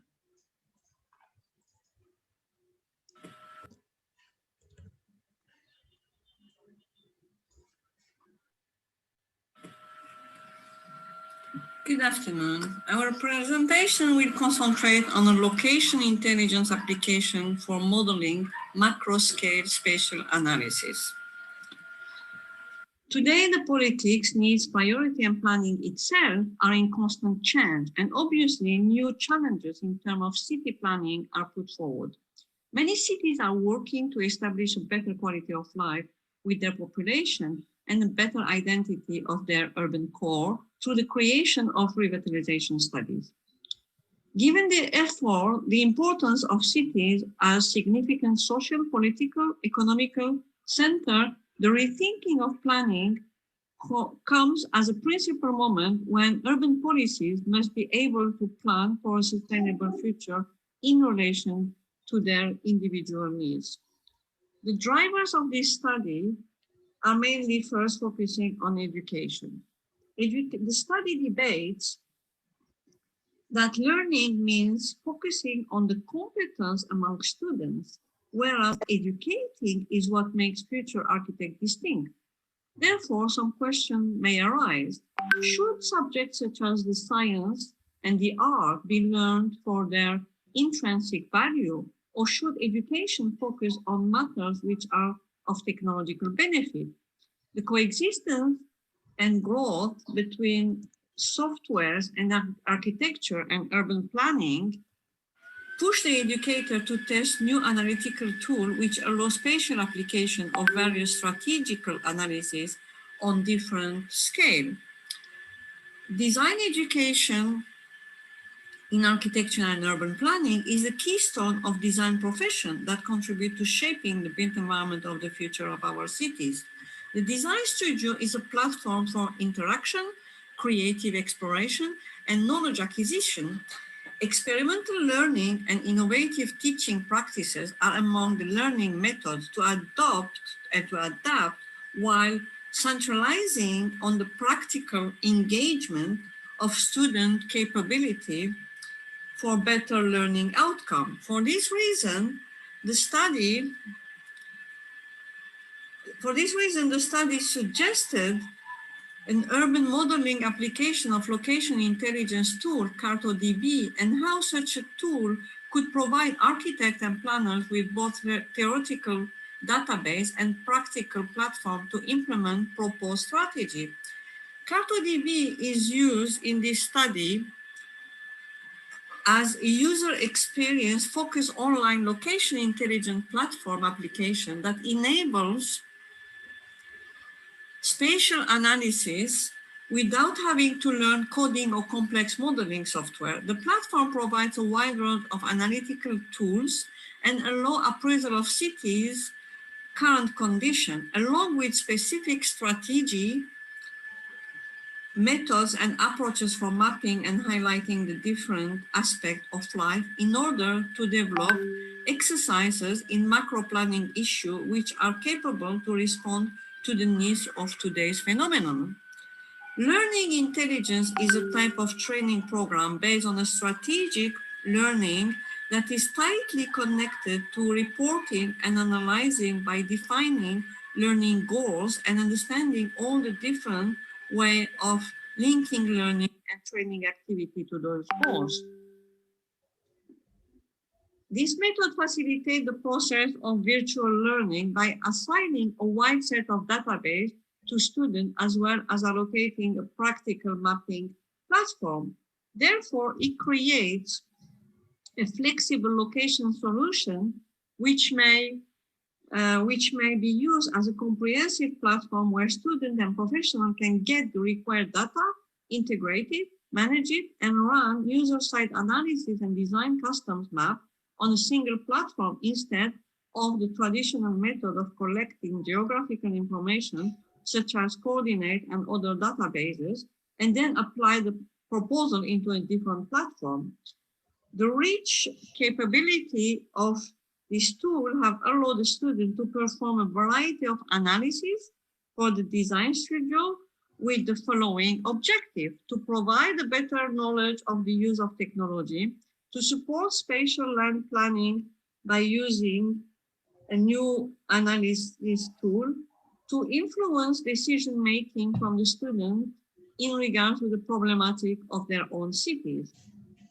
A total of 45 cities were investigated, which were mainly located in 3 continents: Africa, Asia, with the majority number of cities, and Europe. And you can see the variety of cities going from Minsk to Osmaniye, to Diyarbakir, to Fethiye, to Abuja, to Cologne. So the criteria is to introduce the student to different contexts, spatial and physical contexts related either to a water body, sea, river, lakes, or a hinterland, or sometimes we find ourselves in special conditions. CartoDB is a powerful sharing platform. Students were only sharing their idea about their own city condition in the studio with their peers, but also they were trying to understand what other friends were doing. And at the same time, they were uploading this online, so sharing it online. Of course, a list of mapping analyses were offered to them, but they had the freedom to select and choose from different tools in order to define their own strategy in relation to the needs of their own cities. The cities that have been selected to present you today vary in geographical location and therefore have very interesting identity distinction, leading to different scenarios. From London, UK, Nicosia, Cyprus, Izmir, Turkey, Alexandria, Egypt, Sparta, Sana'a, Shahba in Syria, Antakya in Turkey, and Minsk. The analysis has highlighted the value of each of them using the CartoDB method to formulate related strategy in order to finalize a short, medium, and long-term master plan. The first scenario we will look at are a couple of examples of city in relation to coast and port. Izmir is a metropolitan city on the Aegean Sea with a main port of export. The analysis in here was more focusing on a density study in regards to the unpopulated port area and over-densified highland area. The next case of Alexandria. Alexandria city is a city of high importance to the national economy of Egypt, as it is the second largest city and was once the capital. The main factor here selected by the researcher was to understand and analyze the potential of green spaces in relation to the coastal line. In regards to rivers, London was selected as a megacity. It is the capital of England and the largest city in the UK. Land use analysis show that even though many businesses and banks are based in the city, the worker population greatly outnumber the resident population that we can see clearly in this map. Other analyses of different layers, circulation, green, connectivity, were trying to expand, link, and balance both sides of the river. On the other hand, Antakya in Turkey, main focus was on how the river, the important river, was given its strength, weaknesses, and opportunity and threat. In the case of Minsk, the capital of city of Belarus, the analysis concentrated on the urban growth that have kept a very strong linear centrality of the river within the core of the city. If we look at the hinterland cities now, Nicosia, as one of our main important case study, is the last divided capital city in the world, as you may all know, and the largest city on the island of Cyprus. The capital city is currently divided with a buffer zone implemented by the United Nations. The analysis here try to understand the balance between the north and the south regarding its circulation network. The political situation of, excuse me, of these divisions show clearly this discontinuity, and therefore the proposed strategy were targeting new transversal connectors through the creation of commercial corridor. On the other hand, the city of Sparta, the city of roses, the analysis focus here on the compactness of the city as being a more car-oriented city. Now, another very interesting case study is the city of Sana'a. Sana'a is the capital of Yemen and is distinguished as one of the oldest continuously inhabited cities that is mostly known for its old core, which has been listed as the UNESCO World Heritage since 1986. At this time of the study, Sana'a was under threat, and therefore the mapping focused on a damage analysis study to propose strategy focusing on an emergency evacuation scheme for the community within the limit of Sana'a city. The intention here was to deliver a detailed analysis and appraisal of Sana'a situation using CartoDB through the understanding of its strength, weaknesses, and opportunity and trend, then suggest responsive strategy per the needs of the phenomenon. In conclusion, an attempt has been made in this design studio to explore some of the prospects that CartoDB can offer in urban and regional planning education. Students have developed several methods of knowledge acquisition for the built environment of their own home city. Analyzing this trend through the elaboration of sustainable urban development strategy and final proposal of master plan, it was possible to see an outline of some of the best practice and guidelines while introducing CartoDB into our design studio research. The method of documentation and assessment of social, cultural, economic, environmental, and spatial processes were fundamentals for an integrated approach to urban regeneration for the 45 case study.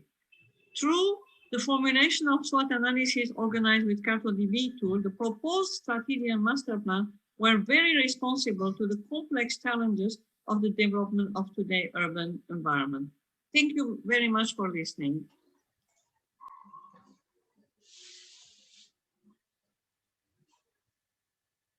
Thank you, thank you. So we can have the next one. Presentation. Who is the next one? Yeah, what was it? Mehmet Ali Ak. Yes. Mehmet Ali Ak. Hi. I previously uploaded my presentation to YouTube. Yeah, but you are here. I was looking for you if you were here. My screen with your presentation. But Dr. Hussam can share it also.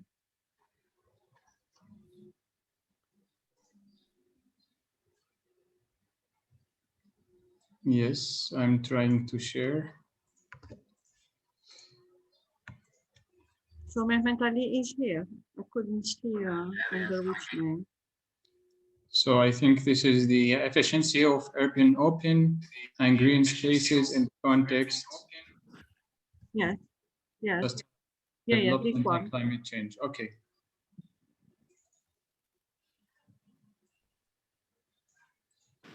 Hi, I am Mehmet Ali. I am doing my master's degree at İzmir Democracy University Department of Landscape Architecture. Today I will be presenting to you about my study on urban green areas I examined within the scope of sustainable urban development plan, development and climate change. The material of studies in urban green areas which are important residents of the cities. The method of the study consists of the stages and examining and evaluating the findings obtained through national and international literature review.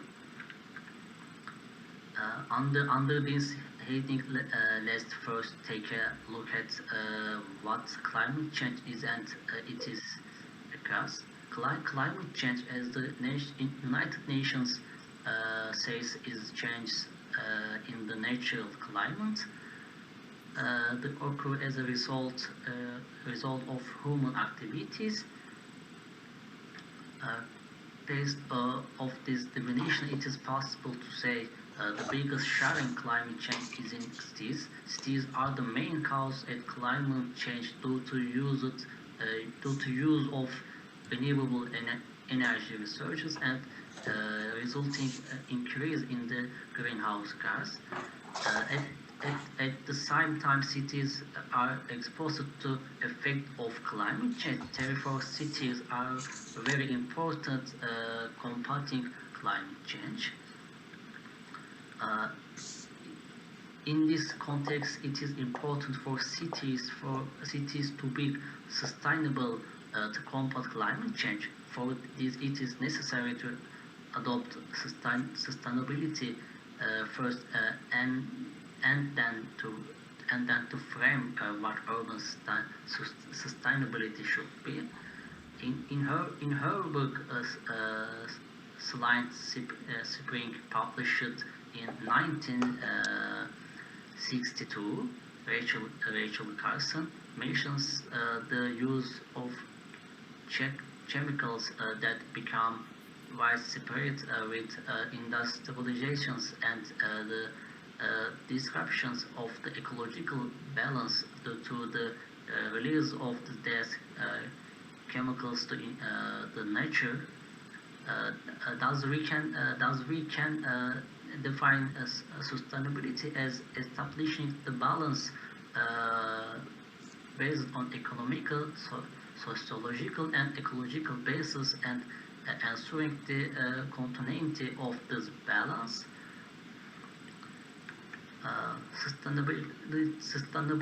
Sustainable city is a city model in which ecological balance is established and the quality of life is increased in the both social and economic terms, and success is achieved with the climate change adaptation and mitigation process. Sustainable cities can be created by redefining and planning the functionalities and spatial qualities of land use. Thus, the importance of urban green areas that support sustainability area dimensions in a city with activities such as redefining and planning of land uses come to the fore. Because urban green areas, urban green space are areas that offer ecosystem services with their ecological, economic, and social benefits. Carbon capture and storage, improving air quality, reducing the urban heat island effect, reduces energy consumption, supporting human health with recreational activities, winning groundwater, surface water, providing biodiversity, increasing the value of nearby lands and residents. For this green infrastructure system should be established. As can be seen in the figure, the green infrastructure system is an integrated urban green space system consisting of center, connection point, and corridors. For example, the corridor can be a stream or forest city road. For that reason, all urban green areas which have many different factions from single tree in the city urban forest constitute the element of green infrastructure. For this reason, it is necessary to plan green space management, especially in sustainable cities. In this context, you can see a developed proposal table. While this table suggests planning in order to obtain better efficiency from urban green spaces, it also reveals the need to integrate urban green spaces with the other areas in the city. In the second table, we can see sustainability city metrics prepared according to ICCAUA2021. In table created as a result of the examination of the international sustainable cities metric. You see the criteria for adaptation, climate change, air quality, biodiversity, sustainable land use, and water management and social justice. These criteria also define the ecosystem services provided by urban green areas. Therefore, urban green area spaces are indispensable areas for sustainability city due to ecosystem services they provide. As a result, when we consider urban green spaces and sustainability city criteria together, a sustainable city and urban green areas are a combination cluster. The urban green areas cluster includes all the social and economical needs of the city, especially ecological ones. By increasing the number of green areas in the sustainable city terms of climate change, while increasing air quality, biodiversity, sustainable land use and water efficiency in cities. Thank you for listening.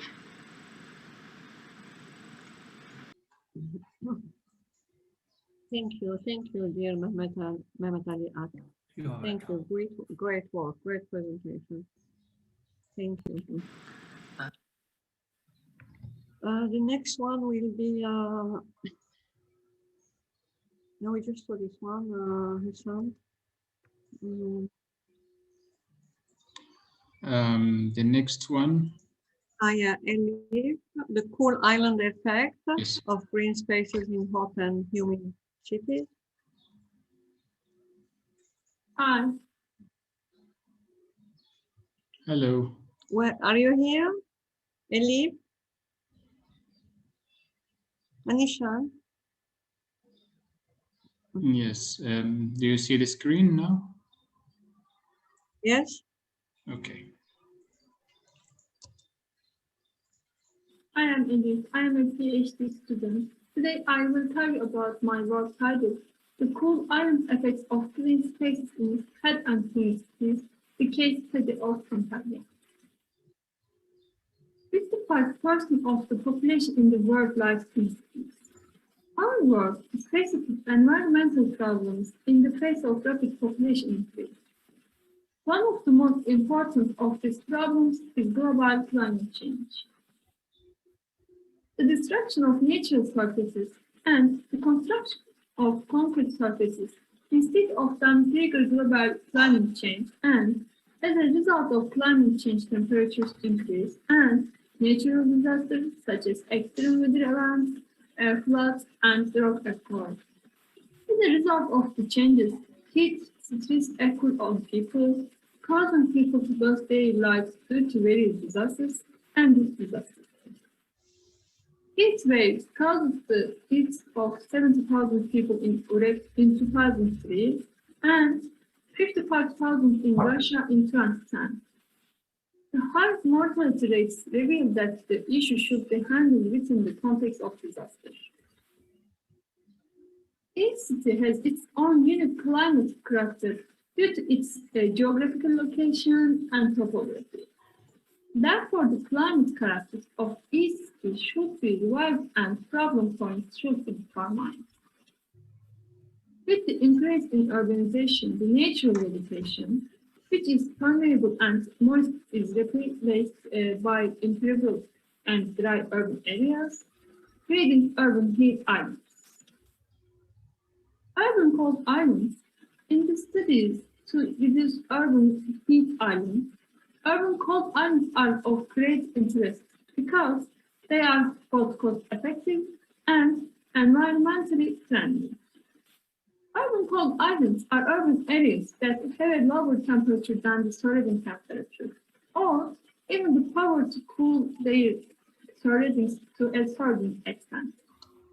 Green areas, parks, water surfaces show a cold island effect.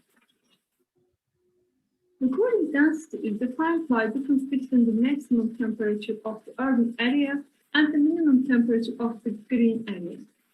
The cooling distance is defined by the distance from the edge of the cooled island to the point of the urban area where the cooling effect results.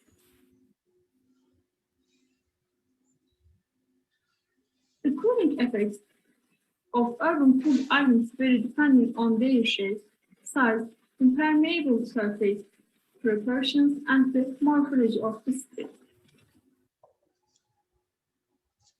The aim of the study is to determine the cold island densities of urban green areas and forest areas, and to reveal the relationship between urban morphology. Study area. In the study, the cooled island potential of untitled where air temperature and humidity are very high were investigated. Method. In the study, firstly, a database was created, the satellite images were processed, and surface temperatures were determined. Then, green areas and texture types were determined and classified. The minimum working scale was determined, zones were created around the green areas. And finally, the relationship between texture types and cooled islands was evaluated by statistical analysis. Determination of surface temperature. Surface temperatures were determined from 8 satellite images for the years 2018 to 2019.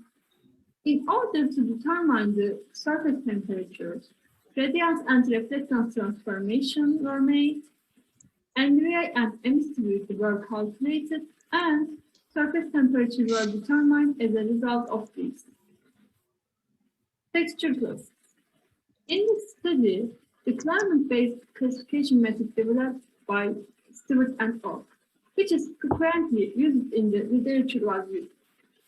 In the city of Antalya, we see that there are general optimized buildings, and the supercity building increase as you move away from the city center. Green areas, on the other hand, are classified according to the density, size, usage type, and cover type, considering the green area classification created by Kroll et al. However, 2 new classes have been created for scrap and mixed areas, which are the vegetation of the city of Antalya, which are not included in this classification. Investigations were made on the selected 15 green areas. Testing hypothesis. 500 meters buffer zones have been created for green areas and 100 meters for green playgrounds. Correlation analysis was performed to understand the relationship between surface temperature and distance. Innova tests were conducted to find out whether there is any difference between textures. Finally, scatter plots were created to determine the cooling density and distance. Results. According to our results, it seems that green areas have a maximum impact distance of 350 meters, and the forest areas a maximum of 500 meters. When the texture types are compared, it is seen that the open design areas benefit better from the cooling effects of the cooled islands compared to the compact areas. Scrap areas, it can be said that scrap areas affect up to 300 meters, and when the cooling distance and density are examined, the most advantageous texture type is an open medialized texture type.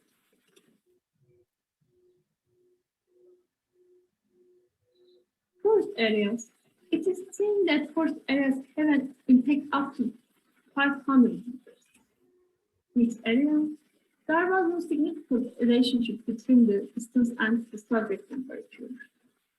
This citation showed that the green area is affected by the large green areas around it and the coast. Citrus gardens, the first and second zones are affected by the coast. When we examine the third zone, we see that the citrus garden has an effect up to 300 meters. Cemetery, although it is smaller than many green areas examined in size, it is seen that it has an effect up to 300 meters. Because it is a region covered with dense and adult trees. Large urban area. It affects up to a maximum of 300 meters. The presence of the more than one cooled island in the region affects all visitors. Green playgrounds. 4 different green playgrounds from 4 different texture types have been selected. Green playgrounds affects up to 80 meters. Conclusions. When the cooling distance and density of green areas were examined, it was observed that scrap areas had less effect since their tree-shade ratio was low. However, green areas such as forest, cemetery area, and citrus gardens with a high tree-shade ratio had a higher effect. When the capacity of texture types to take advantage of cooled islands was examined, it was determined that sparsely built areas and open mineralized areas constituted the texture groups that mostly benefited from the cooling effect of green areas in both seasons. In conclusion, urban cooled islands and the cooling effect they create are of great importance in providing climate comfort in our cities. However, the effect capacity of cold islands is related to both the cooled island design and the design of its environment. Therefore, urban climate should be discussed basically within the framework of climate-sensitive planning and design approach with solution protocols covering the whole city. Thank you for listening to me.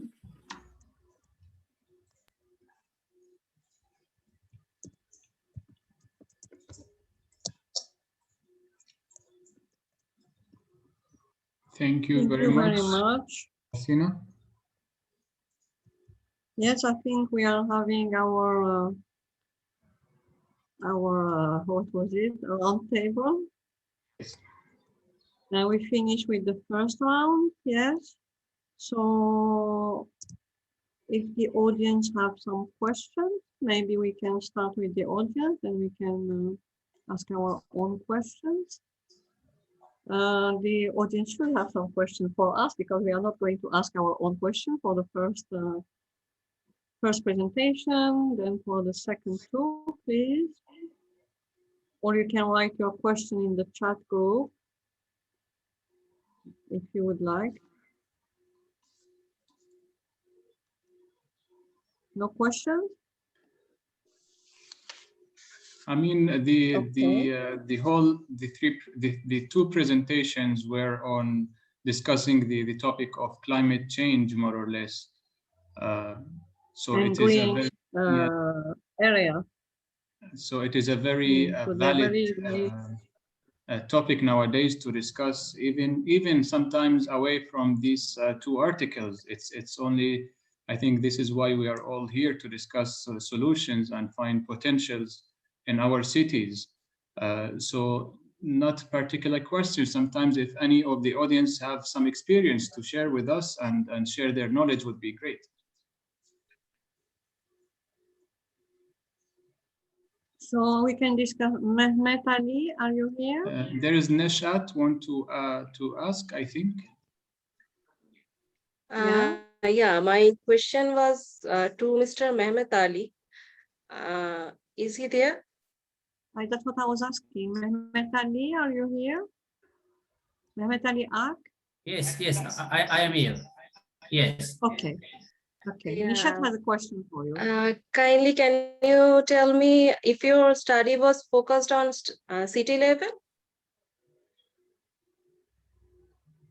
Mehmet Ali, did you make your study on a city level? Yes. Okay. Yes. Yeah, by green infrastructures, do you particularly emphasize on green corridors, or there is some more on it?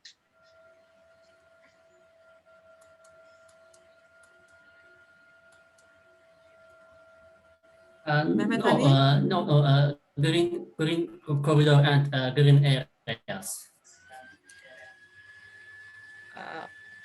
Yeah.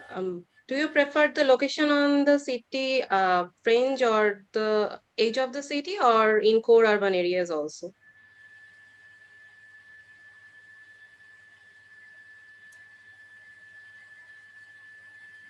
Can you again?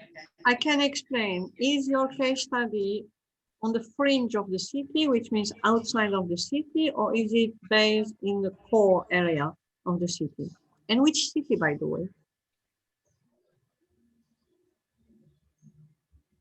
Did you understand the question?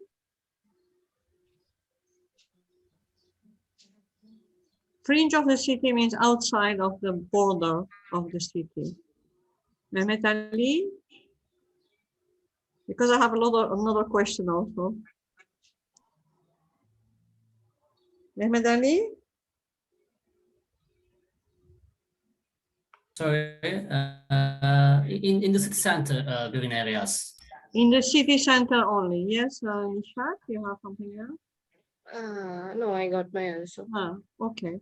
So actually, Rachel Carson in, when was it, 62, was already aware of all this problem. And so today, like Dr. Hussam said, we are still, this is very interesting topic, yeah?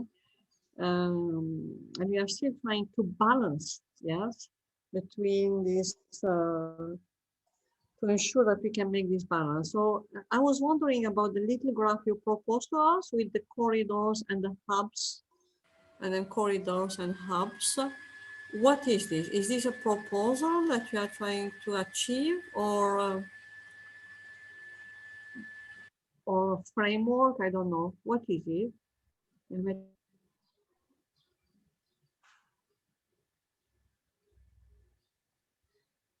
In my opinion, I mean, I don't know if we are concentrating only in the corridors when we linear, dynamic, circulation, mixture of biodiversity and human and everything. But in my opinion, if we try to balance and to create a better sustainable green open space, maybe we need to start at a much smaller scale, which means apply some kind of pocket parks, you know, very, very small pocket park at neighborhood scale.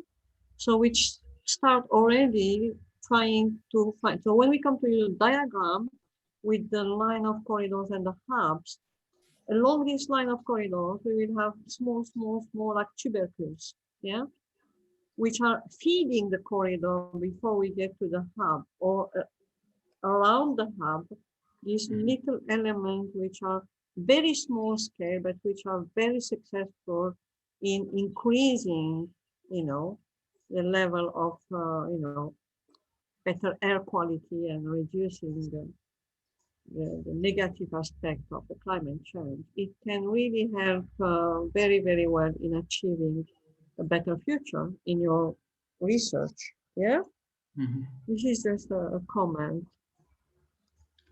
Dr. Hussam, you have something to add? Or? I mean, in the second presentation with Ali, I think his name, I think this is a research done.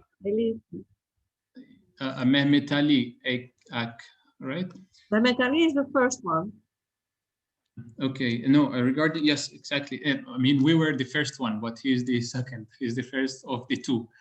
Mehmet Aliak,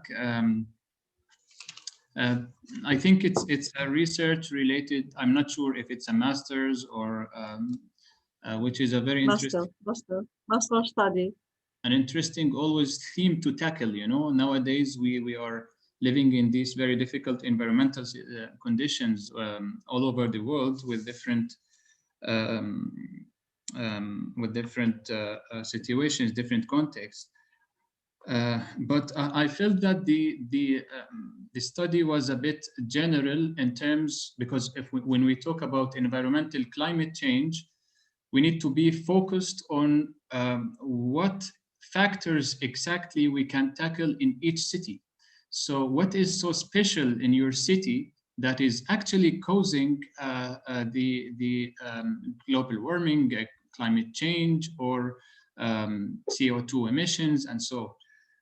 So touching only green, I mean, it requires a lot of layers of analysis to understand how to locate even the green in your city, because I think reducing, first of all, reducing the CO2 emission is a priority before providing green. So to understand this in the first place, and then go to provide green, because green is not only a public space, because green would balance even the CO2 emission in the city. If we cannot reduce the number of cars, then we can increase greenery in the city with certain amount that balances the CO2 emission.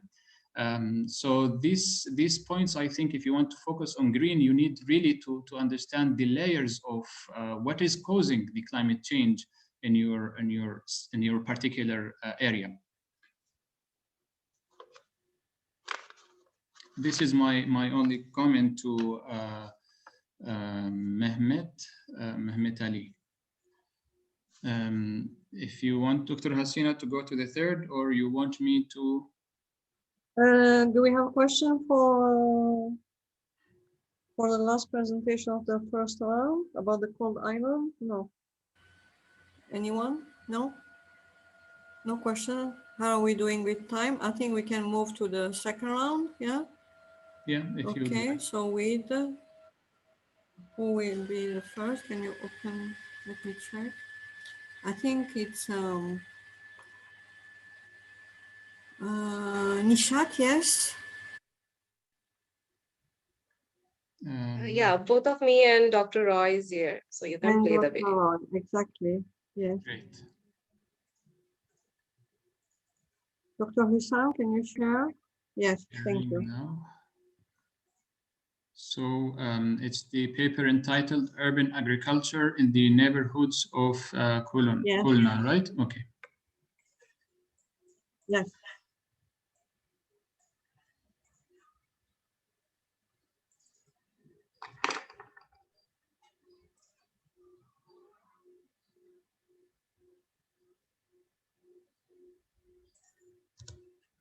Hello everyone, it's Nisha Tasni Maria from Bangladesh. Today I'm going to share with you our experience from the research on urban agriculture in the neighborhoods of Khulna towards biophilic urbanism. Along with me, this research is co-authored by Dr. Shilpi Roy. The cities of developing countries are replacing farming lands to build urban infrastructures. For example, if we look at the condition of Dhaka city, which is the capital of Bangladesh, the amount of green space has reduced dramatically within a 20 years gap. Even the urban greens are being sacrificed to facilitate smooth transport. But this kind of uncontrolled urbanization is giving birth to a lot of issues like environmental degradation, temperature rise, pollution, reduction of food production, and so on. Among the notions of city management, the concept of biophilic urbanism aims to achieve regenerative sustainability by incorporating people with nature and economy.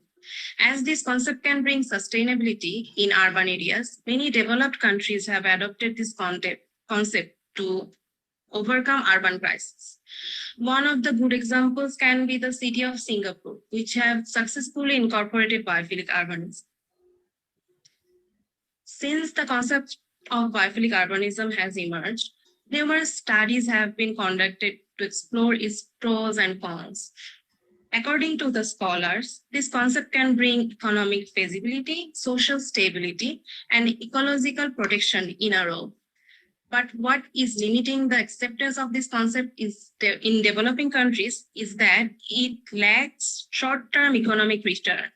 But if we dig into the concept, we can see that among different elements of biophilic urbanism in different scales, only elements of urban agriculture provide short-term economic return, like pot plant in building scale, community farm in neighborhood scale, and green corridor in city scale.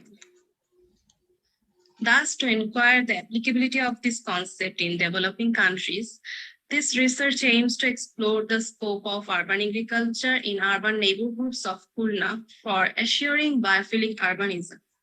To achieve this target, in this research, we explored residents' perspective and existing practices of urban agriculture in urban neighborhoods of Khulna.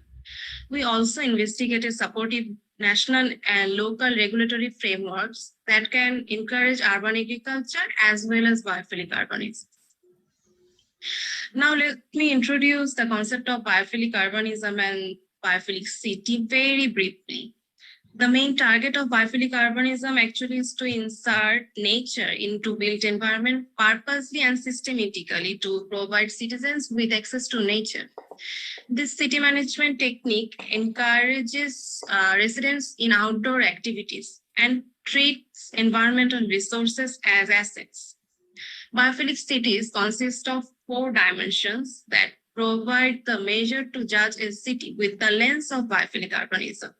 While indicators provide the quality of biophilic cities, the variables declare the main concepts of those indicators.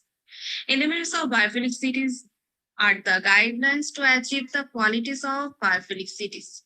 And finally, the forms are the end products that through which small doses of nature can be injected into the built environment at 3 different scales.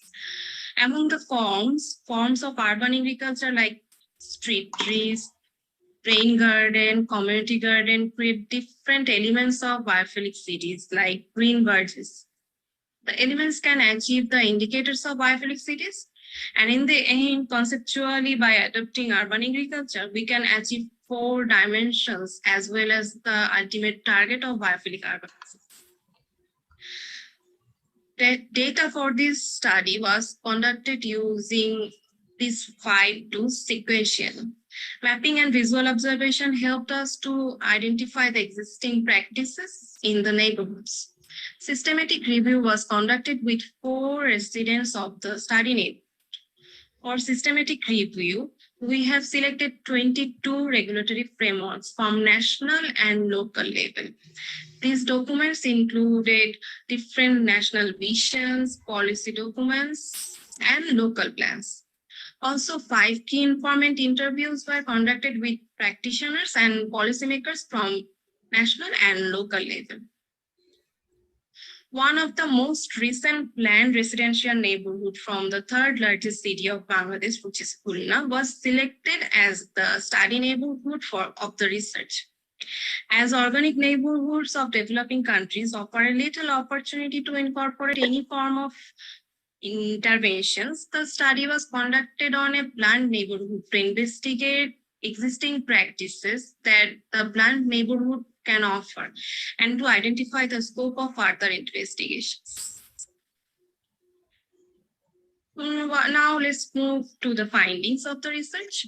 While exploring the citizens' perspective, the findings of the research revealed that about 90% of the respondents are aware about the interrelationship of human and nature. They express that nature provides them with different physical and mental benefits along with goods. Even some of them also acknowledge the necessity of greenery in mitigating hazardous events. But their knowledge is very much limited about the elements of biophilic cities. They only know about some common elements like pot plant, roadside plantation, and so on.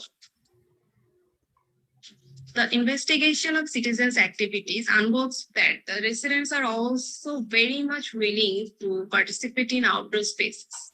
About 60% of the adults and 70% of the children of the study area spend time outside regularly. Some even arrange their home with facilities of parks.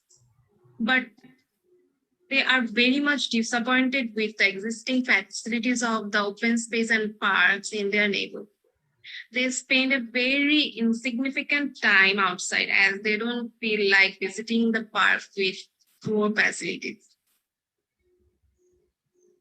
From the interviews conducted with the residents, it was highlighted that 95% of the residents plant trees as they got food from these trees. The unprivileged people can arrange meal in the days or in which they are in need. Also, a major portion of the residents are voluntarily engaged in nature restoration that indicates their willingness to have nature around them.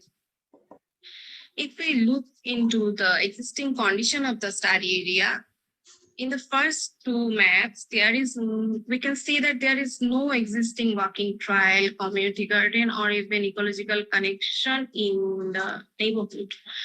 However, this neighborhood has the potential to increase the amount of greenery in different forms of urban green, island, green bird, and green roof, which is visible in the third map. While exploring the existing condition, we came to know that the amount of land that is conserved as park and playground in this neighborhood is really insignificant. Even the condition of the park is we can see from the picture that the fence of the park is broken and it offers no facility for recreation. Most of the residents are interested in green designs in form of home gardening. Throughout the neighborhood, plantation was visible in form of social and agricultural forestry. Now let's see if the concept of biophilic urbanism in form of urban agriculture is supported in the regulatory frameworks of Bangladesh or not. Among the regulatory frameworks, some restricted the formal intervention in green space by declaring this kind of space as formal space. Also, the statute presented in the slide denies the need of green space in core urban areas. However, some regulations provide flexibility by incorporating urban agriculture in city center. Protection of environmental and biodiversity is frequently declared in different regulatory frameworks that indicates the importance provided on it. Some statutes emphasized on restoration of public parks and encouraged green development as well as urban agriculture. While some statutes indirectly indicates the importance of greeneries in improving quality of life, on the other hand, some directly encourages social and agricultural forestry in urban areas. Some statutes also appreciated institutional support of agricultural activities within neighborhoods by encouraging citizens' participation and assures local people's participation and attachment with the space by including local people in community garden development plans. Now let's see what the research suggests overall to incorporate urban agriculture in neighborhoods to achieve biophilic urbanism. The residents are cautious about the importance of nature. Also, they are willing to embrace urban agriculture in more organized manner. But as it requires land security and permission to perform agricultural practice in public space, government and non-government organizational support will appreciate them to heavily engaged in this kind of activities. Findings from the regulatory framework suggest political will towards biophilic urbanism, but the national level policies are too broad to apply to local level, and local regulations are less explicit. Effective implementation of this concept thus needs institutional support. Thank you very much, everyone, for being with. Stay connected and don't forget to share your views with us. Thank you. Thank you very much, Nisha. That was a very, very interesting presentation. Thank you to Dr. Roy also. Thank you. Very interesting. Okay. Next one is Aparna, I think. Yes? Aparna, are you here? I'm here. Yes. Thank you. Yes, I told you. You were here the whole day. Yeah. Yeah.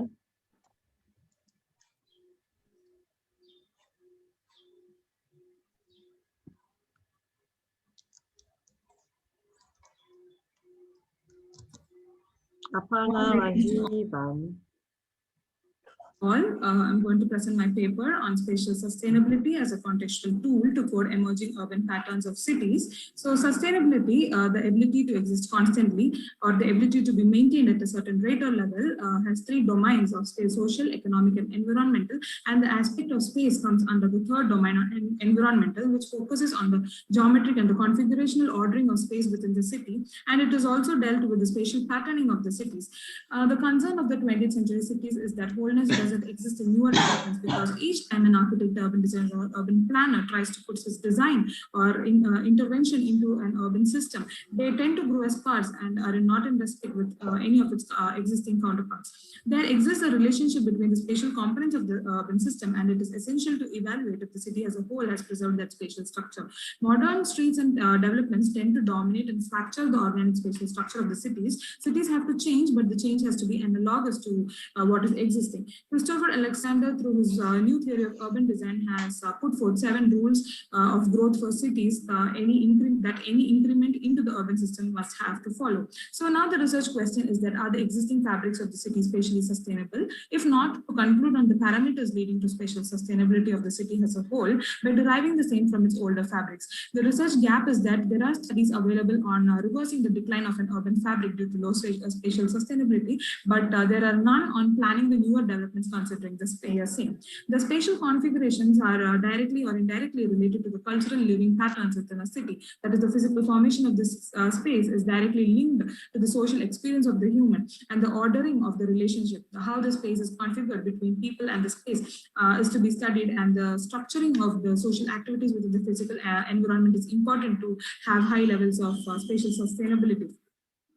Spatial sustainability, as explained by Bill Hillier, in the case of London, he explained it through 2 major parameters which can increase the sustainability levels, that is through pervasive centrality and through fuzzy boundaries. So pervasive centrality is that any time an urban economic generator or a development generator is put into the urban grid, it will have to spread widely throughout an area. The function will have to pervade through the urban system. Otherwise, it tends to stop, and this will make the urban components exist as part. And also in the case of fuzzy boundaries, that is, urban areas are created through spatial differentiation, because where each time an urban district or an urban grid is put into the urban system, there are well-defined boundaries which shouldn't be there, and a high interaccessibility levels should be maintained. And he put forth certain solutions for this, like grid intensification. And case studies have been referred mainly on urban campings or urban villages in Indonesia. The social spatial sustainability was interrogated how the space evolved over time, and the cultural, economic, and the other drivers which are causing to increase the spatial sustainability is studied, and how the people had rearranged their space to increase their spatial sustainability levels. And also in the case of key squares in Bosphorus in Turkey, the cultural and spatial sustainability was studied, and because the value of the spatial values were getting lower, and then they brought in certain parameters, they brought in certain designs through parameters like like diversity, accessibility, comfort, and culture. And the third case study was on Jeddah's historic core in Saudi Arabia. So this particular urban core was losing its identity and also was getting isolated from the rest of the city.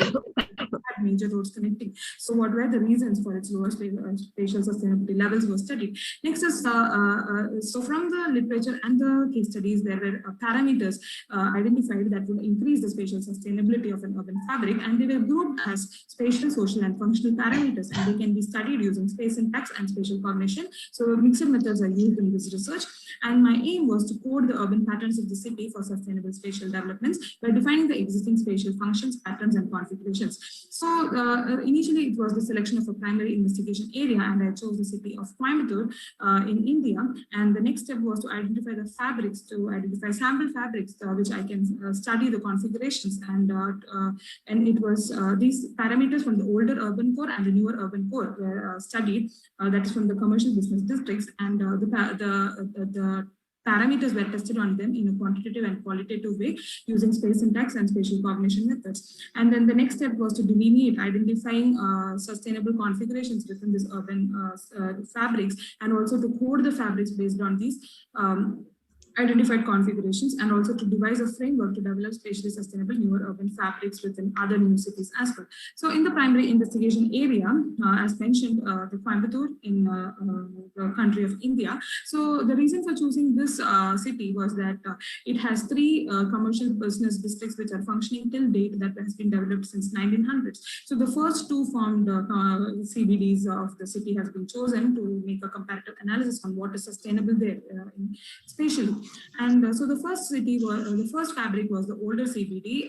It's called as Town Hall, and the one marked in yellow is the sample fabric which had taken from this CBD. And in this CBD, there is the central commercial district, commercial street, which is also the nerve center of the district passing through.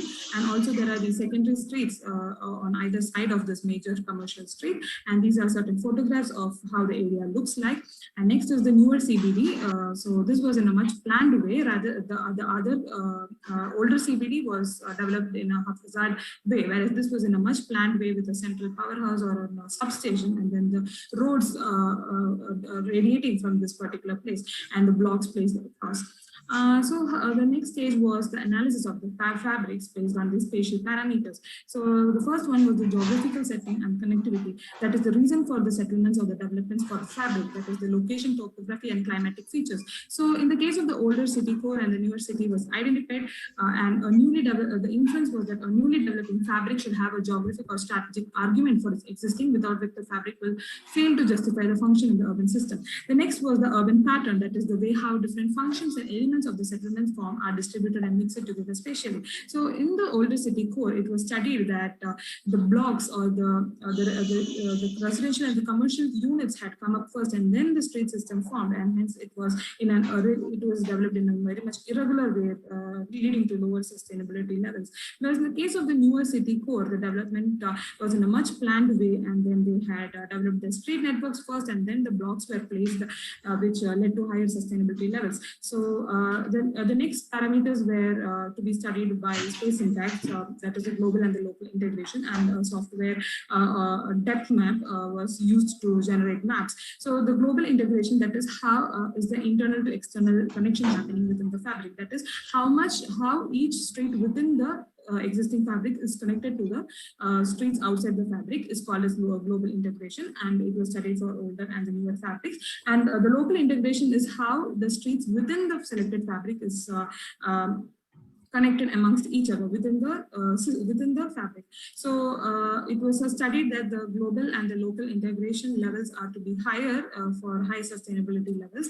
And the next one was intelligibility. So this parameter can be identified by the correlation between the local and the global integration. So here in the case of older city core, it was seen that the system, as the system grows, the intelligibility tends to decrease. So higher intelligibility levels are to be maintained maintained. So for that, we need higher global and local integration levels.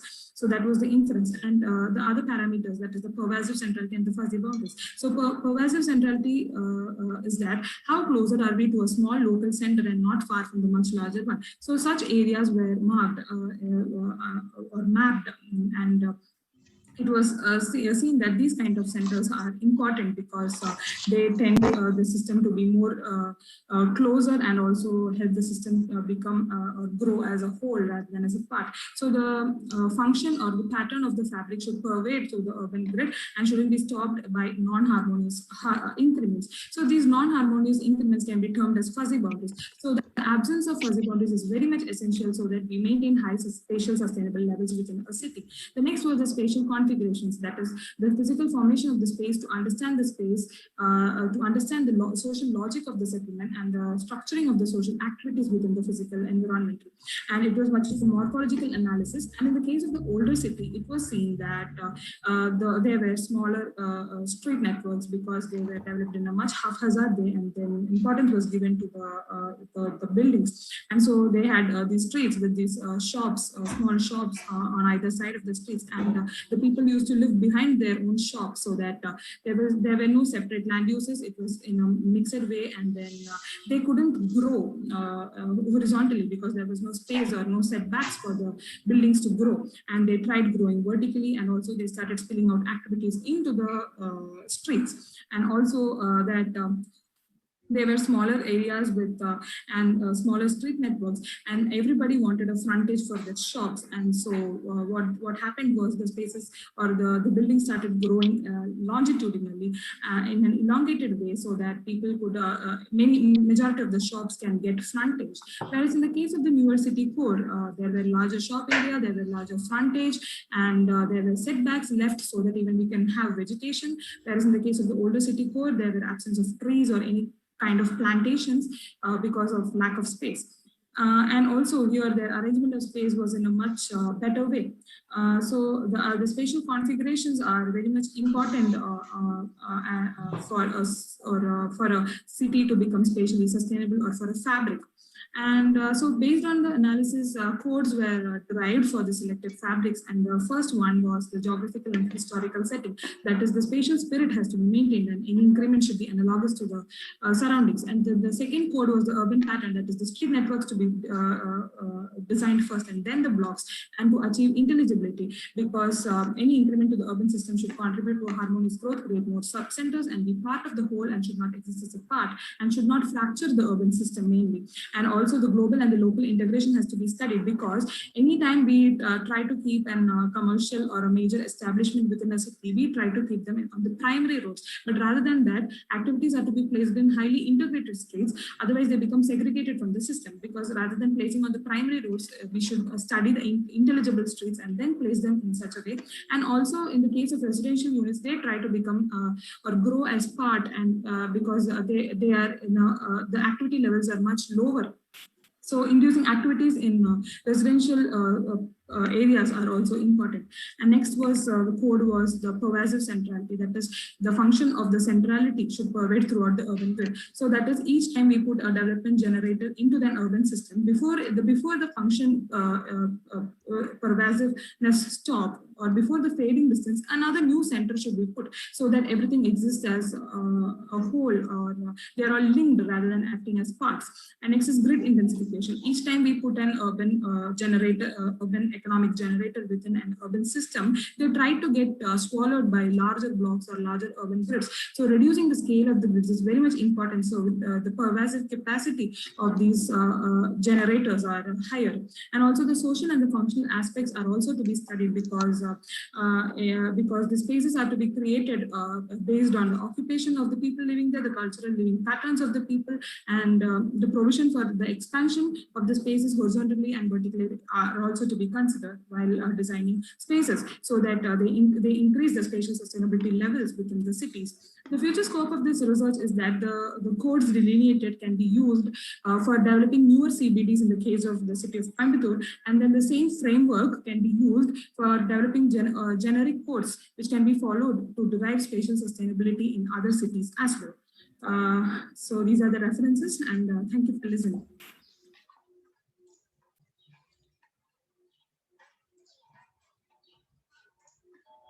Sorry, thank you very much. Very elaborate study, thank you.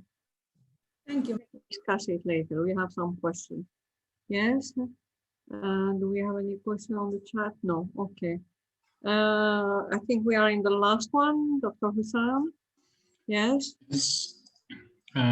If you just give me a second to share it, because this one was not one. Introducing urban growth model, UGM in Algeria, in the Algerian urban planning practice. Yes. Prof. Lagrib, Fouad, you are here, yes? Yes, I'm here. Yes. Hello, Welcome. everyone. Hello, hello.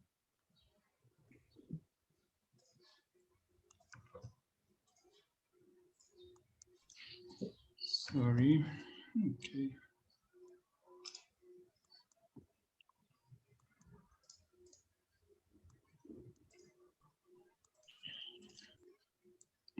Can you see the screen now? It's coming. Yes. Okay. Hello, everyone. I'm very delighted to participate in the 4th edition of the International Conference on Contemporary Affairs on Architecture and Urbanism. Our presentation is entitled Introducing Urban Growth Models in the Algerian Urban Planning Practice, Advantages and Drawbacks. Despite the degree of maturity of the literature, which has made it possible to considerably improve the predictive capacity of urban growth models over the past years, the place of these models in the process of territorial planning and decision-making in Algeria is still lagging. Algerian cities are facing major problems. At the forefront of them, the urban sprawl. However, planning actors do not have relevant tools to effectively understand, monitor, and predict its spatial evolution in the future.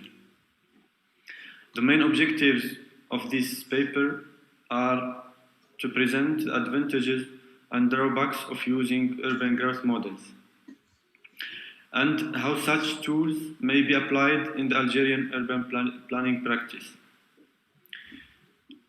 2008 is a remarkable year in the history of urbanization.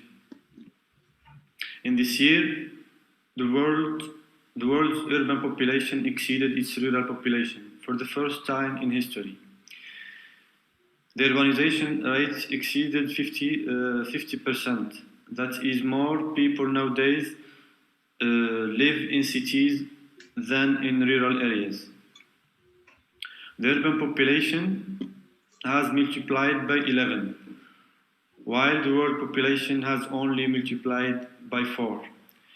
In 2018, 55% of the world population lives in urban areas, which is expected to rise to 68% by 2050, with almost 90% of the increase concentrated in Asia and Africa.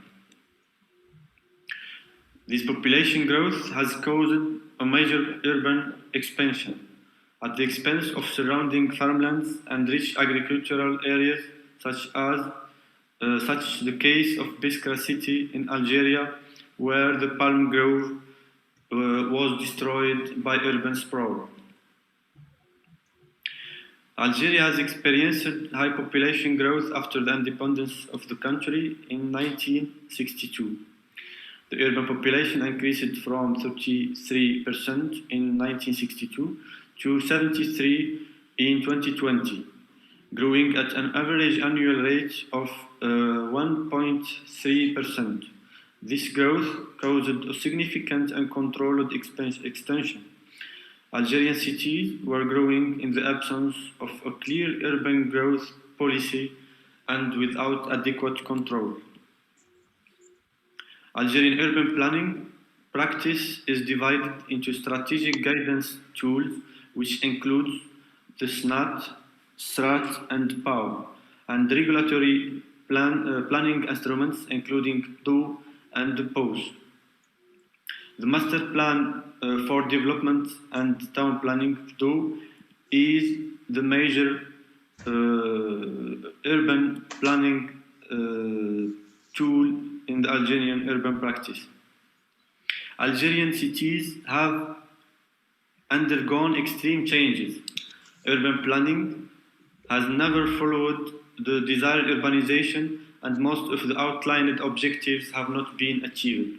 This is the result of an accelerated spatial dynamics, which is not accompanied by appropriate instrumentation in terms of urban planning in order to control and master its growth. It is indisputable that the existing urban planning instruments in Algeria are necessary, but they remain, however, unable of fully playing the role assigned to. The main instrument of Algerian urban practice is the DO, which is an instrument for spatial planning and urban management. The Master Plan for Development and Urban Planning is an instrument for spatial planning and urban management. It shall lay down the basic guidelines for the urban development, taking account of the SNAT, the National Territorial Planning Scheme, and the SNAT, Regional Territorial Planning Scheme, and the PAU, which is the District Land Use. It defines the terms of reference of the land use plan, which is the land use plan. The master plan is a guide for management and forecasting for local decision makers. It determines the general use of land, forecasting future urbanization and its rules, which is the main objective of the master plan. It is a long-term planning instrument as it foresees future urbanization, 15 to 20 years. The master plan divides the city into areas.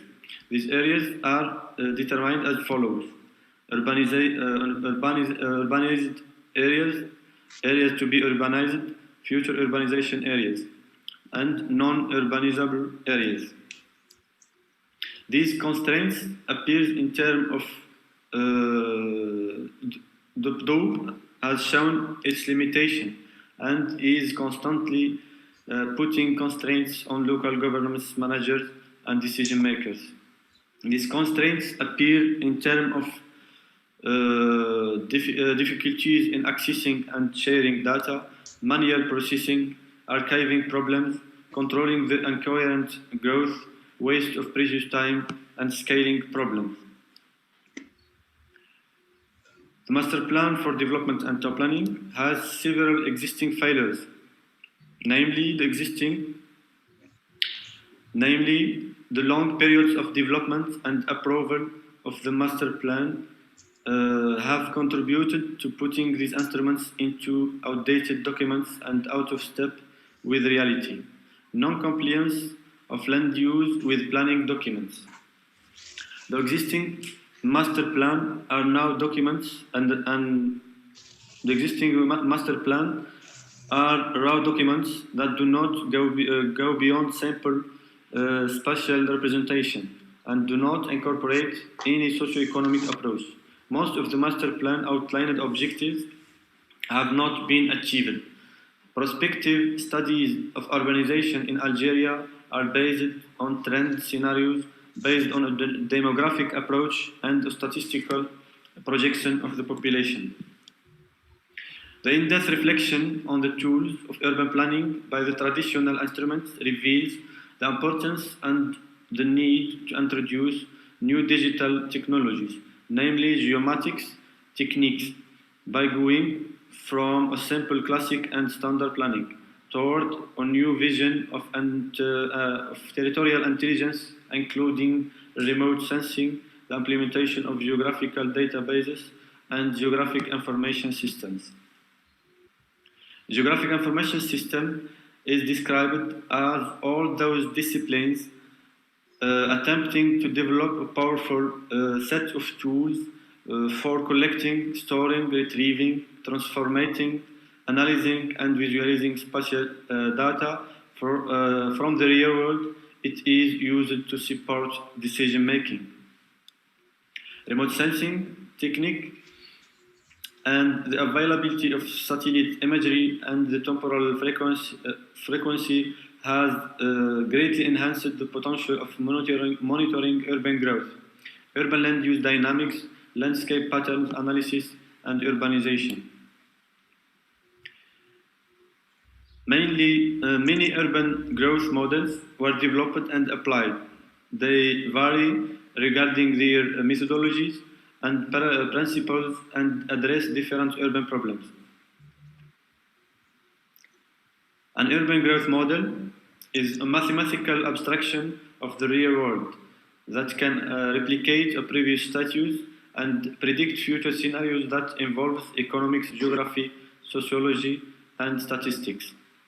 Urban models have been used to predict future changes, as well in identifying development trends, describing and assessing future development impacts, and exploring the potential impacts of different policies. Each of these models has advantages and limitations. This table shows three major groups of urban growth models, including the land use transportation LUT models, cellular automata based models, and agent-based models. The LUT models is focused on mimicking socioeconomic activities, whereas cellular automata-based models are primarily developed for a particular land use.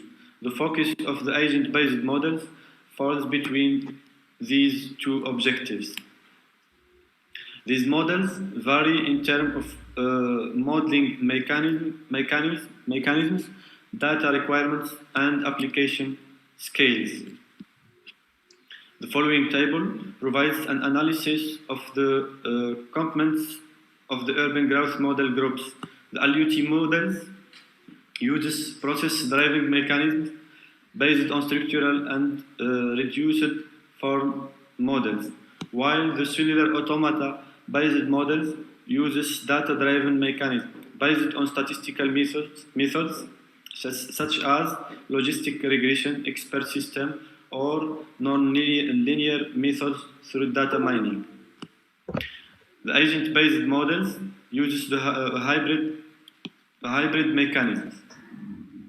The application of both LUT and agent-based models is limited to a relatively small scale within a city or community, and they require socioeconomic data inputs, while the cellular automata-based models were developed for local scale and macro scale modeling. It uses spatial variables. Taking into account the noted limitation of the actual Algerian urban practice, the use of UGMs would be efficient in the absence of updated data and unreliable statistics. Introducing urban growth models in the Algerian urban planning practice will greatly enhance the potential for monitoring urban growth and urban land use dynamics and urban sprawl. The application of urban growth models will make possible the study of the occupation and land use in less time, at lower cost, and with great accuracy. However, the implementation of these methods encounters a number of challenges, such as the creation of updated databases, reliable statistics, well-trained and skilled employees, software availability, and performant hardware. Thank you for your attention. Thank you, Mr. Larry. It was very interesting constat and proposal about the urban practice in Algeria. Very interesting, very nice. Thank you very much. I think we have finished our second round, so we pass to the questions. Yes. Do we have any question from the audience? before we start? Any questions? Yeah. So I will start with Nishat and Dr. Roy. That was very, very nice research, actually. I like the scale, you know, passing from the building scale to the neighborhood scale. And so things start incrementally, slowly, and move on. But the most important for me, the best achieved goal of the whole study of all is the consciousness of the people who admitted and are aware of what difference it's going to make in the future if they adopt this kind of biophilic urbanism. So, and if they started at a very, very interesting, I will call it home gardening. Yeah, you call it home gardening. Then you have the building, the home gardening. Sometimes it's just your balcony, sometimes it's a roof terrace, and then your neighborhood, which makes the community works together, you know, and join effort together to produce something, or we do that. So community effort are joined here for a better result. And then to the city scale, where you look at where to put them in the fringes and everything. So for me, most important is the awareness, the consciousness, and the willingness. But I have a question. I couldn't understand why people did not want to go to the parks anymore. Actually, the condition of the park available in that study neighborhood was very poor. I have actually presented a picture that explains the condition of the park is very poor. Even the fence is broken. There is no facility provided where they can actually but the park relax. But the park is an urban space. It's a space for relaxation, for promenade, for exercise, you know. Yeah. The function of the urban park and the function of urban agriculture or urban gardening or is another dimension. They're completely different, because here we have a task, we want to achieve something. Whereas the park, we go and we empty our head. We go just to relax. So maybe from the part of the decision maker, whatever the council, at the level of the neighborhood, they should refurbish better the parks for a healthy use, you know, or recreational use. So very, very interesting study. I really enjoyed it. Yes. Any other question? Any other question? Anyone? Hussam, Dr. Hussam, you have something to say for the first one? I was wondering about the population of the city. Can you give us an idea about the population of the city and the density? Yeah. Dr. Roy is speaking, but she's muted. Yes, we have worked on the third largest city of Bangladesh, third largest in terms of population, not in terms of the size of the city.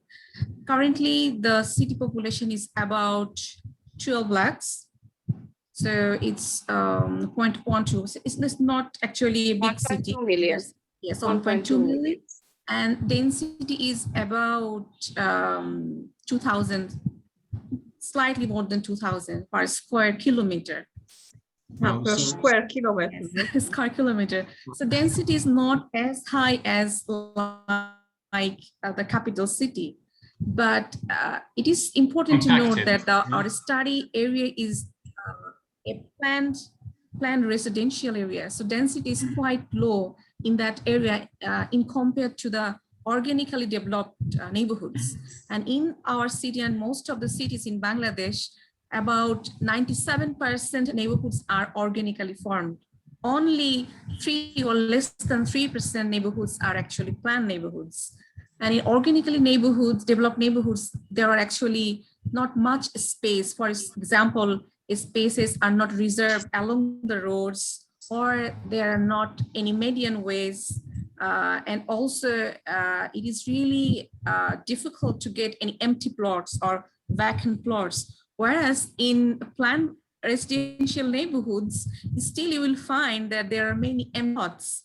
Buyers actually have bought those plots probably 20 years back, but still they haven't actually constructed any building or anything. And also roads are quite wide in compared to the organically developed neighborhoods. So that is why we picked up a planned residential neighborhoods to explore the possibilities. And the findings are actually fascinating. So very soon, Maria and myself, both of us, we are working in a large scale consortium called HSLC, Sustainable, Healthy, and Learning Citizen Neighborhoods. And as a part of our project, since it's focused on healthy city and sustainable city and neighborhoods, we are planning to explore the possibility of applying this concept in low-income neighborhoods. Those are organically developed, they have a space constraint, they have food insecurity. So we will develop some idea how we can introduce this concept. Because from the findings of Neurola, we have got that there is a role of NGOs and other investors, because government has some form of regulations, but in reality, there are very little applications of those in neighborhood scales. So we want to try how it works. Thank you very much for the answer.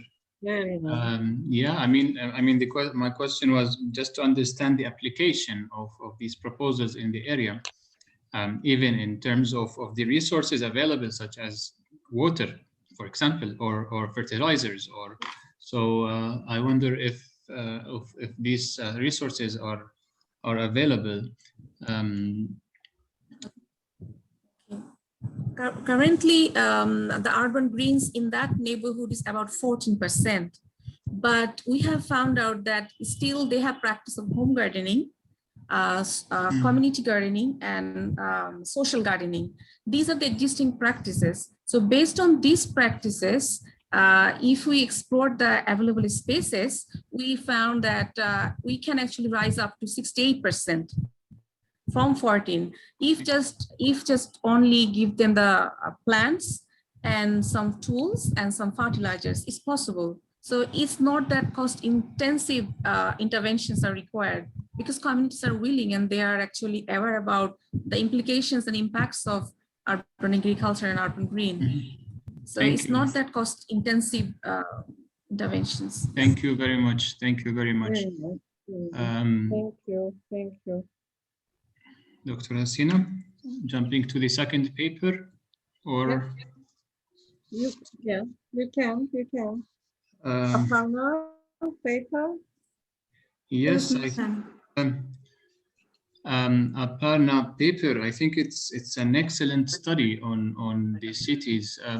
Probably I missed only one part when you jumped over Jeddah, but overall it was a very excellent study.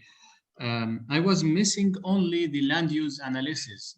I don't know if you have it or you presented, because the land use analysis in such studies would provide us with a better understanding of people's movement in the city. Because when you analyze the city with these elements or these drivers that you try to analyze through the syntax study, it would give us probably the movement of vehicles more than pedestrian. And so maybe this is the only thing that I was hoping to see, to have a comprehensive study, especially when you try to reflect even the results on the block, the size of the block of the neighborhood, and the fading distance and so on. So you try to cover so many aspects, which is a very excellent approach, but it was the only layer that I was missing, the people, the human layer in the city, movement in terms of movement, and that would be understood through land use analysis. But there was also this cultural mapping at the same time as the syntax analysis. The cultural mapping could not show us the social indicator? Cultural, I tried studying it in a morphological way. So how I had taken two fabrics of CBDs, the central business districts, and that was the one reason which I left out the land use thing. And culture, how people of various cultures are arranging their blocks within the urban system. So that was studied. But yes, as ma'am told, I didn't study the, how they behave within the urban system is missing. I tried to study it in a much morphological way on arrangement of the places or the spatial configurations by different cultural groups. Okay, okay. So the selection of the two case studies, Istanbul and Saudi Arabia, how did they help you? Mixed methods were used. So one of them was space syntax to certain parameters like global and local integration. Okay. And the city of Jeddah. So there,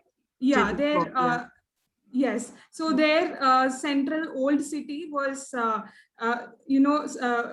getting away from the remaining developments, and it was in a much unstructured way. So they had used, Bill Hillier has used space syntax to study the relation between the old and the new city.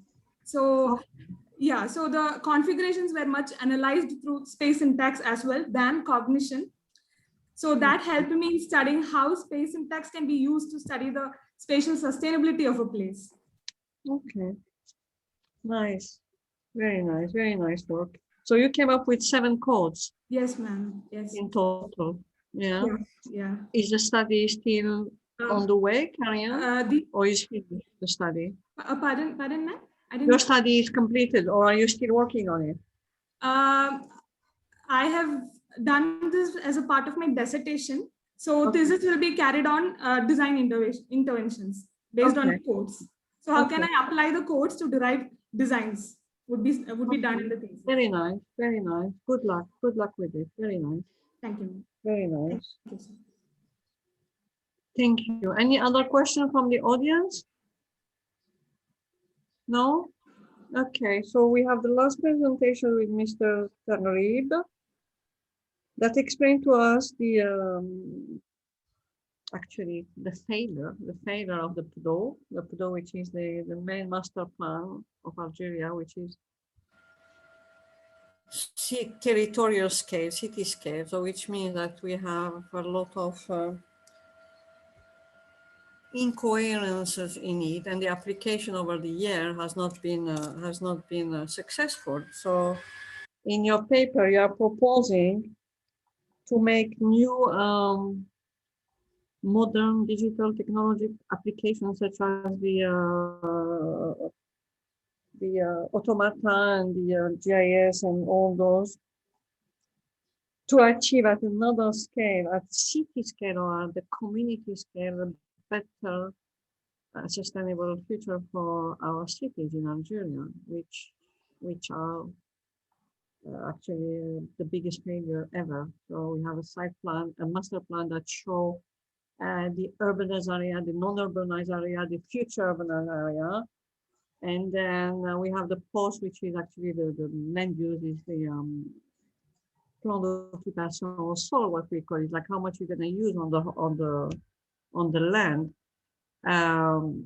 But this was like a vision years ago that is not achieved, that has no short, middle, and long-term strategies actually. So if we aim at applying these strategies at a very different periods, yeah, and see if in the short term it is not working, I mean, we have to tackle something else, and we have to look at some other dimension of the city development. But this has not been done. This is due to mismanagement, bureaucracy, blah blah blah. The negative aspects of it are immense, are immense in the elaboration of this master plan. So, and it was also Mr. Larry didn't talk about the ZAC, what they used to call the ZAC, the zone, what was it? The touristic zone also, which are completely also separated from the development. So basically today it's a failure, it's a big failure, but thanks God we have a lot of academicians thinking about this and trying to provide new techniques, new way to do it, but also we always still need in such a government the support and the budget, basically, the support, technical support, the intellectual support, the software support.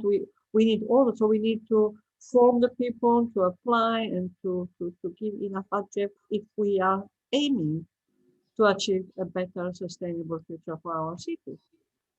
Mr. Taglir, maybe you can add something to complete my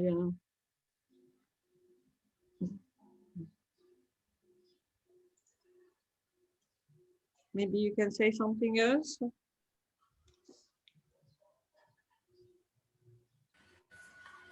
Mr. Taglir, do you have anything to complete my vision? Yes, madam.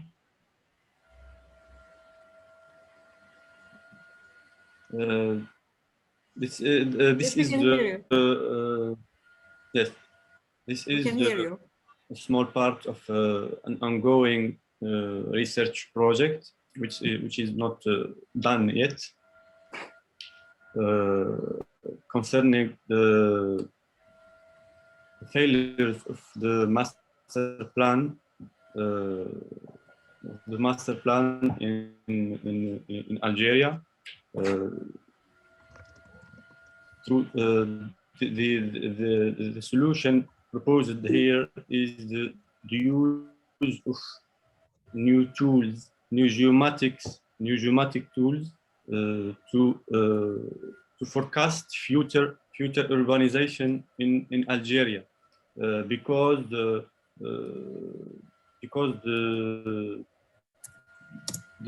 forecasted the most of the master plan outlined objectives have not been achieved in short and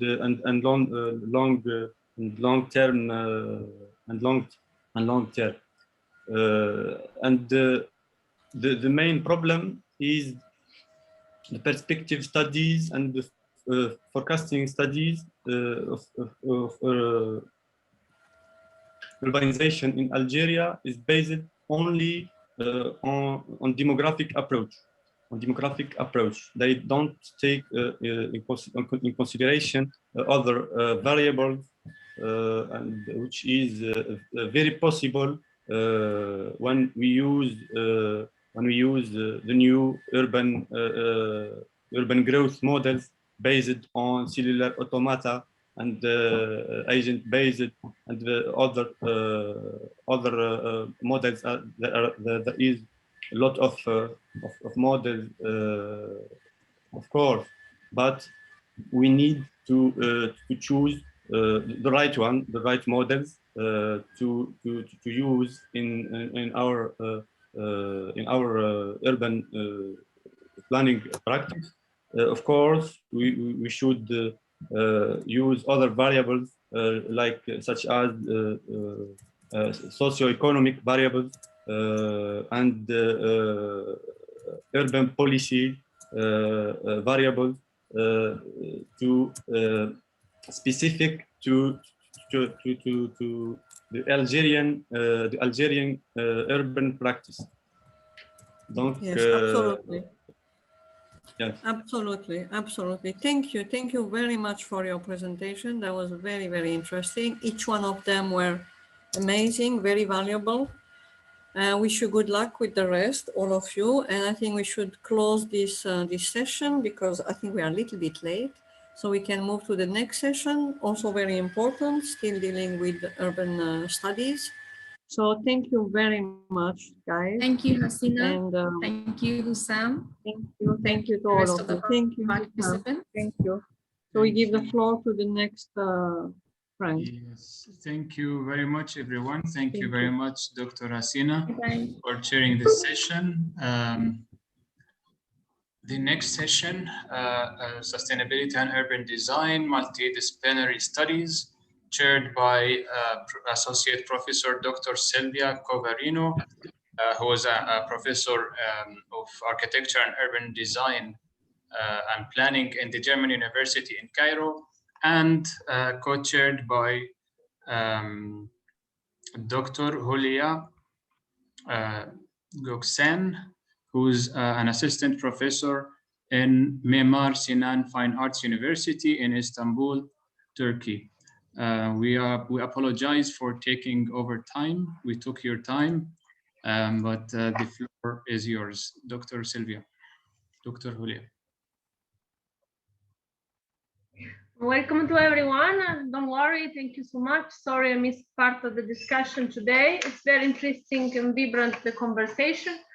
Thank you, first of all, for the invitation and to the coordinator and organization of the university, to Antani University, and also to my co-chair, Dr. Julia.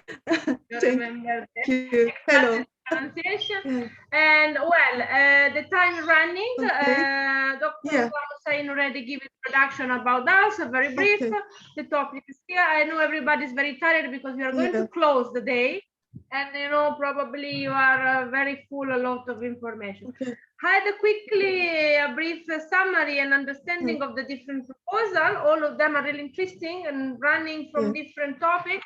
I think we can have a very good interaction with Dr. Julia about the topics, because what I understand from the brief summary of the abstract now is touching the topics of the COVID, and thinking about the city, not clear exactly the scale we discussed. Then we are going through the aspect is touching the playground and another needs, another age, and then the larger scale of the housing model. Then we will go through the interesting issue about the access and the new projects for the city. Then we jump to Cairo, another context from Turkey, from Egypt. Then we will have an experience of the rebranding the city and the case of Ankara, the issue of identity. And the last will be something regarding the ecological aspect in Azerbaijan. And we're moving a bit from the Middle East to the extremely. Well, just one thing. So I would like to share the screen and to remind you, are you able to see the PDF for everybody? Sorry. Can you give me the feedback? Yes, yes. Yes, okay. Well, if I not remember on the bad way, there is the first presenter, Anna Bordalo, and the presentation is not available by the link, and I think so is with us.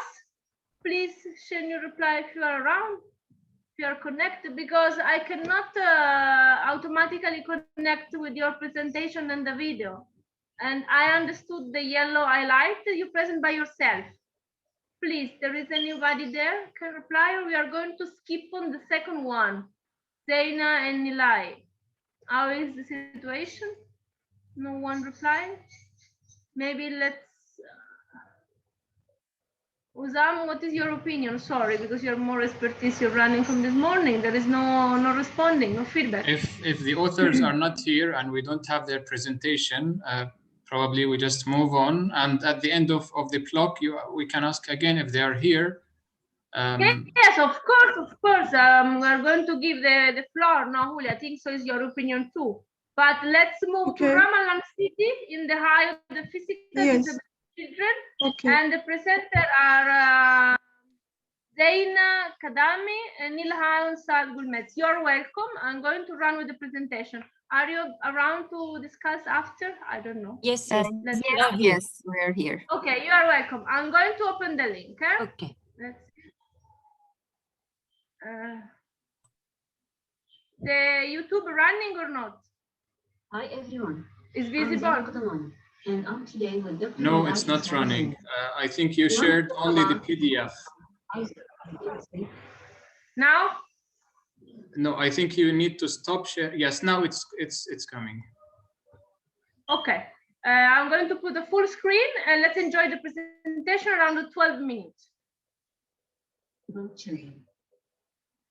So, children in their spatial experience rely on the environment as a factor and stimulator to interact. This accordingly. Sorry for the interruption. The volume is at the maximum of the level. I don't know if you are able to hear very well, probably depending on the recording. Can we just make sure about something that you are sharing the computer sound? If you can stop sharing the screen. I'm in the maximum in my laptop and the maximum with the video. No, we have something to check. If you can stop sharing the screen, please. Stop sharing and on Zoom. Okay, 1 second. Sorry for the texting. Okay. How to stop? On Zoom page, you stop, or yes, it's usually on the top. There is a bar on the top to stop sharing. Okay, come on, done. Sorry. Now, if you can share again, click on the share button, but don't select a window. Don't select a window yet.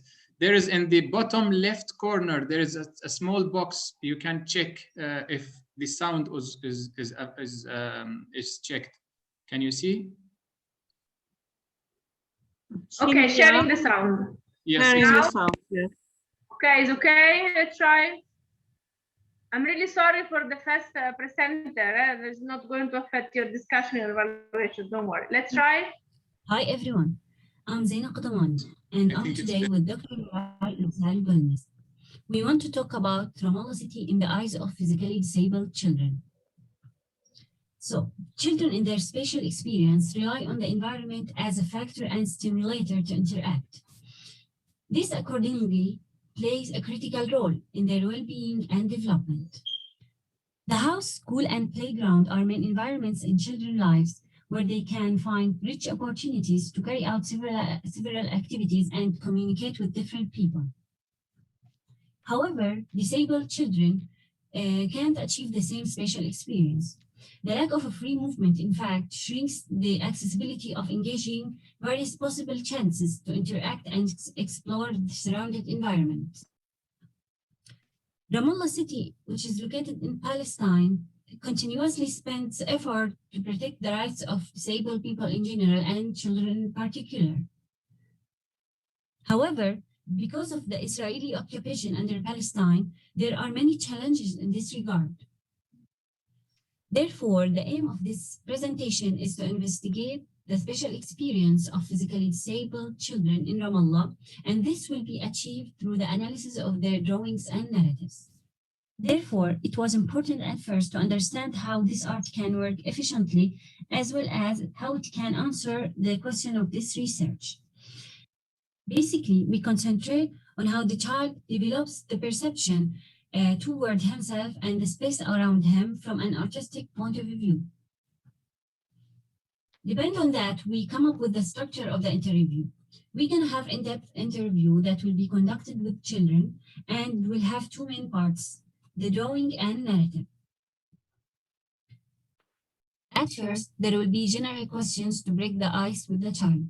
After that, the child is asked about the first place, which is here the house, about his preferred spot in the house, as well as his preferred or favorite activity he usually does in his house. Depending on these information, the child will be asked to draw himself while he's doing the activity and in the spot that he mentioned. At the end, we're gonna have 3 drawings from each child. We analyzed them according to the survey we have prepared before. Depend on the analysis above, the special experience of children will be evaluated in terms of 3 scales: the accessibility, movability, and usability. The first child in this study is Kilwa girl. She's 14 years old, and before 2 years, she has been diagnosed with poliomyelitis, which has affected her lower limbs, particularly her legs. The girl in her first drawing, she depicts herself in the middle of the page while she's sitting on her bed and watching her favorite anime movies. We can see that there is no inanimate other object related to the bedroom, and there is also no ground line. This probably denotes to the lack of interaction between the girl and the environment around her. We can also notice the details in her body. It might reflect her tremendous thoughts up in her mind and the concerns she's always thinking of. Maybe this is also indicates that she's listening carefully to what's happening around her, but at the same time, she prefers to protect herself within her secure zone. In the second drawing, she depicts herself while she's sitting on a bench with her friends in the schoolyard. Here, she again clearly draws herself with very precise details on her body, but still she doesn't reflect any facial expressions. The other human figures, as we can see here, related to her friends, they are described as small stars. Still, the girl has a conservative relationship with this place, and even she's not interested to communicate or to release her thoughts to the outer place. There are clear ground lines here, as we can see, that are described as a step just before reaching the seat here. She greatly seeks to put herself in equilibrium in this position, and maybe she wants to reveal her high concerns and challenges she encountered in this context. So again, she wants to secure or to protect herself in this secure place. In the last drawing, she represents herself while she's looking at the fountain in a public park in Ramallah. And here she's taking a photo with her mobile phone. It's interesting here how she gives a balance in details between her figure and the context around her. This probably reveals her comfortability in this context and reveals her willingness to be more exposed to the outer environment. Also, we can notice how she's standing just at the same line or at the same level of the ground line and associated with the fence around the fountain. In fact, she exaggerates the height of this fence in her composition, and this indicates to the importance of this element in her connection with this place. The second case here is Masha Gay. She's 7 years old and she had cerebral palsy due to early birth. In her first drawing, she illustrates herself while she's in her bedroom. There are furniture pieces related to the bedroom, as we can see here. And we can also notice that there's no ground line. This gives a first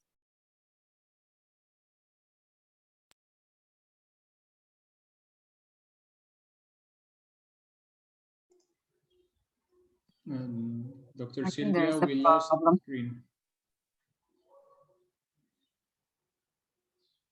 I think you stopped sharing by mistake. And you are muted, we don't hear you.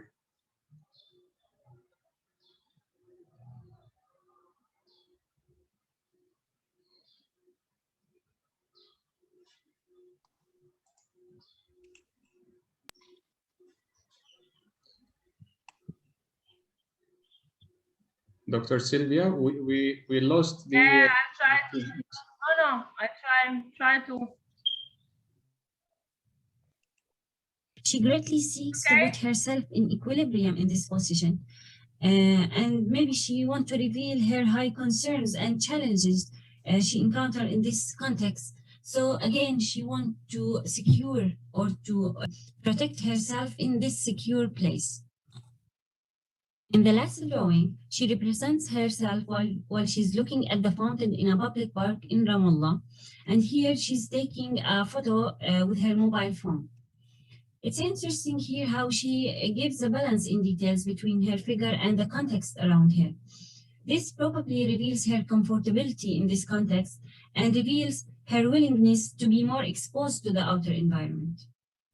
Also, we can notice how she's standing just at the same line or at the same level of the ground line and associated with the fence around the fountain. In fact, she exaggerates the height of this fence in her composition, and this indicates to the importance of this element in her connection with this place. The second case here is Masha Gay. She's 7 years old and she had cerebral palsy due to early birth. In her first drawing, she illustrates herself while she's in her bedroom. There are furniture pieces related to the bedroom, as we can see here. And we can also notice that there's no ground line. This gives a first impression that she has big control over herself in this place. Also, it's interesting how she concentrates on her hand, which might infer maybe to her high dependence on them in her life.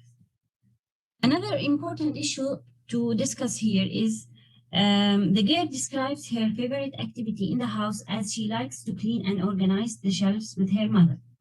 So she gets inspired actually by this activity to create her own artistic technique in order to indicate her special experience. So we can see here how she divides the elements, for example, this element into parts and give each one a separate color. This, for example, is fully divided in color. However, the wardrobe is partially colored and maybe it indicates to less spatial connection, maybe because she can't reach all the shelves. In the second drawing, at first we can notice very small compositions, which perhaps indicate to her weaknesses in her understanding the school. However, she's trying to control the place through the transition elements, which are here the doors. She creates a spatial reference here from the environment itself in order to feel the place. Also, we can observe how she repeats her artistic technique in order to indicate her range of capability while interacting with this place. In the last drawing, Masha Gers depicts herself as a tiny figure, as we can see here, between the figure of her mother and sister. There is no ground line or any other inanimate object related to the context. So this is perhaps lead to think of her weaknesses in this place and her less ability to control herself without others' help. It's also interesting how she exaggerates the size of her mother's hand. We can see that to reveal that she relies on her mother as a link between her and the place around her. It's interesting also how she uses again the color schema she creates before in order to reveal another sense of movement and action, as we can see here. The last case is Fortnite Boy. He's 13 years old and he has cerebral palsy, but with more severe case. Fortnite Boy described the house in his first drawing in two main areas. The upper one, which reflects the living room, and the lower one, which describes the bedroom. It's interesting how he doesn't draw any ground line or even any separate line to identify each area specifically. So this might indicate to his inability to control completely the environment. However, the centrality of his figure here and the big eyes perhaps lead to think that he's aware of what's around him, or in other words, he wants to put himself in a spot where he can increase his control over himself in this place, since he can't do that physically. Adding to that, we can notice how he repeats the human figure in different situations. So this gives a sense of confirmation. He wants to unfold his intention to identify himself in different areas and his ability to adapt himself in various conditions. The second drawing for Fortnite Boy is about the school. So again, he gives the human figure at the center of the page and he concentrates on the eyes and hair.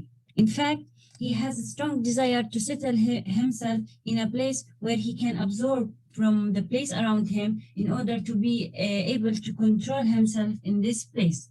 In turn, we can see in the other part of the drawing, the staircase. The child here, he folds this element and give it another color, as well as he depicts a messy composition, as we can see here at the lower part of the stair. This is probably reveals a high concern to the child because, as he says, it is a must to wait for all students to pass the stair to be able to safely use it, particularly in the lower part where there is no railing. In the last drawing, we can see two parts, the sitting area and the swimming pool. The boy for the first time illustrates a ground line which describes the difference in level between both areas. This probably indicates to more perceptual sensitivity towards the place. The child again tries to illustrate himself in the middle of the paper, which is here as he's swimming in the pool. He depicts the border of the pool with different color and gives blue a stroke to indicate the water. This is perhaps the most important spot to him in this place. However, he still has some concerns and wants to reveal his adaptation with the place in other conditions. So it's interesting how he folds the other seating area on the left side of the paper. The child here possibly indicates his feeling of authority and trust, particularly because he can see his brother and friend. They are sitting at the nearest table where they always will help him if there's some urgent condition. Depend on the analysis, each child has presented a different way of dealing and interacting with the place. But what I want to stress on here is, although some children have high accessibility to enter the places, they can't get the maximum of their potentials in their spatial experience, which is obvious in the case of Kilwagir. Also, we can notice how Fortnite Boy has obstacles to access most of the places, but he always seeks to exploit his limited capabilities to control the places around him. And lastly, Masha Gur greatly depends on her mother to achieve a convenient spatial experience and proper integration with the environment. Thank you. Unmute myself. Thank you so much. I think so we are going to carry on presentation by presentation, and then at the end we are going to give you the time for the discussion, right? What's up here? I'm right? Hello? Thank you so much, Eli. Okay, thank you. Thank you very much. And Zaina, I think so we will have a question for you also from my side and from Julia. We'll discuss after. Now we are going to carry on the next one. Okay. And then you are going to share by yourself the screen? Yes, okay. I will share. Okay. You're welcome. The next presentation is replanning of Istanbul in the 21st century and planning the future city, Zadid, Kartal project, and Kenyan Church Image project. Sorry for my pronunciation. I forgot something on the Turkish phonetics. Okay. The floor is yours. Take care about the time and please carry on. Okay. You have any problem to share the screen? No, you are allowed, right? Okay, it's okay. Yeah, yes, okay. It's okay. Okay, hello to everybody. First of all, I would like to thanks to everybody who planning this wonderful meeting conference. Sorry, Julia, please put the full screen. Will be better. Full screen. More easy for us. Thank you so much. Sorry for the interruption.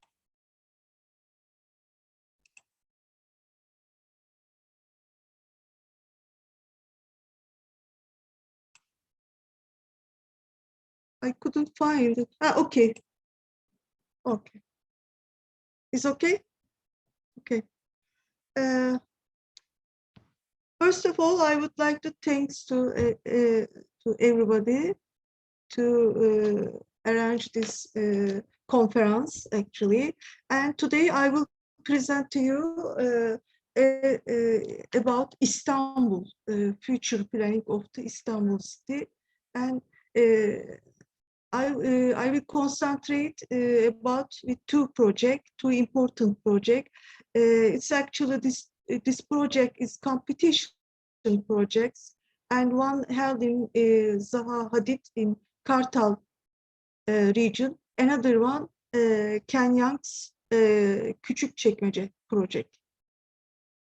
Istanbul city started to develop and grow rapidly with the mass inner migration seen in the post-Prost period, and in fact, the massive inner migration led to rapid transformation and the metropolitan of the city in the 1950s. The city entered even a more difficult period with the increasing housing problem in the 1970s, and the first planning large-scale settlements actually started with the improvement of slum areas in the 1980s.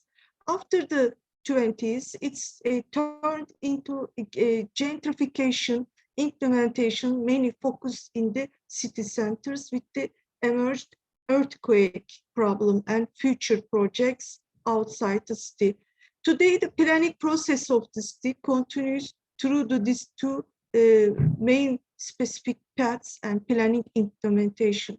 The development of the Istanbul city is now more and more problematic, and problems are more visible with the housing and climate concerns, with the population of nearly 15 million, and urban sprawl has already gone far beyond the old historical centers.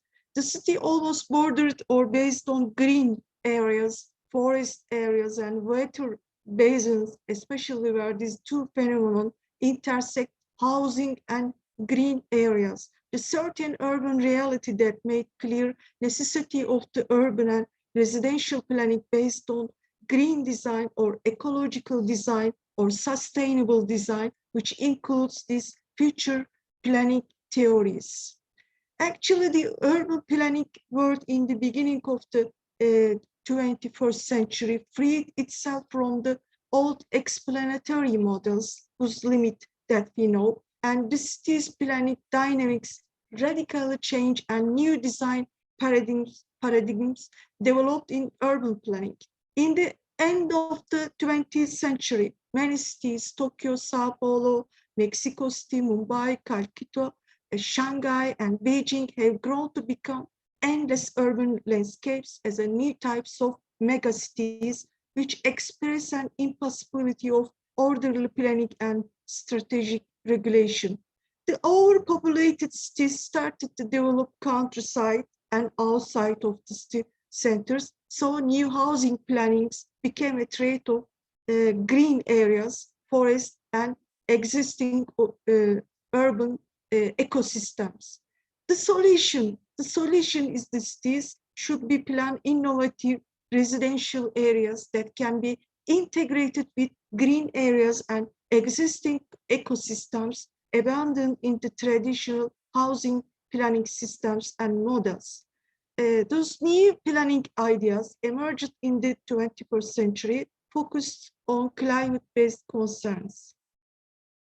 In the 1992, the Earth Summit held in Rio de Janeiro city in Brazil by the United Nations, debates focused on sustainable planning were later formulated as Agenda 21. Later, the book of eco-cities are human settlements modeled on the self-sustaining, resilient structure and function of the natural ecosystems as defined by the buildings.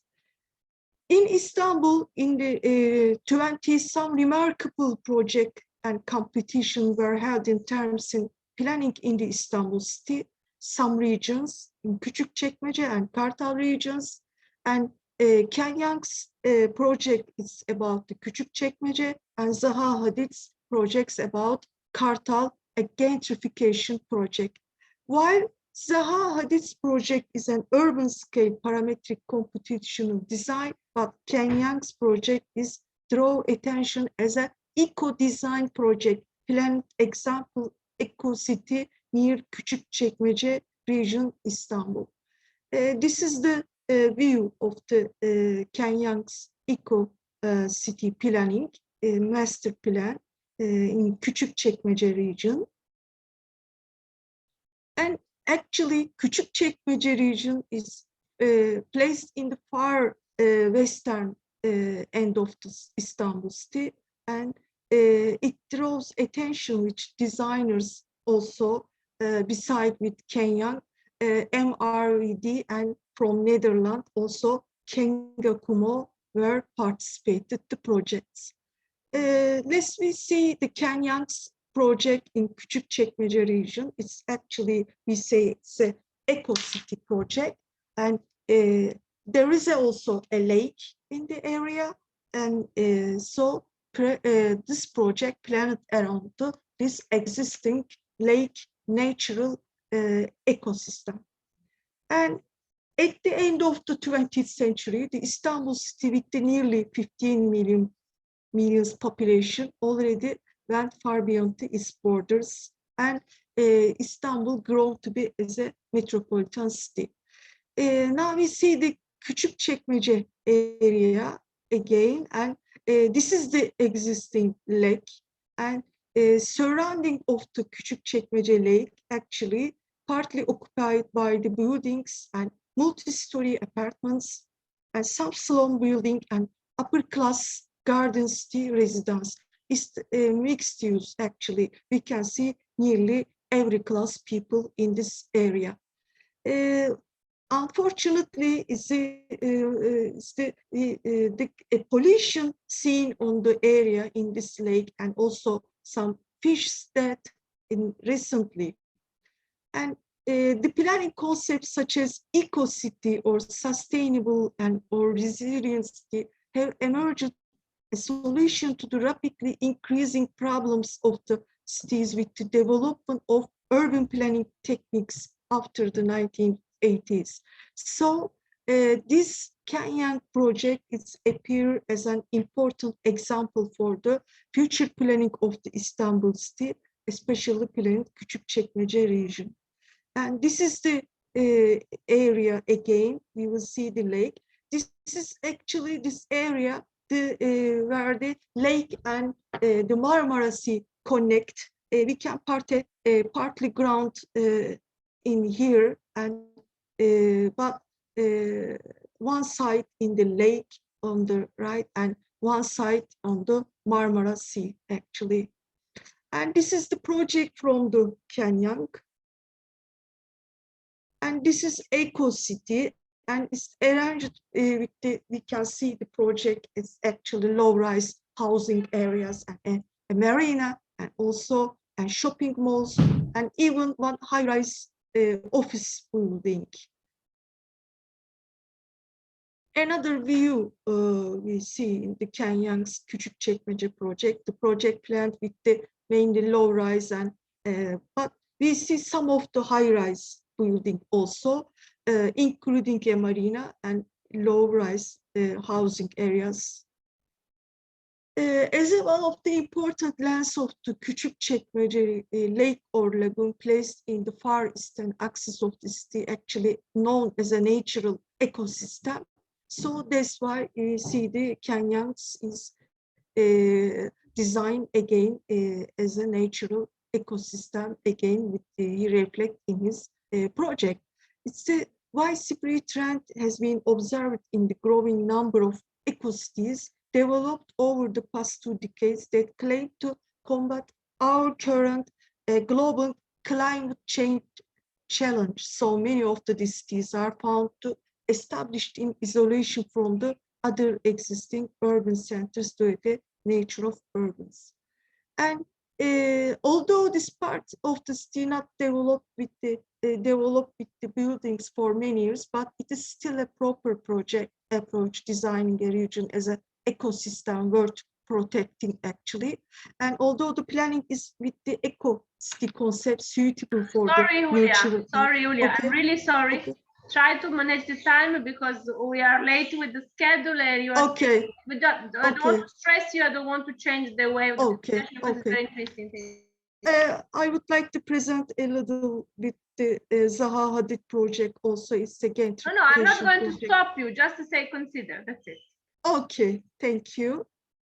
This is a gentrification project actually. It's the Kartal region, again near the Marmara Sea, but this is a huge area, as you see, but designed with a parametric architecture. And so we see in the problem, especially one of the main problem of the Istanbul city is 1999, the earthquake actually is significant by the planning process of the Istanbul city. And we see a governmental company, TOKİ, known as a TOKİ, is made a leadership about to make a gentrification project in the city actually. And this process actually started with the private contractors and concentrated in the city centers, but in the countryside. And mostly we see Toki as a governmental company dominates this area and construct affordable houses also.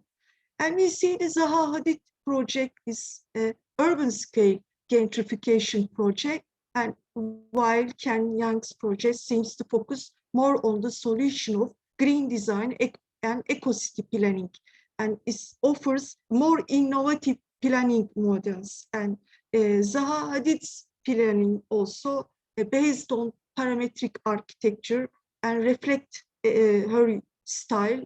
In this case, they present different planning approach between the two, maybe both produce innovative and modern, but different approach that we see. This is the project of the Zaha Hadid, and we see the existing parcel around the project area and newly designed parcel, parametric parcels by the Zaha Hadid project. And in 1910, the project competition, it was a competition, actually was won by Zaha Hadid to be implemented in the very wide area in the Kartal region. And it's densely project, it's commercial, residential, and industrial urban fabric in we see the shore of the Marmara Sea. Again, we see the parametric planning approach of the Zaha Hadid, and if you compare with the surrounding area, and we see the parcels not matched in the existing parcels actually, and with the parametric projects, and it's totally different parcel shape and dimension we can see in here. This is the 3-dimension view of the project, and we can see the housing blocks. On the right, existing housing blocks, and on the left, Zaha Hadid's blocks. It's very different as you see in here. But however, the main problem is what here, the project stalled, canceled actually because of the problem and some difficulties of the implementation, mostly bureaucratic and legal. And so including competing with the stakeholders and actually landowners, and its problem with the arranging the parcel dimension with the existing one. So it created a project's implementation.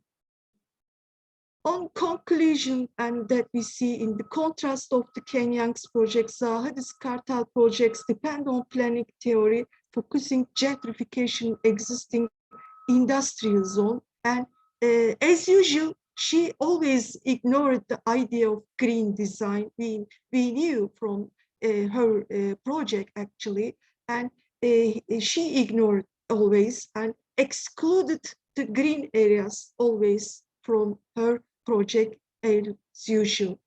And if we compare finally the Zaha Hadid gentrification project in Kartal region, Istanbul, the main theme is depend on defining blocks by parametric architecture, the expression of topography and blocks according to digitalized drawing technologies, the less green theme and planning and green areas within the project, and unrealistic nature of the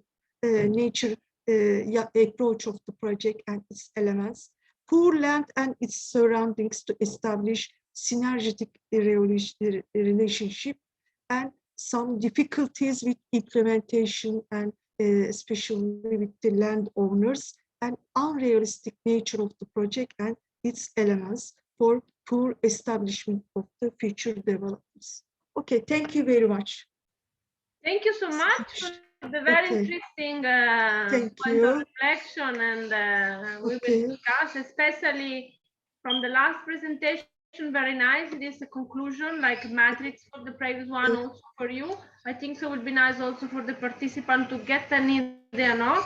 How it's going, you know, by the keyword and the important topics. Well, we discuss later. Thank you, Julia, as a co-chair at the same time as a participant. Now come back with me, and let's go with the next one. I don't know if the author are present in the discussion. Sorry, welcome to Salvatore Polverino, you are Yes, with us?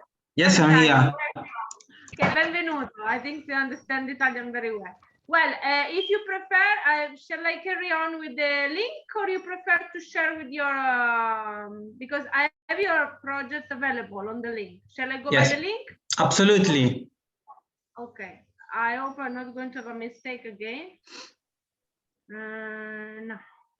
Good morning, everyone. Firstly, organization. 1 second. Okay, the link is visible for everyone. Shall I put on the larger screen? It's okay? Salvatore, Yes. if you... Okay, come on, let's go. 11 Good morning, everyone. I want to thank first the organization for hosting us in this virtual space and all the attendees who are following. My name is Salvatore Polverino, member of the Order of Architects of Napoli. My background consists of built engineering in conjunction with the two specializations in harbors and GIS science. Between December and January 2020, I was interrogated at Trace Support for a closed hiring. After this job interview, excuse me for the interruption. The audio is working well, or you have any difficulty? Because I think so it's the maximum I can able to manage. Okay. Yes. Continued my visiting to Austria and Slovenia by train in order to observe the environment according with my knowledge that was acquired for this institutional test. In that occasion, I decided to write down an article that could support any research on the subject of harbors, in particular for the development of the Trans-European Transport Network. The backed up informations were plenty, and due to the historical moment of COVID-19 SARS and to the conclusion of the same year of the Interreg Italy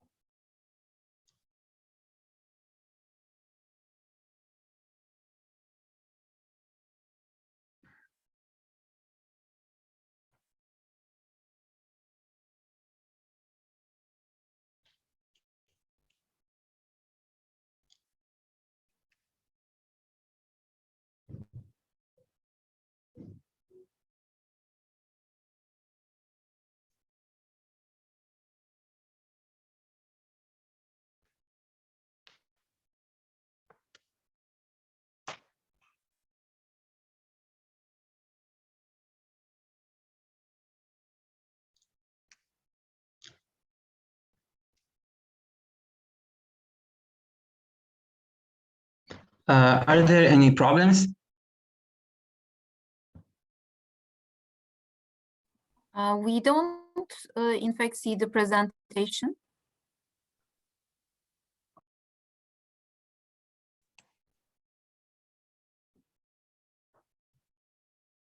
All the attendees who are following, my name is Salvatore Polverino, member of the Order of Architects of Napoli. My background consists of built engineering in conjunction network.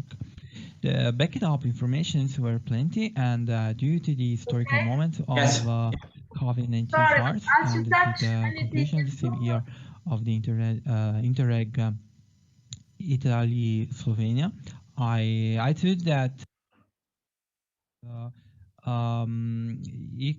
it was convenient to write down an article on this competition. Recent COP reports have aimed to build a secondary track system to fulfill the European Sustainability Plan and to adhere to the Silk Road model. The research started with the gathering of articles written by the Professor Buffon, whose articles described the upper Adriatic region several years ago. I said before, the economy of 2020 changed the prices and volumes, so that at the end, I compared the prices of different services offered by the two ports. The cross-border Adriatic macro region was gradually modeled after the ruins of the Second World War with the clearance of the United Nations of Trieste as independent state by the splitting in two zones, Zone A under the protectorate of Anglo-American forces, Zone B under the control of the Yugoslavian army. Accordingly, the port of Trieste benefited of the Annex 8 as a custom-free port obtained during the Treaty of Paris.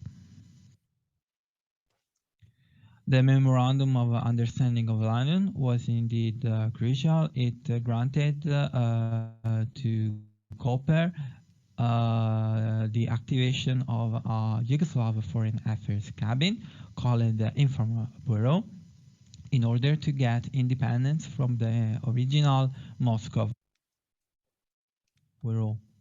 The Treaty of Osimo, which declared the renunciation of Italian sovereignty over Zambia and the Trieste common market, giving Belgrade full advantage of expansion of copper. Their border areas were not solved despite of the institution of a new interstate treaty in 1976, a mixed Italian-Yugoslav Chamber of Commerce, a joint committee for water economy uses and regimes regulation, a first loan of 25 million ECU pre-euro currency, the Alps Adriatic Working Community, and the diplomatic effort of President Markovic to transform the Alps Adriatic Forum into the FARE in 1980. The conversion was gradually established and undermined the financial stability before the common foreign and security policy in 1992. The relationship between Trieste and copper can be resumed as follows. The Petersburg tasks that garrisoned the Adriatic Sea, because Slovenia was penalized under a trade embargo, finally resolved with the Treaty of Amsterdam and Lisbon.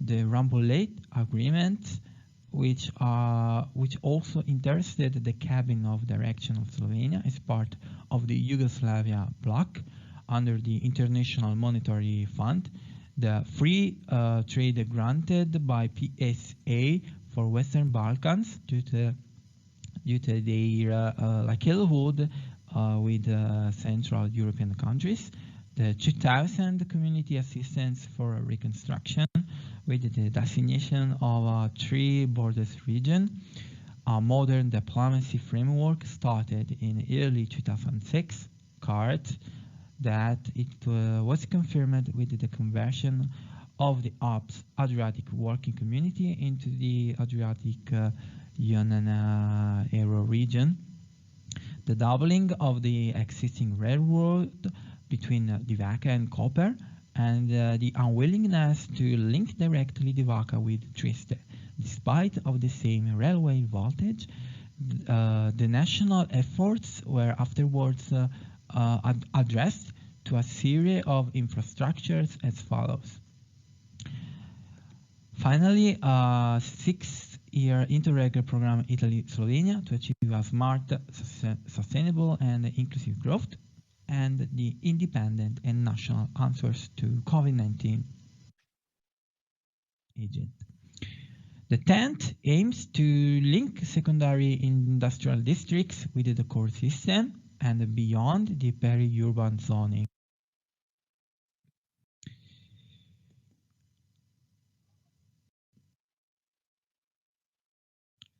The border communities interested indeed the Zaule industrial district of Trieste that was penalized by an antiquated electrified railway. The closest grand runway is the Television Tunnel A23 with Austria.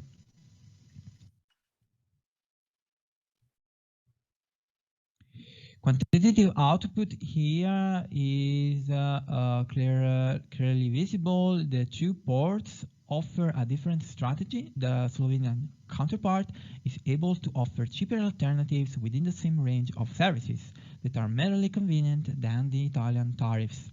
Vessel companies prefer, however, the free port regime of Trieste, thanks to its infrastructures and port dues, in particular for building materials, minerals, and oils. The annex has reduced Trieste costs of many container operations as follows, in particular for the transshipment. Among the handling of some are the containers operations. We have an exception. It regards the refrigerant service. This is more convenient at Copper. The custom fees are, as said before, also embedded to the annex report condition.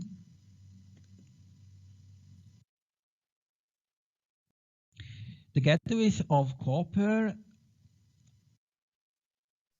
are interested by the cross-border community of Gorizia and Nova Gorizia for Slovenia. Special in industrial and economic zone. The Tarvisio Tunnel, the Caravan Tunnel that I crossed by train, and I experienced an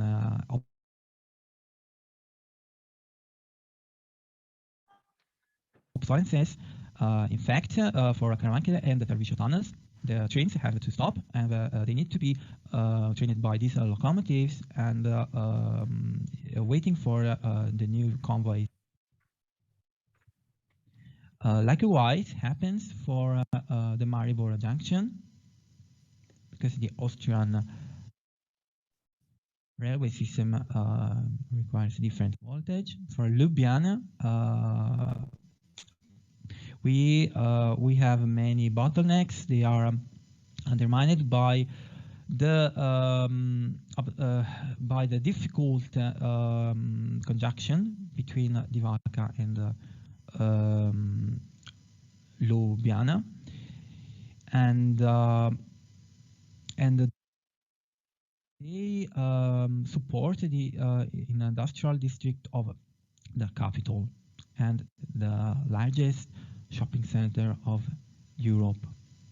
This infrastructure it continues, however, with the projection Hotos junction with Croatia.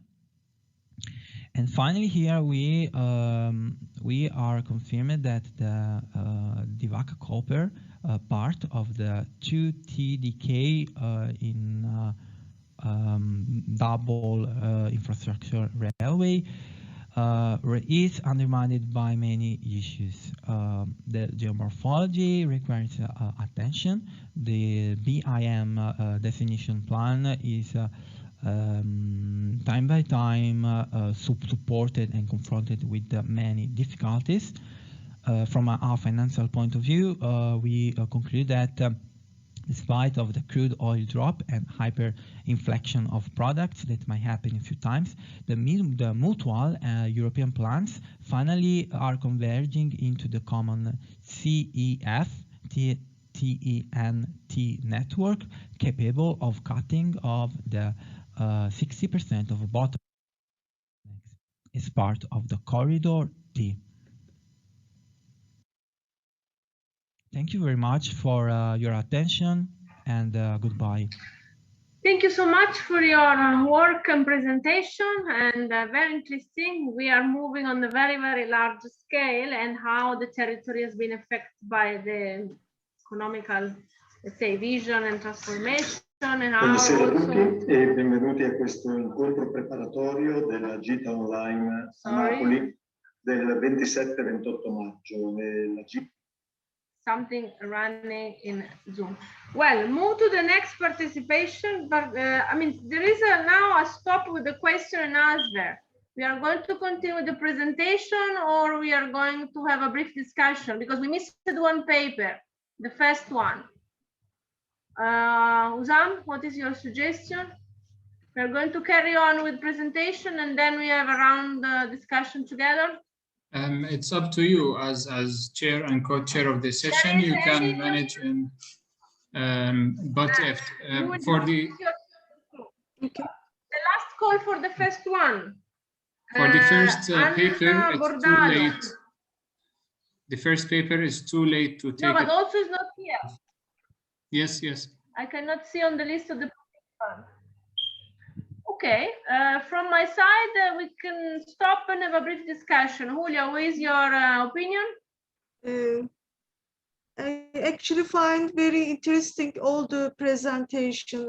And first of all, I would like to thanks to everybody this interesting presentation. And each of the presentation was different but interesting subject actually. And we traveled very different dimensions. It's a small scale and large scale and city scale. It's very interesting actually, and some kind of we see in psychological side of the city planning, and looking, we learned how to looking a child eye to the city and city life also. It was very interesting for me. And my side, my presentation is about eco cities, and for some of the example of the future planning of the Istanbul cities, and between two important prominent architects such as Ken Young and Zaha Hadid, and they brought different ideas actually. And so finally we see in the I find also very interesting Salvatore's presentation. It's I knew the city Ljubljana. It's interesting actually, but thank you very much. Thank you very much. I would like to highlight something from Nilay presentation, and I really like the sensitive approach from the very sensitive topics and special needs. And it's very difficult to match the presentation on the change of the transformation in Istanbul until now the new Silk Road. But I think so it's very important as a designer and architect have a reflection over how it's happening also in the small scale. Because you know, this way to go to the trend, to go to the news, sometimes we really forgot the basic needs, and basically we are to respond with our design, with our changing the city to the needs of everyone. I have a question, if it's possible, for Nilay. I really like the work, and just how was the, I mean, because you have a kind of evaluation at the end, okay, medium, high, if I'm not wrong, and you summarize. Two questions. The first one, how was the interaction? Because you present also such drawing, okay?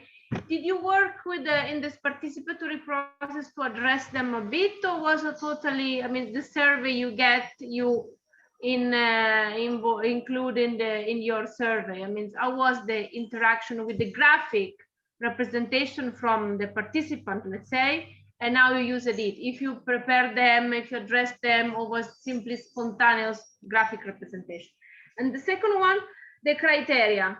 I mean, how you define medium, high. I mean, this was very spontaneous, and then you reference, just to open the discussion. Thank you so much, Nilay. Thank you very much. In fact, I mean, Zaina lives in Ramallah, and she is the one who I realized research. and she found the kids. It was also a very hard process, as you can assume, especially in pandemic times. Also convincing the families. Also, she made interviews with the caregivers sometimes, or the family members. I think her thoughts will be more insightful about the process. So I give the word to Zaina first. Yes. Hi. For the first question, it was really hard at first to deal with children. As Dr. Nilay said, we have also to convince their parents, caregivers, and because of the pandemic, it was really hard because they have already weak immune system. So yes. But I concentrate on the disabled children who has the ability to catch the paper and colors at first, so they can give me what I want.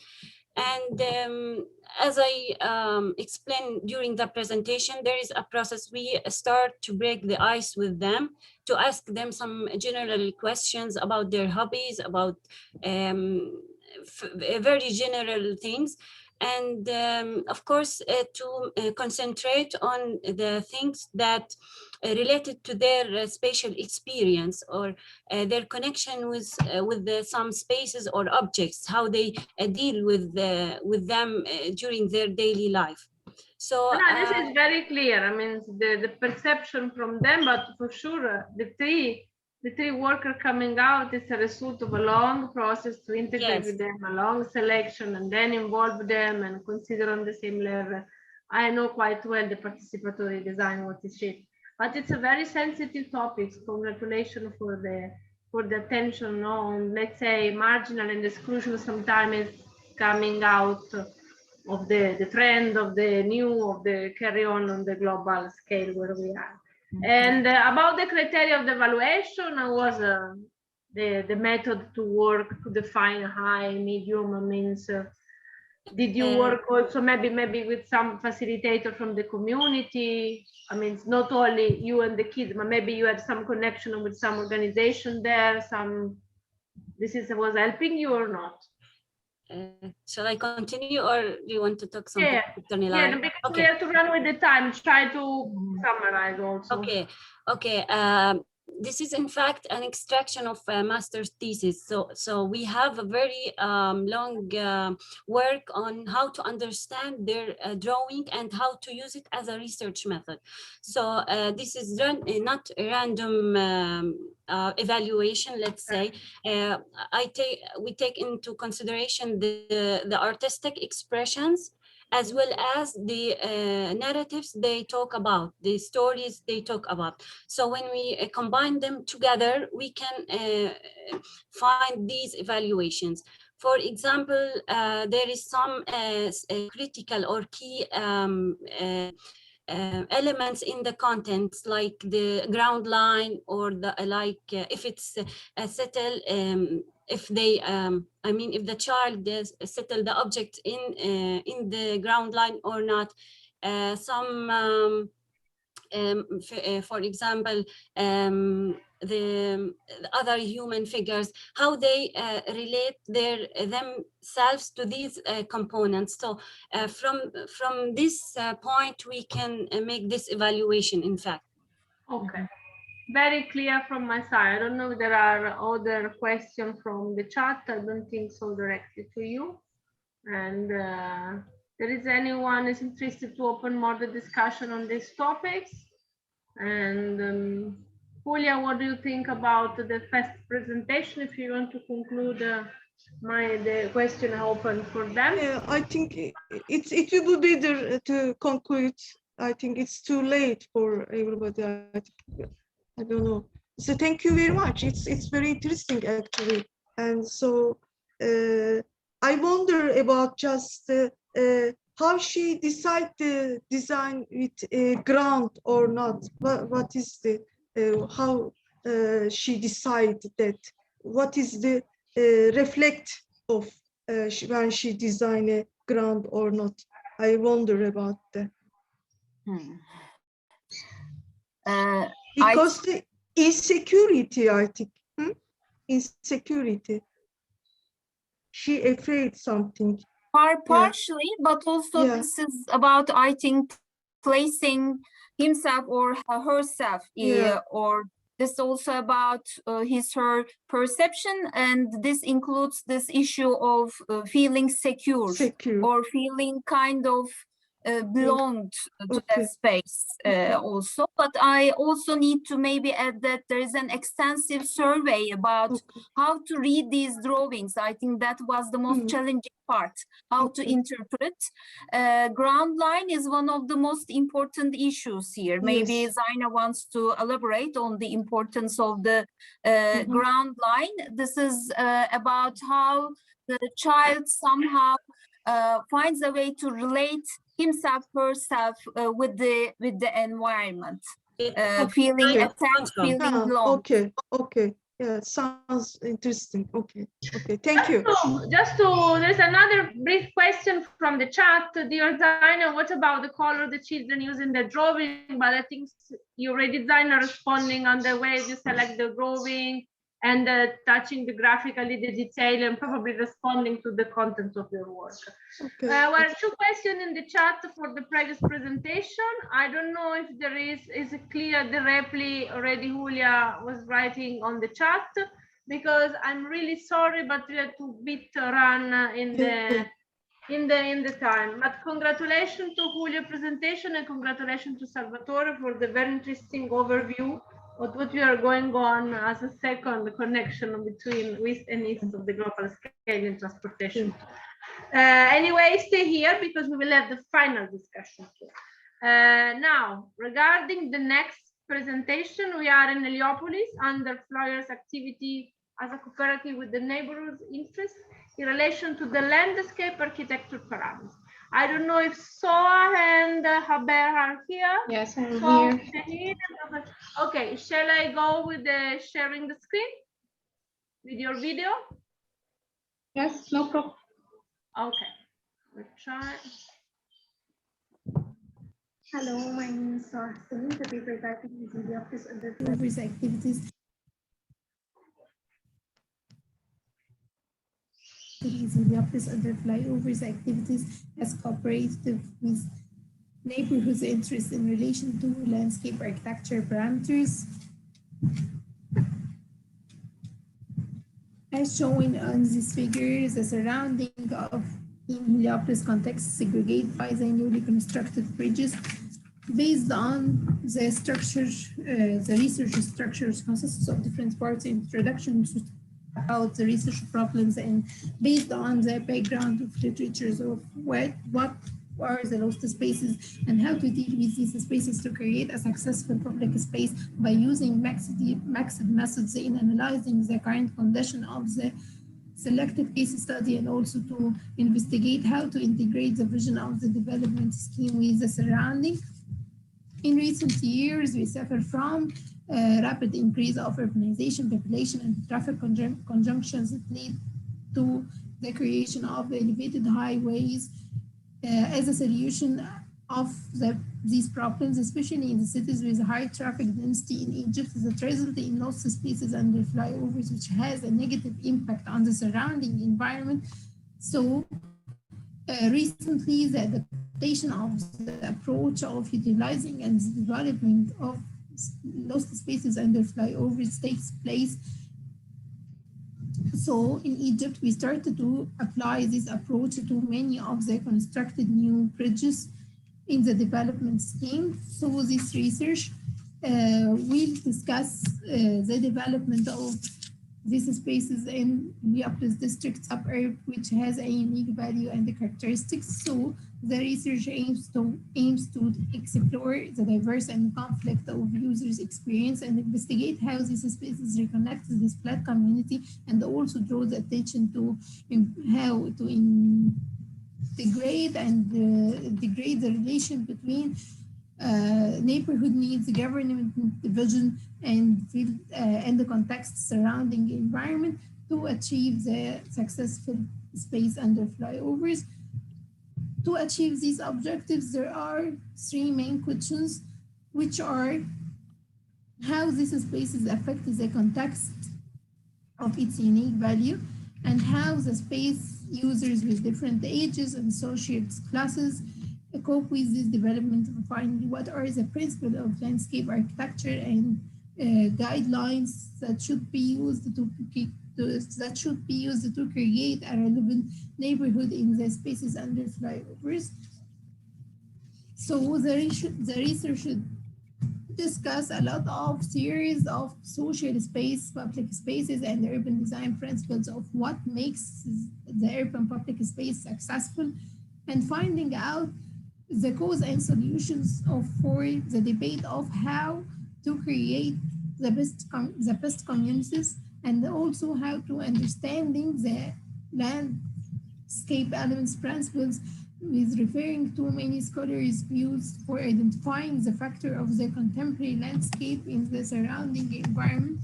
Based on all of this, we will create, or we will classify the criteria of evaluation, the transformation of these spaces into traffic value by enhancing the accessibility and linked social environmental value through improving air quality and create a clean environment. Social value by the effect of social life and the feel of comfort and security in the space. Aesthetic values that reflect the image of the city, then the economic value based on uses and activities in the space. The research methods used mixed methods, including spatial analysis and perception studies through the interviews and the questionnaires.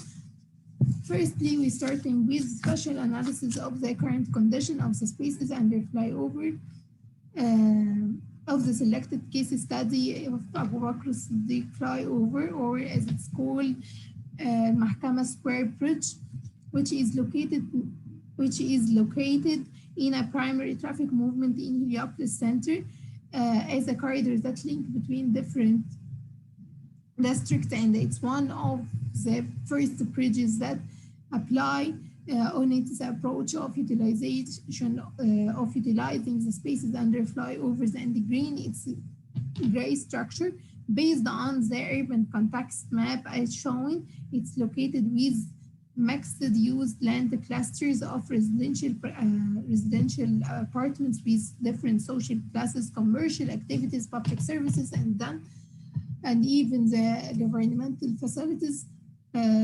Beside all these activities, the vehicular circulation and the traffic is being most dynamic and dominating on the urban landscape. So it leads to a segregation of the space, the landscape space of the spaces into two parts. On its both side of baseline, as mentioned above, by its layout and function. The first part, which is located near to Heliopolis Family Court, which is a landmark in the space with a distance of few meters, which is more community-oriented.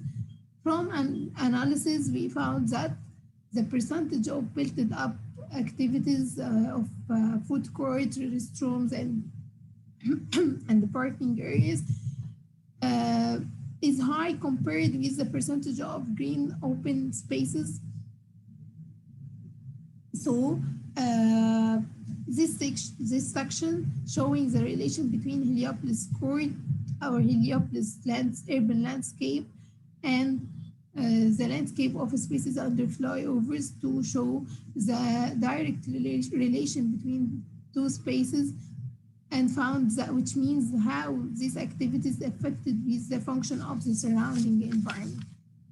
Secondly, which is directly second part, or part two, which is directly located with different recreational and entertainment activities of land surrounding land use, as shown surrounded with Nasr Club, sporting club, and mixed use on the other side. And as the activities located in the middle of the space under flyovers, so it's surrounding with a circulation path on its both sides in ground level. So these activities, the percentage of activities of restaurants, cafes, parking areas is low dense compared with part 1. In this section, showing the relation between residential zone and shops to the spaces and the flyover itself. We found that residential zone is not affected, its personalization and private directly, but it's affected visual and noise with the visual and the noise disturbance. But the spaces in the urban landscape around the flyovers are become hard to personalize as spaces under the elevated highways overlooking to those spaces. Secondly, the perception studies,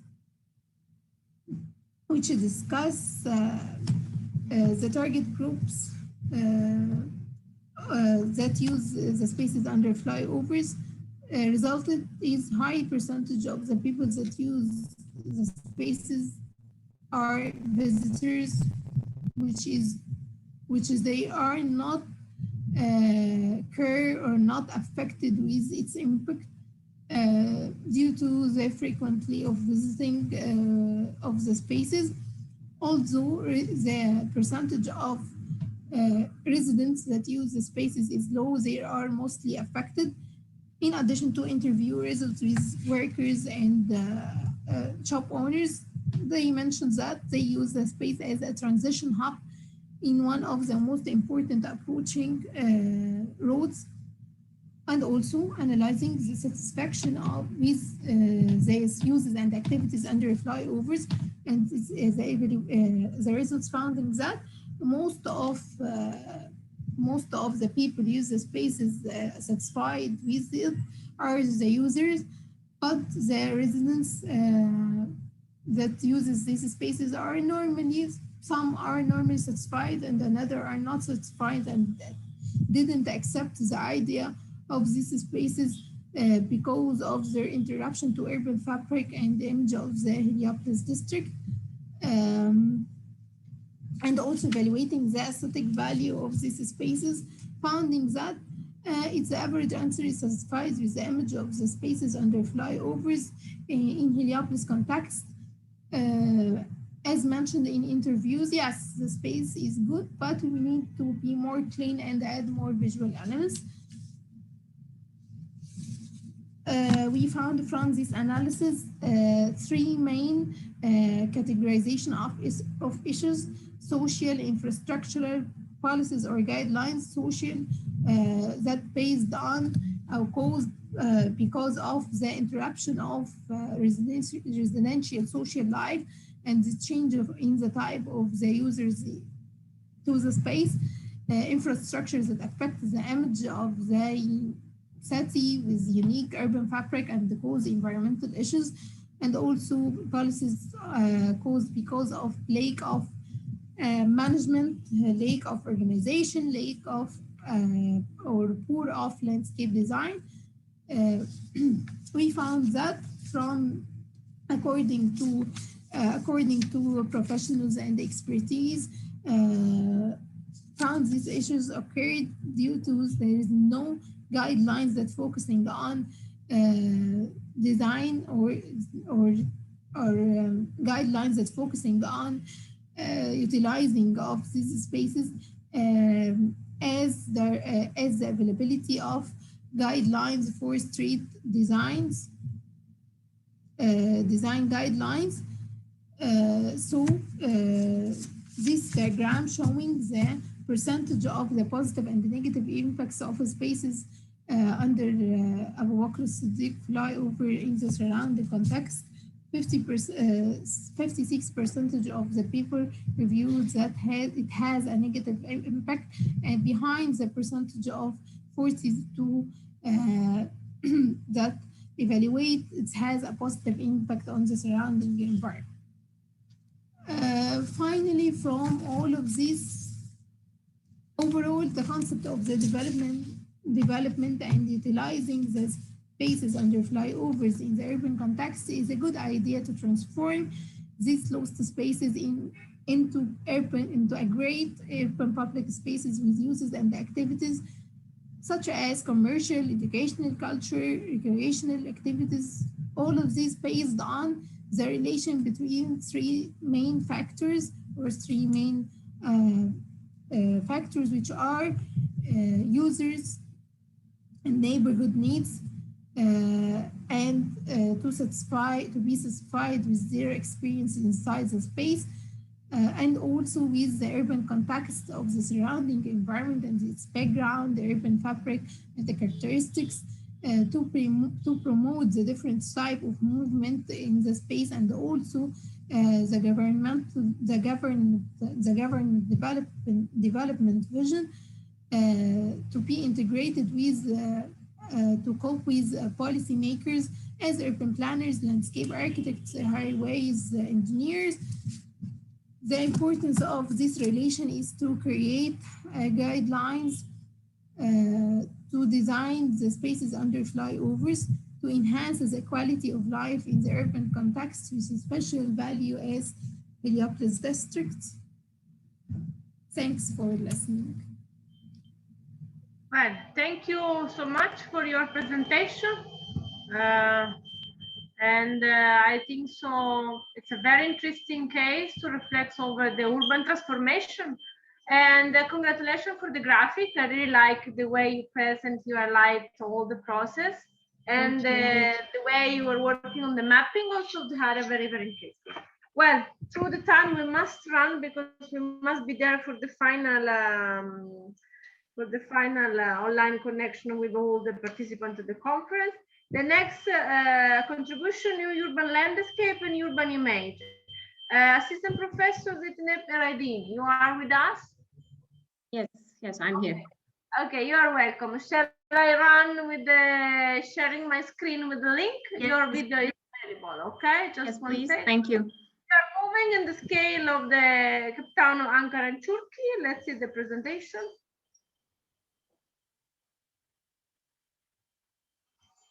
Cultural values are shown. In the second part of the psychological process, we have spatial behavior. I think so. Now everything is okay. Let's go. Hello. First of all, I would like to thank the organizing committee of the conference. Afterwards, I wish everyone a productive conference. My name is Zeynep Eraydin from TED University. Today, I will talk about the image of the city in place branding processes. More specifically, I will discuss place branding strategies from a perspective of environmental psychology by presenting the case of Ankara. So I will discuss on the one hand, place branding approach and its effects on urban environment, and on the other side, people's perception of their city and their evaluations of these new urban landscapes proposed by branding strategies. Ankara, the capital of Turkey, was chosen as the main study area in order to discuss the main topic. The reason behind this selection is that starting from 2007, decision makers have recently put the place branding on the top of urban development agenda.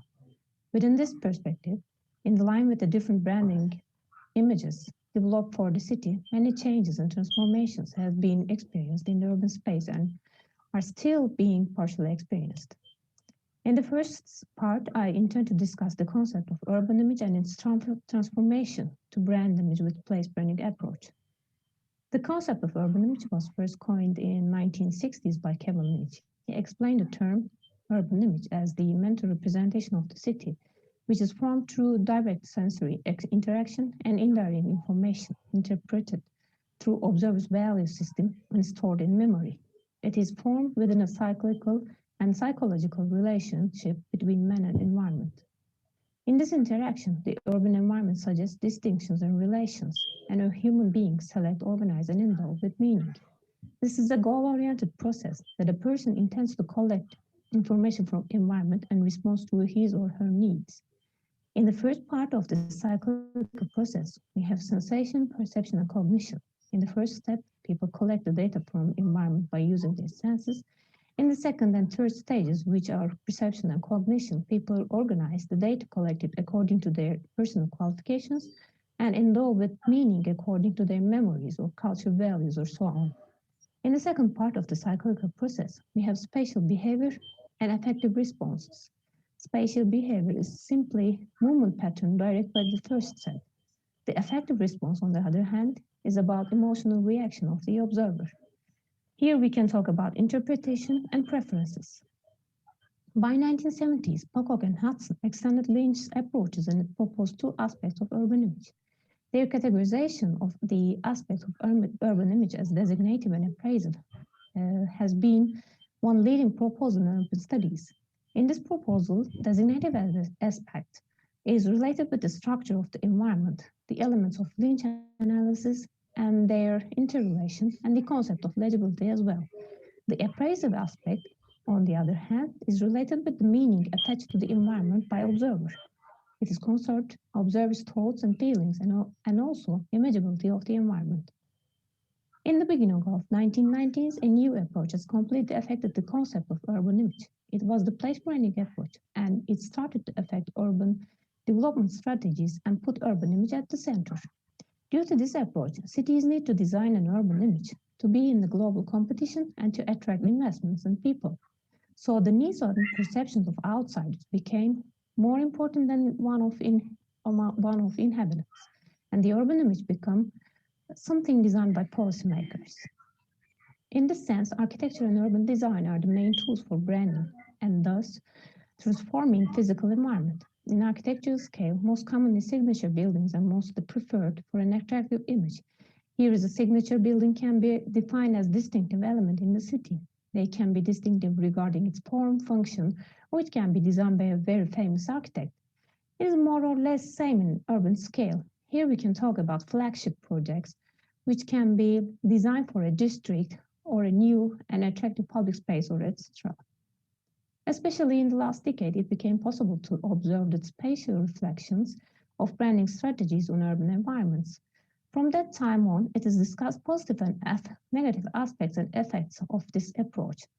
This study basically questions this difference between two images.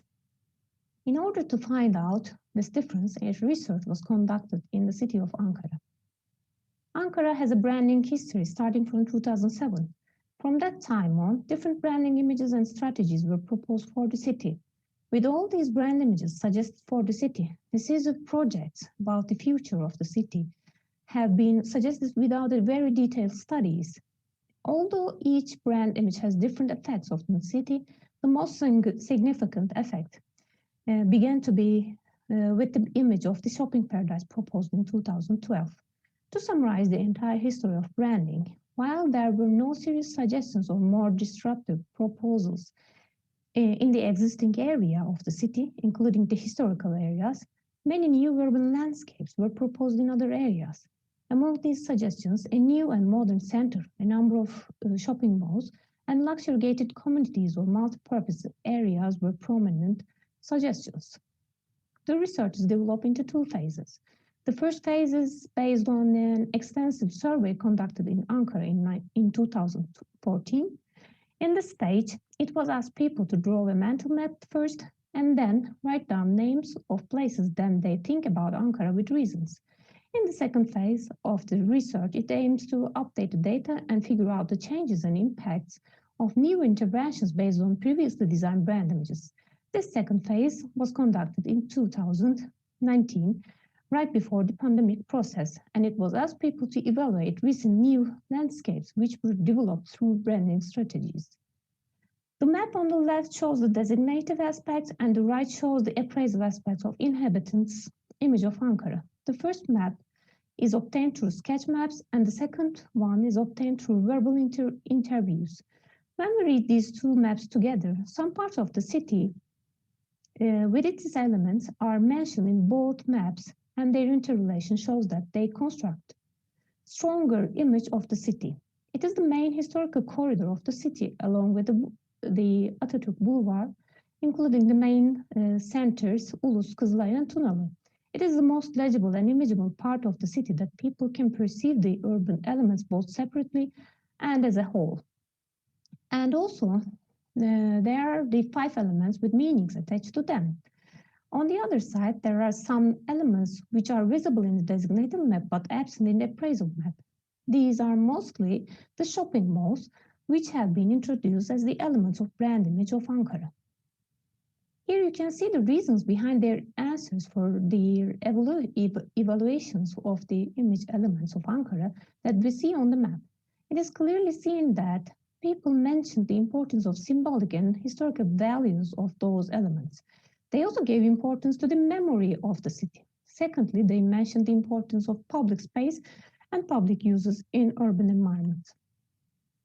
To summarize this research, it can be clearly seen that some elements of brand image are legible for people living in the city, but none of them has a distinctive meaning for them. We can also say the image of the city does not match with the brand image designed by policymakers. Although a new urban branding strategy and brand image were not introduced after 2014, previously pursued strategies continue to find a place in the urban environment. Here you can see the list of these new urban landscapes. The most important implemented project here, which was declared as an element of branding the city, is Wonderland Eurasia, but known as Anka Park Amusement Park. It is located on the Atatürk Forest Farm, which is an historical green area actually. Its construction finished in 2019, but it is not open to the public use now. When we look at the findings, we see that most of them were evaluated as negative. In other words, people thought that these three new urban landscapes of Anka Park, Çukurambar, and Merkez Ankara had negative impacts on urban image of the city. On the other hand, interestingly, shopping centers, which were previously evaluated negatively, were described as having a positive contribution to the city image in the study conducted in 2019. The reason behind this positive evaluation laid under the transformation of malls, especially since 2015, a structural transformation process has begun to see in some existing shopping centers. The existing closed architectural structures have turned into a more open form that relates to the street with a new arrangement made on the facades. On the other hand, in some newly built shopping centers, a new architectural language has developed, which is mostly related to the outside, sometimes including the street. Their evolution was positively evaluated by the participants by putting the vitality they brought to the city. This situation can be considered as an indicator of how important the relationship between the street and people stands. To conclude, the findings of survey points that the brand image of Ankara proposed by branding strategies does not overlap or match with the inhabitants' image in their mind. It is necessary to return to the answer given by the respondents regarding the meaning and image in order to eliminate this difference and to develop an image for cities that will include both inhabitants and outsiders. At this point, two important issues arise. The first is urban identity and accumulated urban image, and the other is the existence of public space that will support public life in the city. Although these two issues are not new issues, their prominence in the survey study can be interpreted as an indicator of how much they still need to be taken into account in the city proposals. Thank you for listening.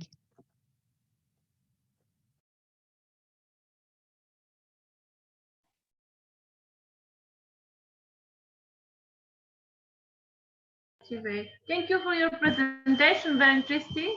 I was thinking when I was reading your Habitat about Kevin Lynch, and this came out very clear with a good method and very good graphic. The way you align the concept, very minimal. I have a feeling to match your, in the final discussion, your work with the work of Istanbul. There are some common points on the way to have a look on the globalization and the competition between the cities. Yes. Yes, really run to the time. I'm really sorry. I'd like to give many more comments, but let's see to keep some space before the final conclusion. The next presentation, the impact of ecological factor in tourism in Azerbaijan. Hi Gul Aslani and Mahir Mizeni. Sorry for my wrong pronunciation. Are you here? You are. Can you unmute? Okay. We cannot hear you. Sorry. Yes, now I can hear you. Thank you. Well, your video is available. Shall I carry on? Yes. Okay, I will share the screen, and I hope will be not very long because we are very. Let's go. 10 minutes. Aygül Hasanli. I am a PhD student in the Azerbaijan University of Architecture and Construction. My topic is about the impact of ecological factors on tourism in Azerbaijan. Motivation factors of tourism development. Tourism is considered one of the main and most profitable sectors of the global economy of the 21st century. It is developing dynamically and plays an important role in the socio-economic development of the state. Tourism is not only an indicator of social welfare in society, but also a source of income, new jobs, modern infrastructure, and protection of historical and cultural monuments. The environment is being increasingly recognized as a key factor in tourism. In the last decade of the 20th century, it was noted that tourism depends ultimately upon the environment, as it's a major tourist attraction itself, or the context in which tourism activity takes place. However, tourism-environment relationships are complex. The relationship of tourism with the environment involves many activities that can have adverse environmental effects. Many of these impacts are linked with the construction of general infrastructures such as roads and airports and tourism facilities, including resorts, hotels, restaurants, shops, golf courses, and marinas. The negative impacts of tourism development can gradually destroy the environmental resources on which it depends. On the other hand, tourism has potential to create beneficial effects on the environment by contributing to environmental protection and conservation. With good environmental planning and management, natural areas tourism can make a major contribution to conservation, but if poorly managed, the tourism industry will damage precisely those areas with the greatest conservation value. Some aspects of investigation. The state of modern tourism in Azerbaijan is described. The tourist resources of Sheikh-Zaqatala region of Azerbaijan are presented. The uniqueness of natural and geographical condition of domestic and international tourism in the region is substantiation. The role and place of tourism in the development of national economy are considered. The tourism potential of the region is characterized. The ways of tourism development are determined. Presents environmental problems that hinder the development of tourism in the region, and also notes the importance of a comprehensive consideration of the issue in the post-war period after the liberation of the territories occupied by Armenia. Sheikh-Zaqatala region of Azerbaijan. Located along with one of the two highways that connect Baku and Tbilisi, the Sheikh-Zaqatala region has long been a hotbed of regional Azerbaijani culture with more than 100 ancient fortresses, palaces, mausoleums, mosques, towers, and hotels. If regional tourism can work in Azerbaijan, the Sheikh-Zaqatala region will be its epicenter. Currently, recreational tourism enterprises operate in Gabala, Sheikh-Zaqatala, and the region lie along the International Tourism Road, the terminal in Baku, Tbilisi, and Batumi, Georgia. Although Sheikh-Zaqatala offers unique nature, culture, and heritage, a classic formula for tourism development, the region lacks the necessary human capital for a profitable, sustainable, and thriving tourism sector. This skill set deficit adversely affects the profitability and competitiveness of the region's plethora of small and medium-sized tourism enterprises. This tourism potential assessment provides a deeper understanding of community dynamics in Sheki-Zaqatala and offers new approaches for future tourism development. Natural resources of Sheki-Zaqatala region. Azerbaijan, located at the border of two great cultures, Europe and Asia, attracts the attention of local and foreign tourists. The northwestern part of the Azerbaijan, Sheki-Zaqatala region is a rather developed tourism zone, which is extremely favorable for construction of sanatoriums, watering houses of tourism complexes. A landscape in which areas alternate from deciduous forests of mountainous zones, from flowering meadows to turbulent rivers, the absence of large enterprises that pollute nature are attractive for tourism. Environmental issue. It's necessary to note some environmental problems that need to be addressed. The ecology of Azerbaijan, including air pollution, is associated with the development of oil and mineral deposits, operations of petrochemical and chemical industries, as well as the mass destruction of flora and fauna, natural resources, culture, and historical heritage in the territories of Azerbaijan previously occupied by Armenia, including production of large-scale fires in the occupied territories, which have become one of the biggest environmental problems for the country. Deposits of polymetallic ores in Azerbaijan act as natural resources of environmental contamination with the nucleides. They are concentrated mainly in the northeast of the country, the Belakan district, where geological prospecting wells were drilled during the 1960s and 1970s and not proper road transportation. It includes the heavy metal pollution of soil and vegetation along the road. An even greater threat and danger of power plant located in the third river Arax in the border zone to Azerbaijan. Sheki-Zaqatala region is assessed as a region with a high potential coefficient in the impact on the economic development among the regions of the Republic due to the tourism resources. Covering the administrative economic region is Caucasian Mountain, as a total area of 8.96 thousand square kilometers, as a population of 626.7 thousand men.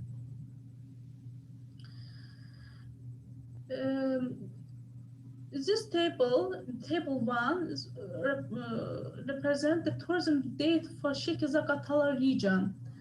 And the figure 2 represents the administration district for Sheki-Zaqatala region. In this slide, we can see the two tables. First one, the number of tourist complexes by the year. The second table, the number of tourists by the year. And figure 2 shows the new transport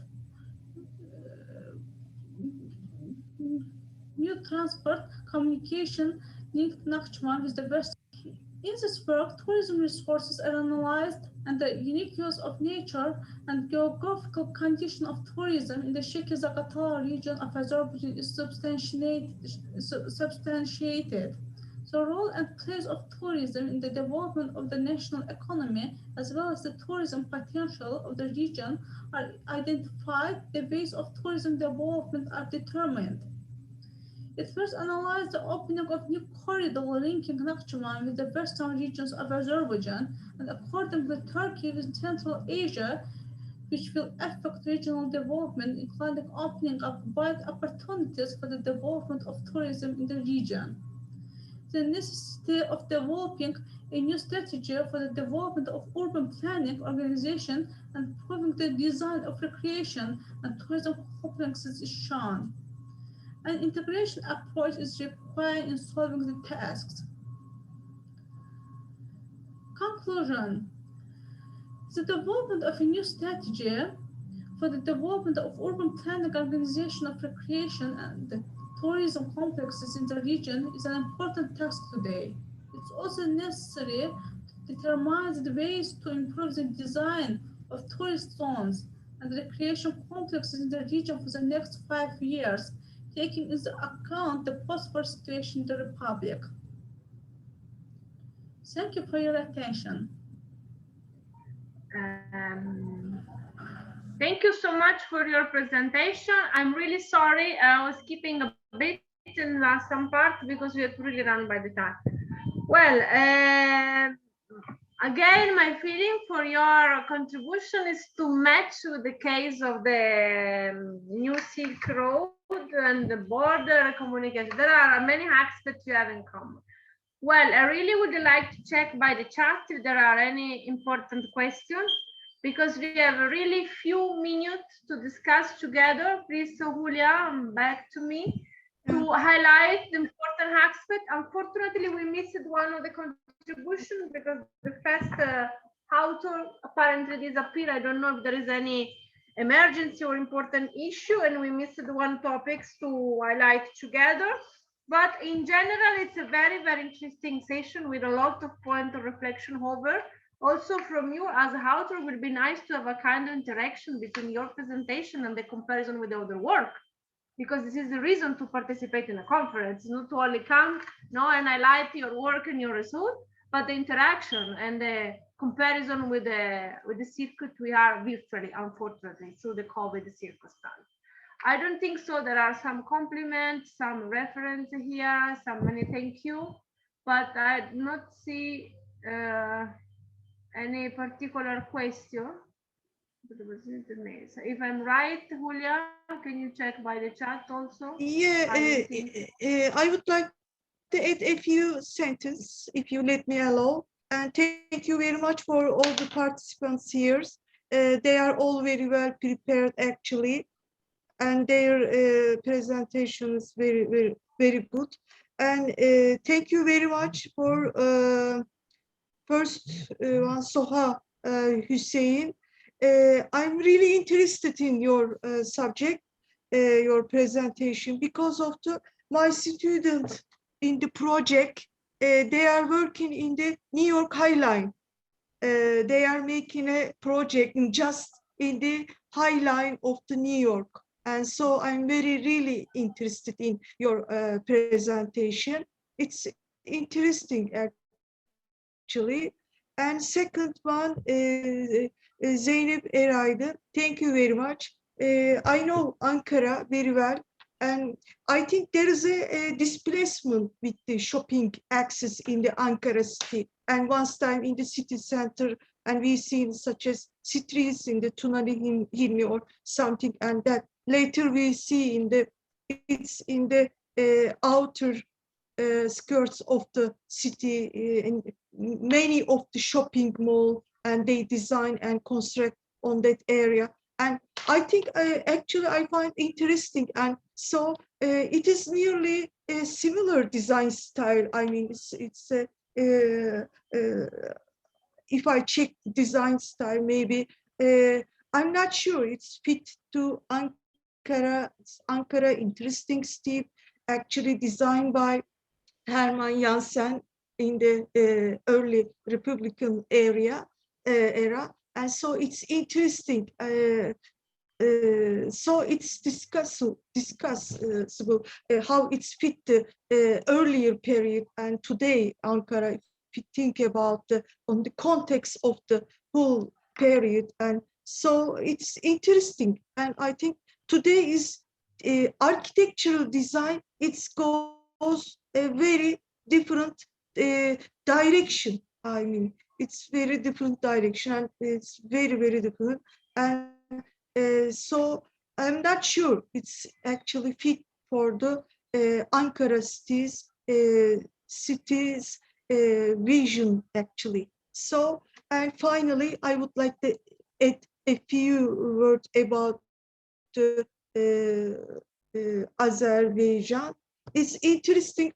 Actually, for me, I wonder about what is the contribution with the Zaha Hadid's project in the Azerbaijan tourism, and do you have any idea about that? I really wonder about that. Okay, it's offline. Okay, thank you very much. If anyone wanted to say something about this subject.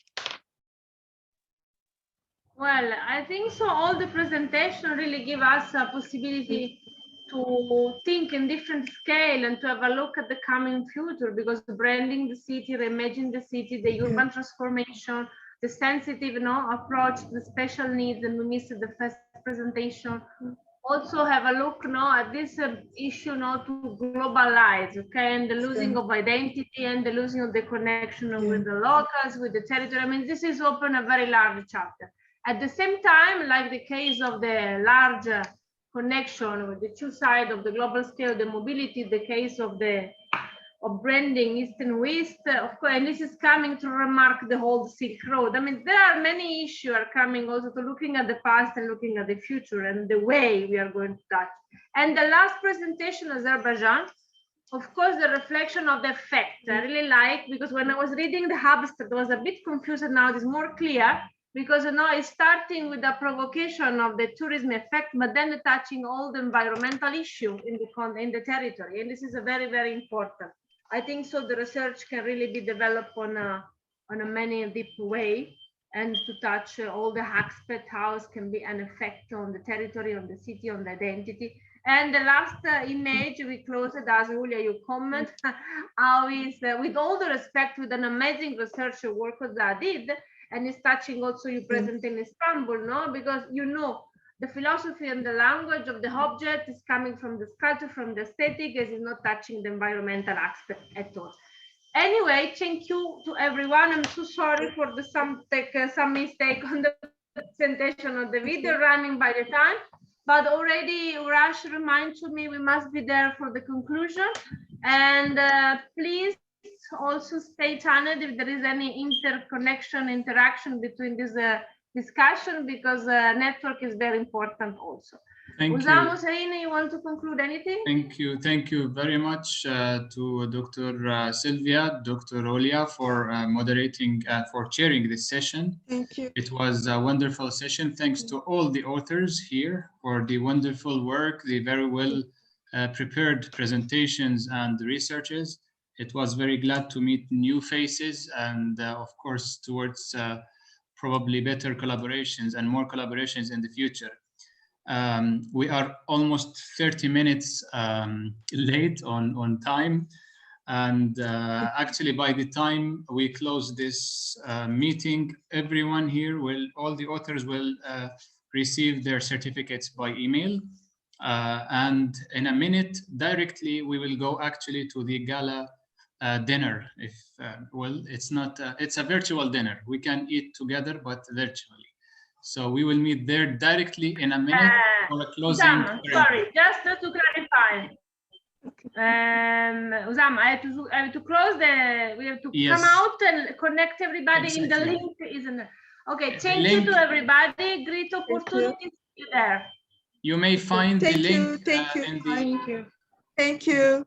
Thank you very much. You may find the link actually at the end of the program, or it was sent to you now directly also via email. So here is the link to go to the closing session. Thank you very much to everyone again, and see you in a short time. Very short time. Okay, hope so. Thank you very much. Thank you. Bye-bye. Bye-bye. Thank you. Bye-bye. Thank you, Sylvia. Thank you.